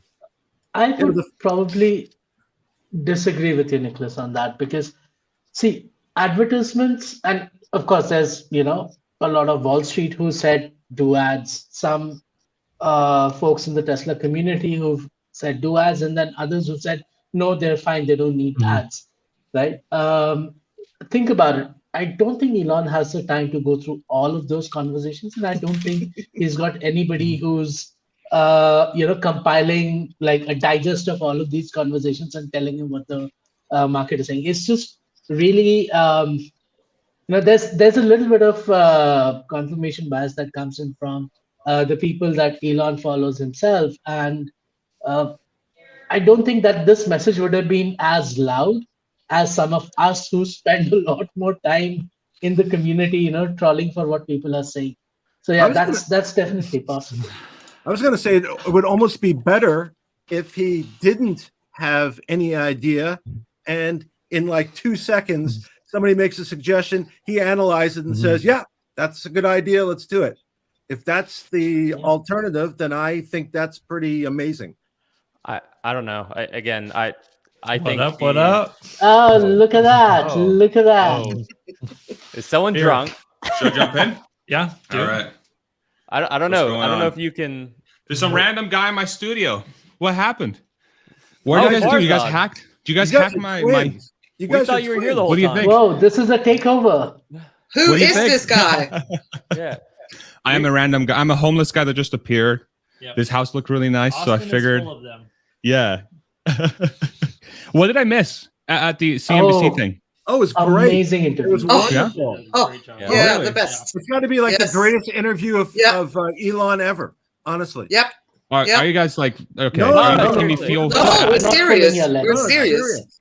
David did a Really? great job. Over an Look at the hour. private chat comments. Over an Why hour. not? When did he finish? What time did Like he? now. 4:10. 6:05. Okay. Yeah. Okay. So what? Catch me up. What was said?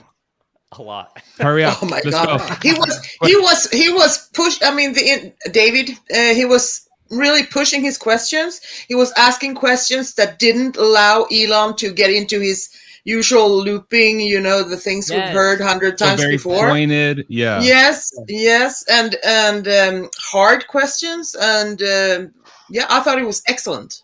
But Plus, he got he was pissed. benevolent. He got pissed at one point when he was basically challenged as to why he basically tweets, and he got really upset. He really got upset. You could see it, and he basically said, I could tweet like anybody else, in essence. He didn't say those words, but his expression, Even if was it hurts the amazing. stock price. The bride, the Princess Bride. The Princess Bride. Okay. He Yeah. quoted the Princess Bride. Okay. So it's kind of cussed like, 3 listen, times. he cussed 3 times. Really? That's He did. awesome. Yeah, which was That's good. awesome. I like that too. So was the message basically like y'all just got to get used to a human being being able to tweet? I don't care if I'm CEO. Too bad. Yes. Like this And is if it who I costs am. me money and power, Yes. Okay. Yeah. I don't Yes. care. Why That is was that a a bad small thing? part. But No, Yeah. regardless of the cost, or regardless of what it does to the stock price, to people wanting or not wanting to buy Tesla, as Yeah. a result. So, regardless of consequence. Yeah. So, in my opinion, what he basically did was he upheld the right to free speech as, like, against nothing else. Nothing else matters against the right to free speech, and it applies to everyone, Okay. regardless of who you are. But I think he Okay. also Reminded kind of me like of what you recaptured. said. Oh, I'm sorry. Good. I was just Good. gonna say Yeah. it reminds me of what Farzad has said a lot of times about Elon just leading from the front, and he wants people to feel free to speak their minds again. And so, it really does bother him that people are trying to suppress his freedom of speech, but he also, I think, feels responsible as the main person on Twitter, the most followed, the most interacted person on Twitter. Like, I'm going to speak freely so that everyone here knows that you can come speak freely. Oh, and I'm also going to be subject to community notes, just like everybody else. And so he is leading from the front in that regard, is with free speech on Twitter. He also said, we found this interesting because we were discussing it before the shareholders meeting. During the interview, he said he made the decision about advertising on the stage, like Yeah. after it was Yeah. thrown up there. You know what I did? I tweeted as soon as he said that. I was like, somebody check on Gary Black and make sure he didn't faint. Because he was there and I'm literally looking around, and then he went up and asked his question. Yeah, I saw him. Yeah. So what was the interview mostly Twitter focused, like freedom, or it was just kind of all over the place? It had some I would say- AI at the end, and his concerns about, safety, etc. I thought that Yeah. went very well, that part. I think Yeah. there's a lot on FSD, like a lot. Yeah. Like a lot of questions that you might have wondered He about. has been so bullish on FSD for the last couple months. Yeah. I didn't mean to interrupt, but go ahead, Nicholas. I didn't mean to interrupt. No. Ooh, Nicholas. I haven't heard you Yes, say my name. you look like that. official. Yeah. No, just a lot of good questions on FSD. David asked about, have you thought about how it would operate? And, Elon said that it's been in our terms and condition that you can only operate it within the Tesla fleet. Like he just went on a lot of that stuff that, some of it was, again, the same kind of stuff, but it was also, there's a lot of new stuff in there as well. And I think, Mimi, you're spot on. When Elon would start to go into his normal, like, oh, I know what he's going to say for the next 2 minutes, David very, very tactfully interjected, said the next 2 things that he knew Elon was going to say, and said, but what about this? And was able to keep Elon from going into the repeat spin cycle. So I thought that was great. For some reason, I Okay. wrote down, I don't know if it was during the interview or before, that he did kind of somehow value what the robo-taxi would yield in terms of margins. The And I think 80% he's number, right? 75, 80%. I think he said it would increase it by 200 to 250%, the margins. Yeah, And so from CNBC? 25% to Yes. 75 to Yes. 80, so 2 to Yes. 300%. Which made it a SaaS margin like 70% at that point. Yeah. That's the first time he's ever actually quantified Yes. what he meant Yes. by a like a But he step change in clarified value, later. right? Yes. Yeah. So that was he the did first time it clarify made sense. later. Yeah, he Okay. said that Tesla FSD-based robotaxi is going to be limited to the Tesla network only. So that basically means that there is a revenue share, and by virtue of that, like on a $25,000 vehicle or a $30,000 vehicle, it's very easy to get a 70-80% margin, right? Yeah. Right. He also so did say, he said there was going to be there will be a C3PI moment with FSD where one day all of a sudden there'll be 3 million cars that are on, and they're Right. going. And he kind of Right. alluded to, although he suggested different time frames, I think during the interview he said towards the end of 2023 or in 2024. I think maybe during the shareholders meeting he suggested 2023, and he's done that before. But it was interesting. It was interesting. Okay. Okay. That's awesome. What else? He spoke a lot about China. Yeah. Oh, Okay. I was yeah. surprised. Yeah, that was a I- tough question. Yeah. That was tough. Yeah. In I was what actually- context? Said, he was asking him basically, do you expect them to invade Taiwan? And he said, I can't answer that. Other than that, China's policy is basically to invade He China, said yes. Taiwan. Yeah, he Taiwan. That's said, what he said. you don't. I'm he not said you saying it's don't going to need read between happen, the but lines. you better listen to Yeah. what their policy is. Yeah, Yeah. he said there's no need to read between the lines. You can just read the lines. Yes. They want to I think- take over. They already consider Taiwan a part of mainland China. No, they haven't ever. They- Since they- with the recent. Yeah. Yeah, So so I that's- mean that's not There's new. there's one more part of the China question that I took pause on, and that was when he said that there are limitations to how much they can expand in China. Yes. Yes. And that is so Not much the telling demand. because the demand is there. Yeah. Right? They could have easily done the Mexico factory in China, But they just applied for an expansion in Shanghai to like a Yeah. 1.95 million units, I think, from 1.25. They just literally put it in. So it was I Yeah. agree with you. It was interesting, but it was interesting that he just put in the papers to expand Shanghai at the same time. Yeah. And Yeah. the way he answered, I think he's getting pressure from the Chinese government to essentially limit how much he's building and selling in China. I mean, Chinese are very happy that he's building in China and exporting, but I believe there is some pressure as to how much he's able to sell in China. And that's something that the community has spoken about a lot. I mean, I don't think Chinese want an American company to be number one. No. And Right. he's, No. in so many words, said the same thing today. It would be interesting to see, though, if the mega pack business ends up being super big in China, just out of necessity. Because, I think he referenced that, right?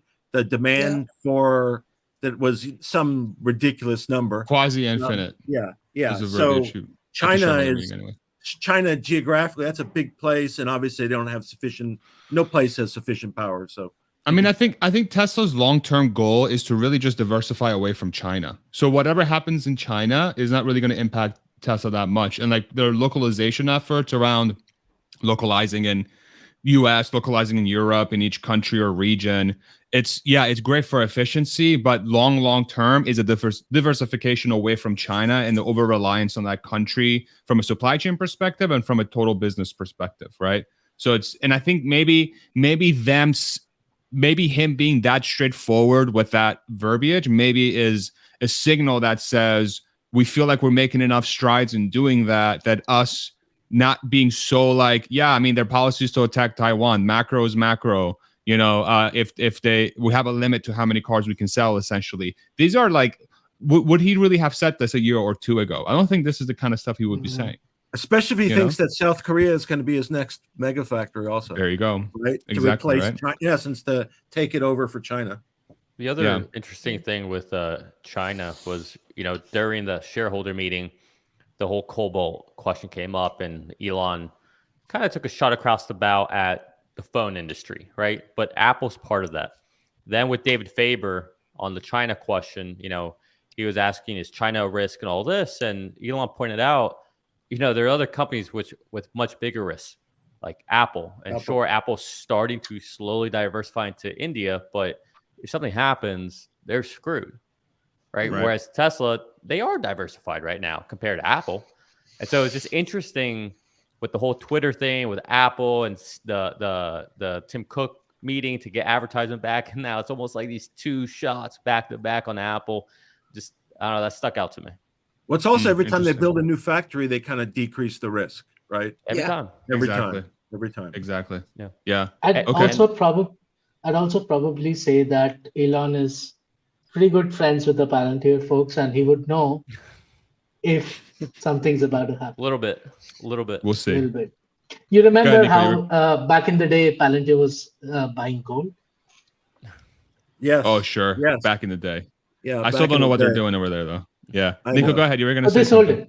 it. I'm just curious. I mean, you'll watch that CNBC interview later, but what was it like there at the meeting? I mean, I remember what it was like last year, but it looks like it was a lot better. Where were you?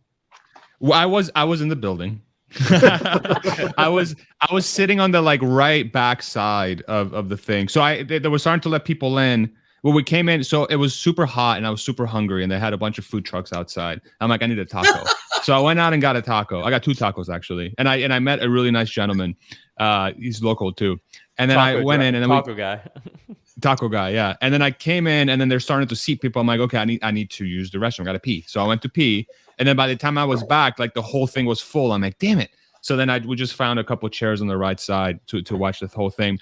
I thought this one had a certain vibe around it where people there, I think, one of the things I've noticed from other events that were a little bit different than this one, and probably is more similar to how events were before Tesla's explosive run in 2020 and 2021, was that the vibe was very much of people that were very long-term thinking and weren't really concerned about the share price.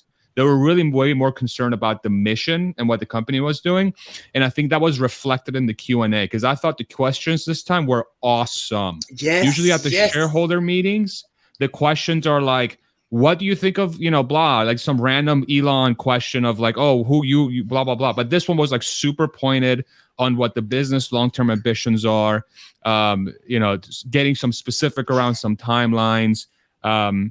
I just thought that the general tone of the presentation was obviously more forward thinking, but the questions were awesome. I really was very impressed with the questions, and I was very happy that Elon was giving some a little bit more direct answers than he usually would, and I think it's because of how the questions were framed.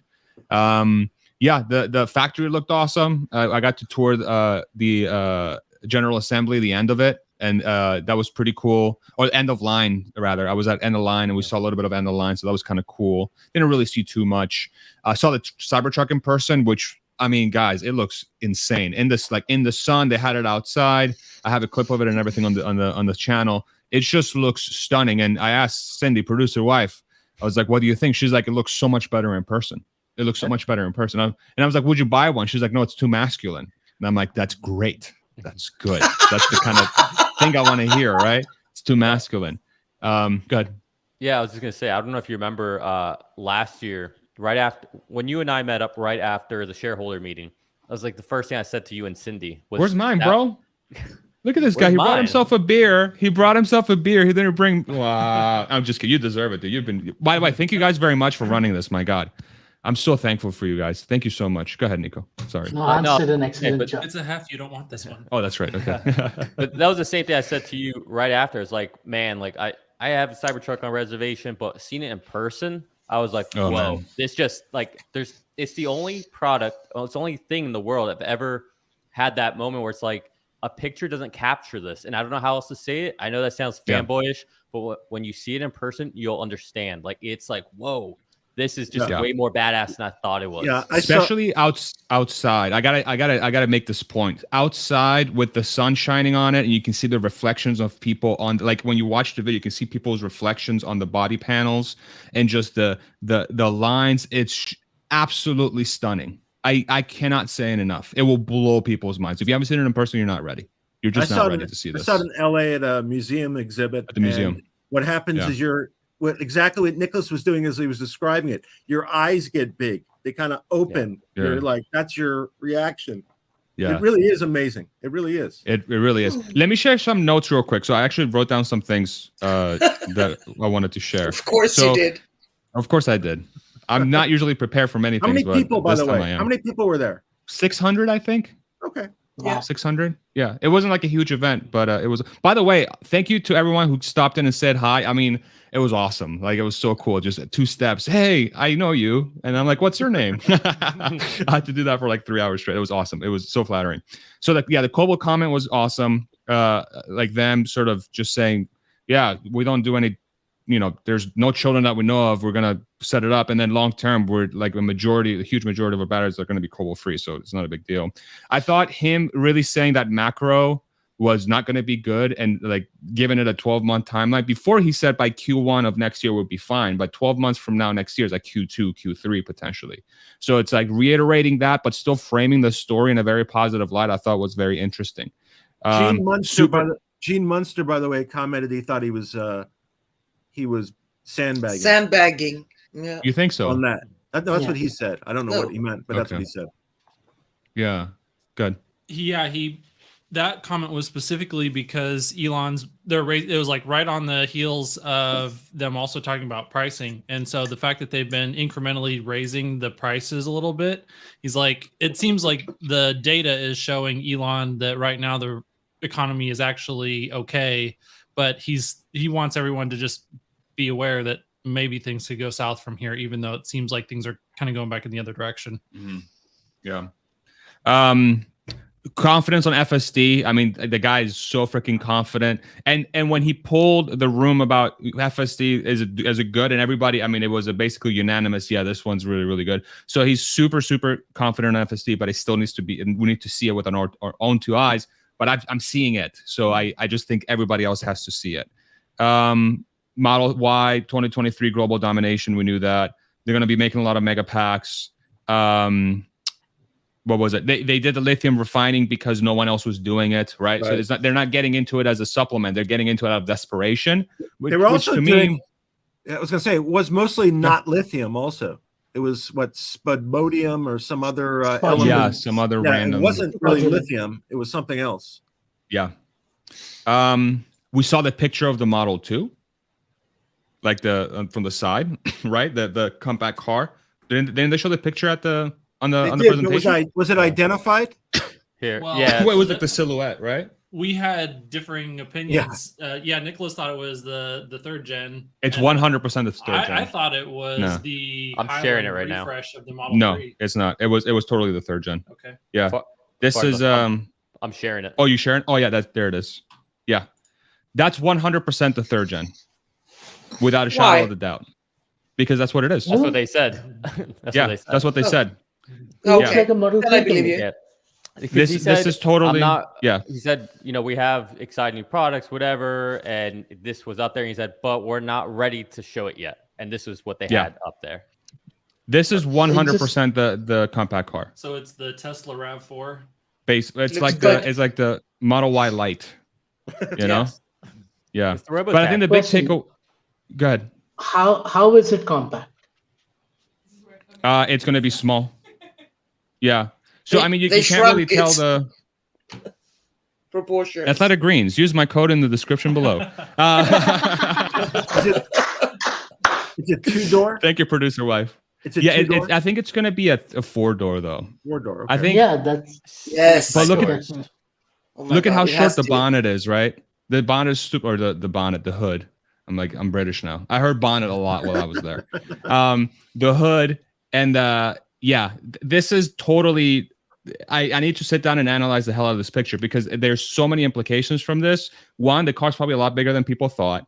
It's going to be a hatchback most likely. It's going to use a lot of the same form factor as the Model Y. You can kind of see the same design language on the sort of back, like the ass of the car. You have that usual, like the hunch on the back, 2 wheels that you usually get. So, and this like lip on the spoiler is very Model Y-ish. So, yeah. So we have, in my eyes, this compact car is going to be a lot more Model Y than this brand new design. And I think they do that by design to make sure that the volume is as big as humanly possible. So yeah, so we saw it. We just need a little bit more detail. When he said the Mimi's laughing. he was talking about the 2 vehicles and they were going to do 5 million units. Did you have any understanding of what those 2 were? I thought that was a huge sandbag, but to me, that was the compact car and the van. The van. Yeah. 2.5 million of the van. I think that, yeah, I was going to say that's a lot. I think he's saying 4 of the compact and then 1 of the van, or 4.5 of the compact, 1 of the van. Yeah. So combined, they'll do 5, but I bet you they'll do a lot more. Yeah. And then he also said Cybertruck could be 500,000 a year. That he just said, we'll just sell it to the demand that's there. And I have a hard time believing that the max production for that car is 250,000 units per year. I think that's impossible.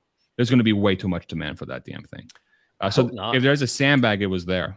If there's 2 million reservations, that's going to take forever to get mine.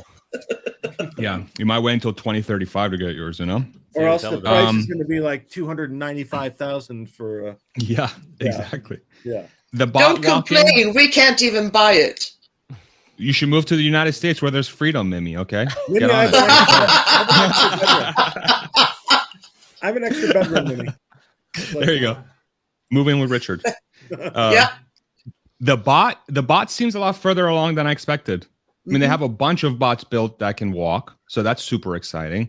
I'm still need to temper my expectations, but to me, that's the signal there is like, hey, there's a lot of movement there. So did you see very, one of the cool. engineers that almost passed out in glee when the bot did some makeup of something? There was a guy behind it who almost passed out. He was so happy. Oh yeah. From the video, you mean? Yeah. Yeah. I don't blame him. Could you imagine? Yeah. But then the bot will probably take a little bit more time than just this visual shows, because the physical parts of it happens very quickly. It's the software, the March of the 9th that will take time. Yeah, at least another 100%. 6 weeks. At least another 6 weeks. Yeah, two, at least 2. Let's be fair.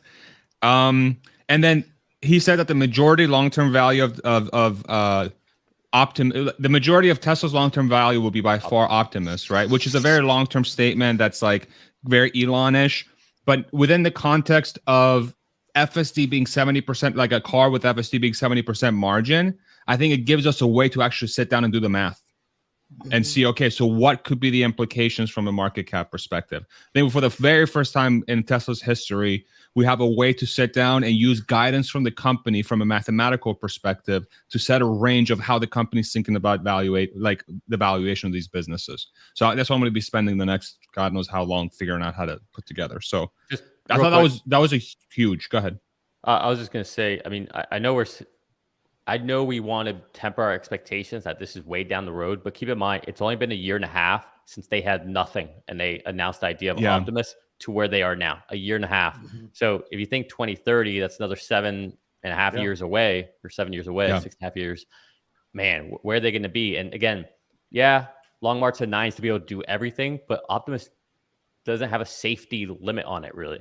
Right, it can be good at a handful of things and go out and start it's not a missile that's going down the road that could kill their entire family. Well, what I found interesting is he tied AI. I found interesting is he tied AI to Tesla, not to that. Which gave me a lot of comfort, and he also tied his tenure at Tesla to a time when AI was basically in a safe place, and that Tesla would be taking a prominent role. I don't know if you heard that. Yes, I did. Yeah, like he basically said, I'm going to be here long term, and I have it down as one of my notes. I'm going to be here long term because I almost have to, because I want to make sure AI is safe. You know. Yeah. But then in my head, it went like, okay, but you said the same thing about OpenAI. Now we have ChatGPT ruining everyone's life. So maybe you shouldn't be involved.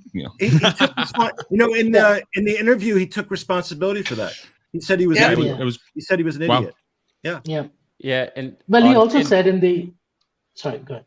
No, I was just gonna say on CNBC, he did try to put a contextualization on how Tesla is an AI company and why they are actually more advanced than others.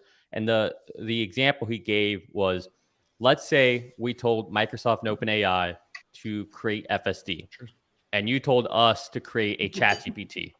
We would win by a landslide. We could easily build a ChatGPT. They cannot easily build an FSD. And so just to use that as a framing of where Tesla is when it comes to AI. And So it's like almost like putting context into difficult, like the levels of the problem. Yeah, 'cause if you think about it, what they're using just for lane grammar is ChatGPT almost, right? That's what it is. I think he was trying to suggest the progress, not the complexity. I think it was But also, I thought think about it. Suggested it was relative progress, that Tesla was much closer to the end than Google would be to their end. Well, he made an exact example. If you have them do what we do and we did them. If you really go a little bit deeper, right? What is a large language model? It's basically AI that's designed to interact with humans through or via a human-computer interface. In this case, a screen and a keyboard, etc. ChatGPT is that. The next part of actually interacting with the real world, that's what Tesla is doing.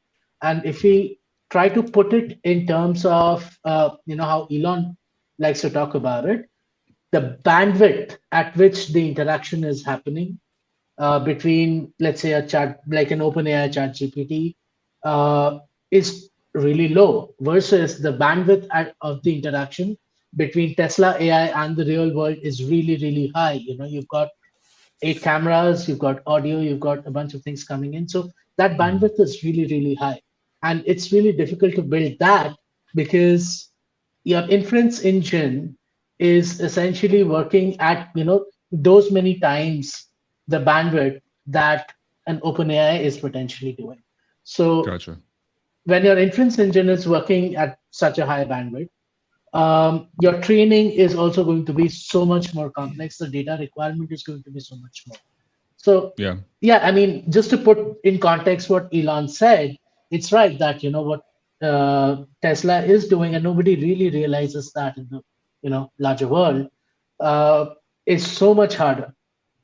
And the fact is that a lot of Google has done this before. Like Google search is probably one of the best AI that we've had till date, right? AI is nothing but like a recommendation and interaction engine. So it's probably one of the best AIs that we've had. And how did they do it? They deployed it into people's devices, in computers, browsers, phones, right? Yeah. And they basically made all of us, you and me, into, they used us, gathered our data to make it sell better. And that's exactly what Tesla has done. But nobody else is doing it in this interaction with the real world AI. Gotcha. Makes sense. Okay. Yeah. And those were my high level notes. I mean, those were my biggest takeaways from that. So I need to go jump on Herbert's channel for like 5-10 minutes because I committed to his. So I'm going to go jump on his. If y'all want to continue, feel free to do so. I want to thank you all so much for driving this stream.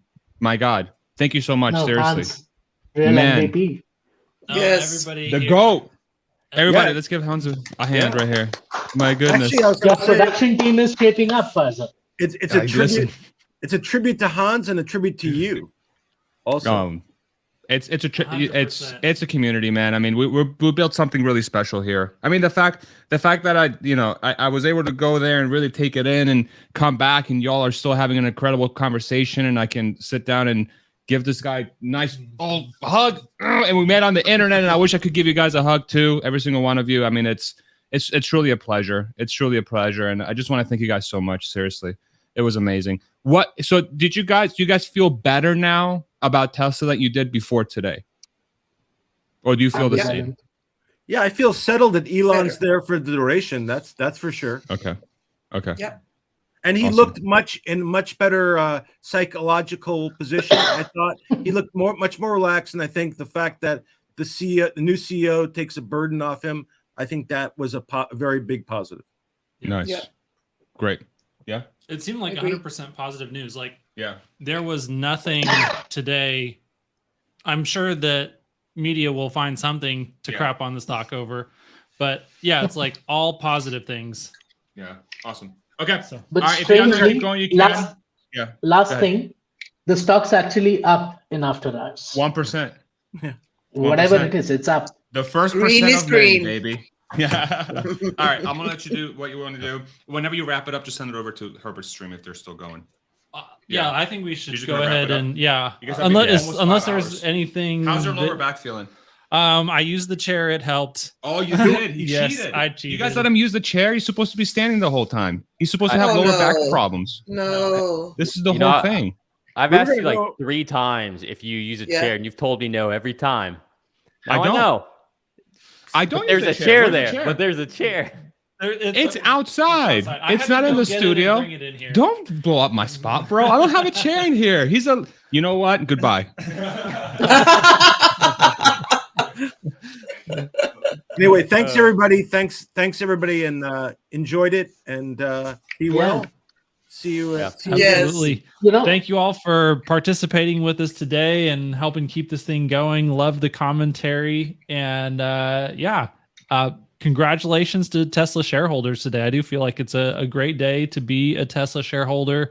Exciting to see where the company is going and feel like we're on firm footing. And especially being able to walk away from this meeting knowing that Tesla has a huge portion of Elon's focus moving forward. Pretty much all good news, and enjoyed the stream, enjoyed the CNBC interview with y'all, and enjoyed the conversation that we got to have. So unless anyone has anything they'd like to say on parting words, we'll go ahead and wrap up here. I think you did a great job, Hans, and thank you. Yeah, absolutely. Yeah. Thank you, Thank you. everybody. 4,500 people at the peak. Nice. Yeah, That's very good. crazy. Take care, everybody. Take care. everybody. Bye bye. Bye bye.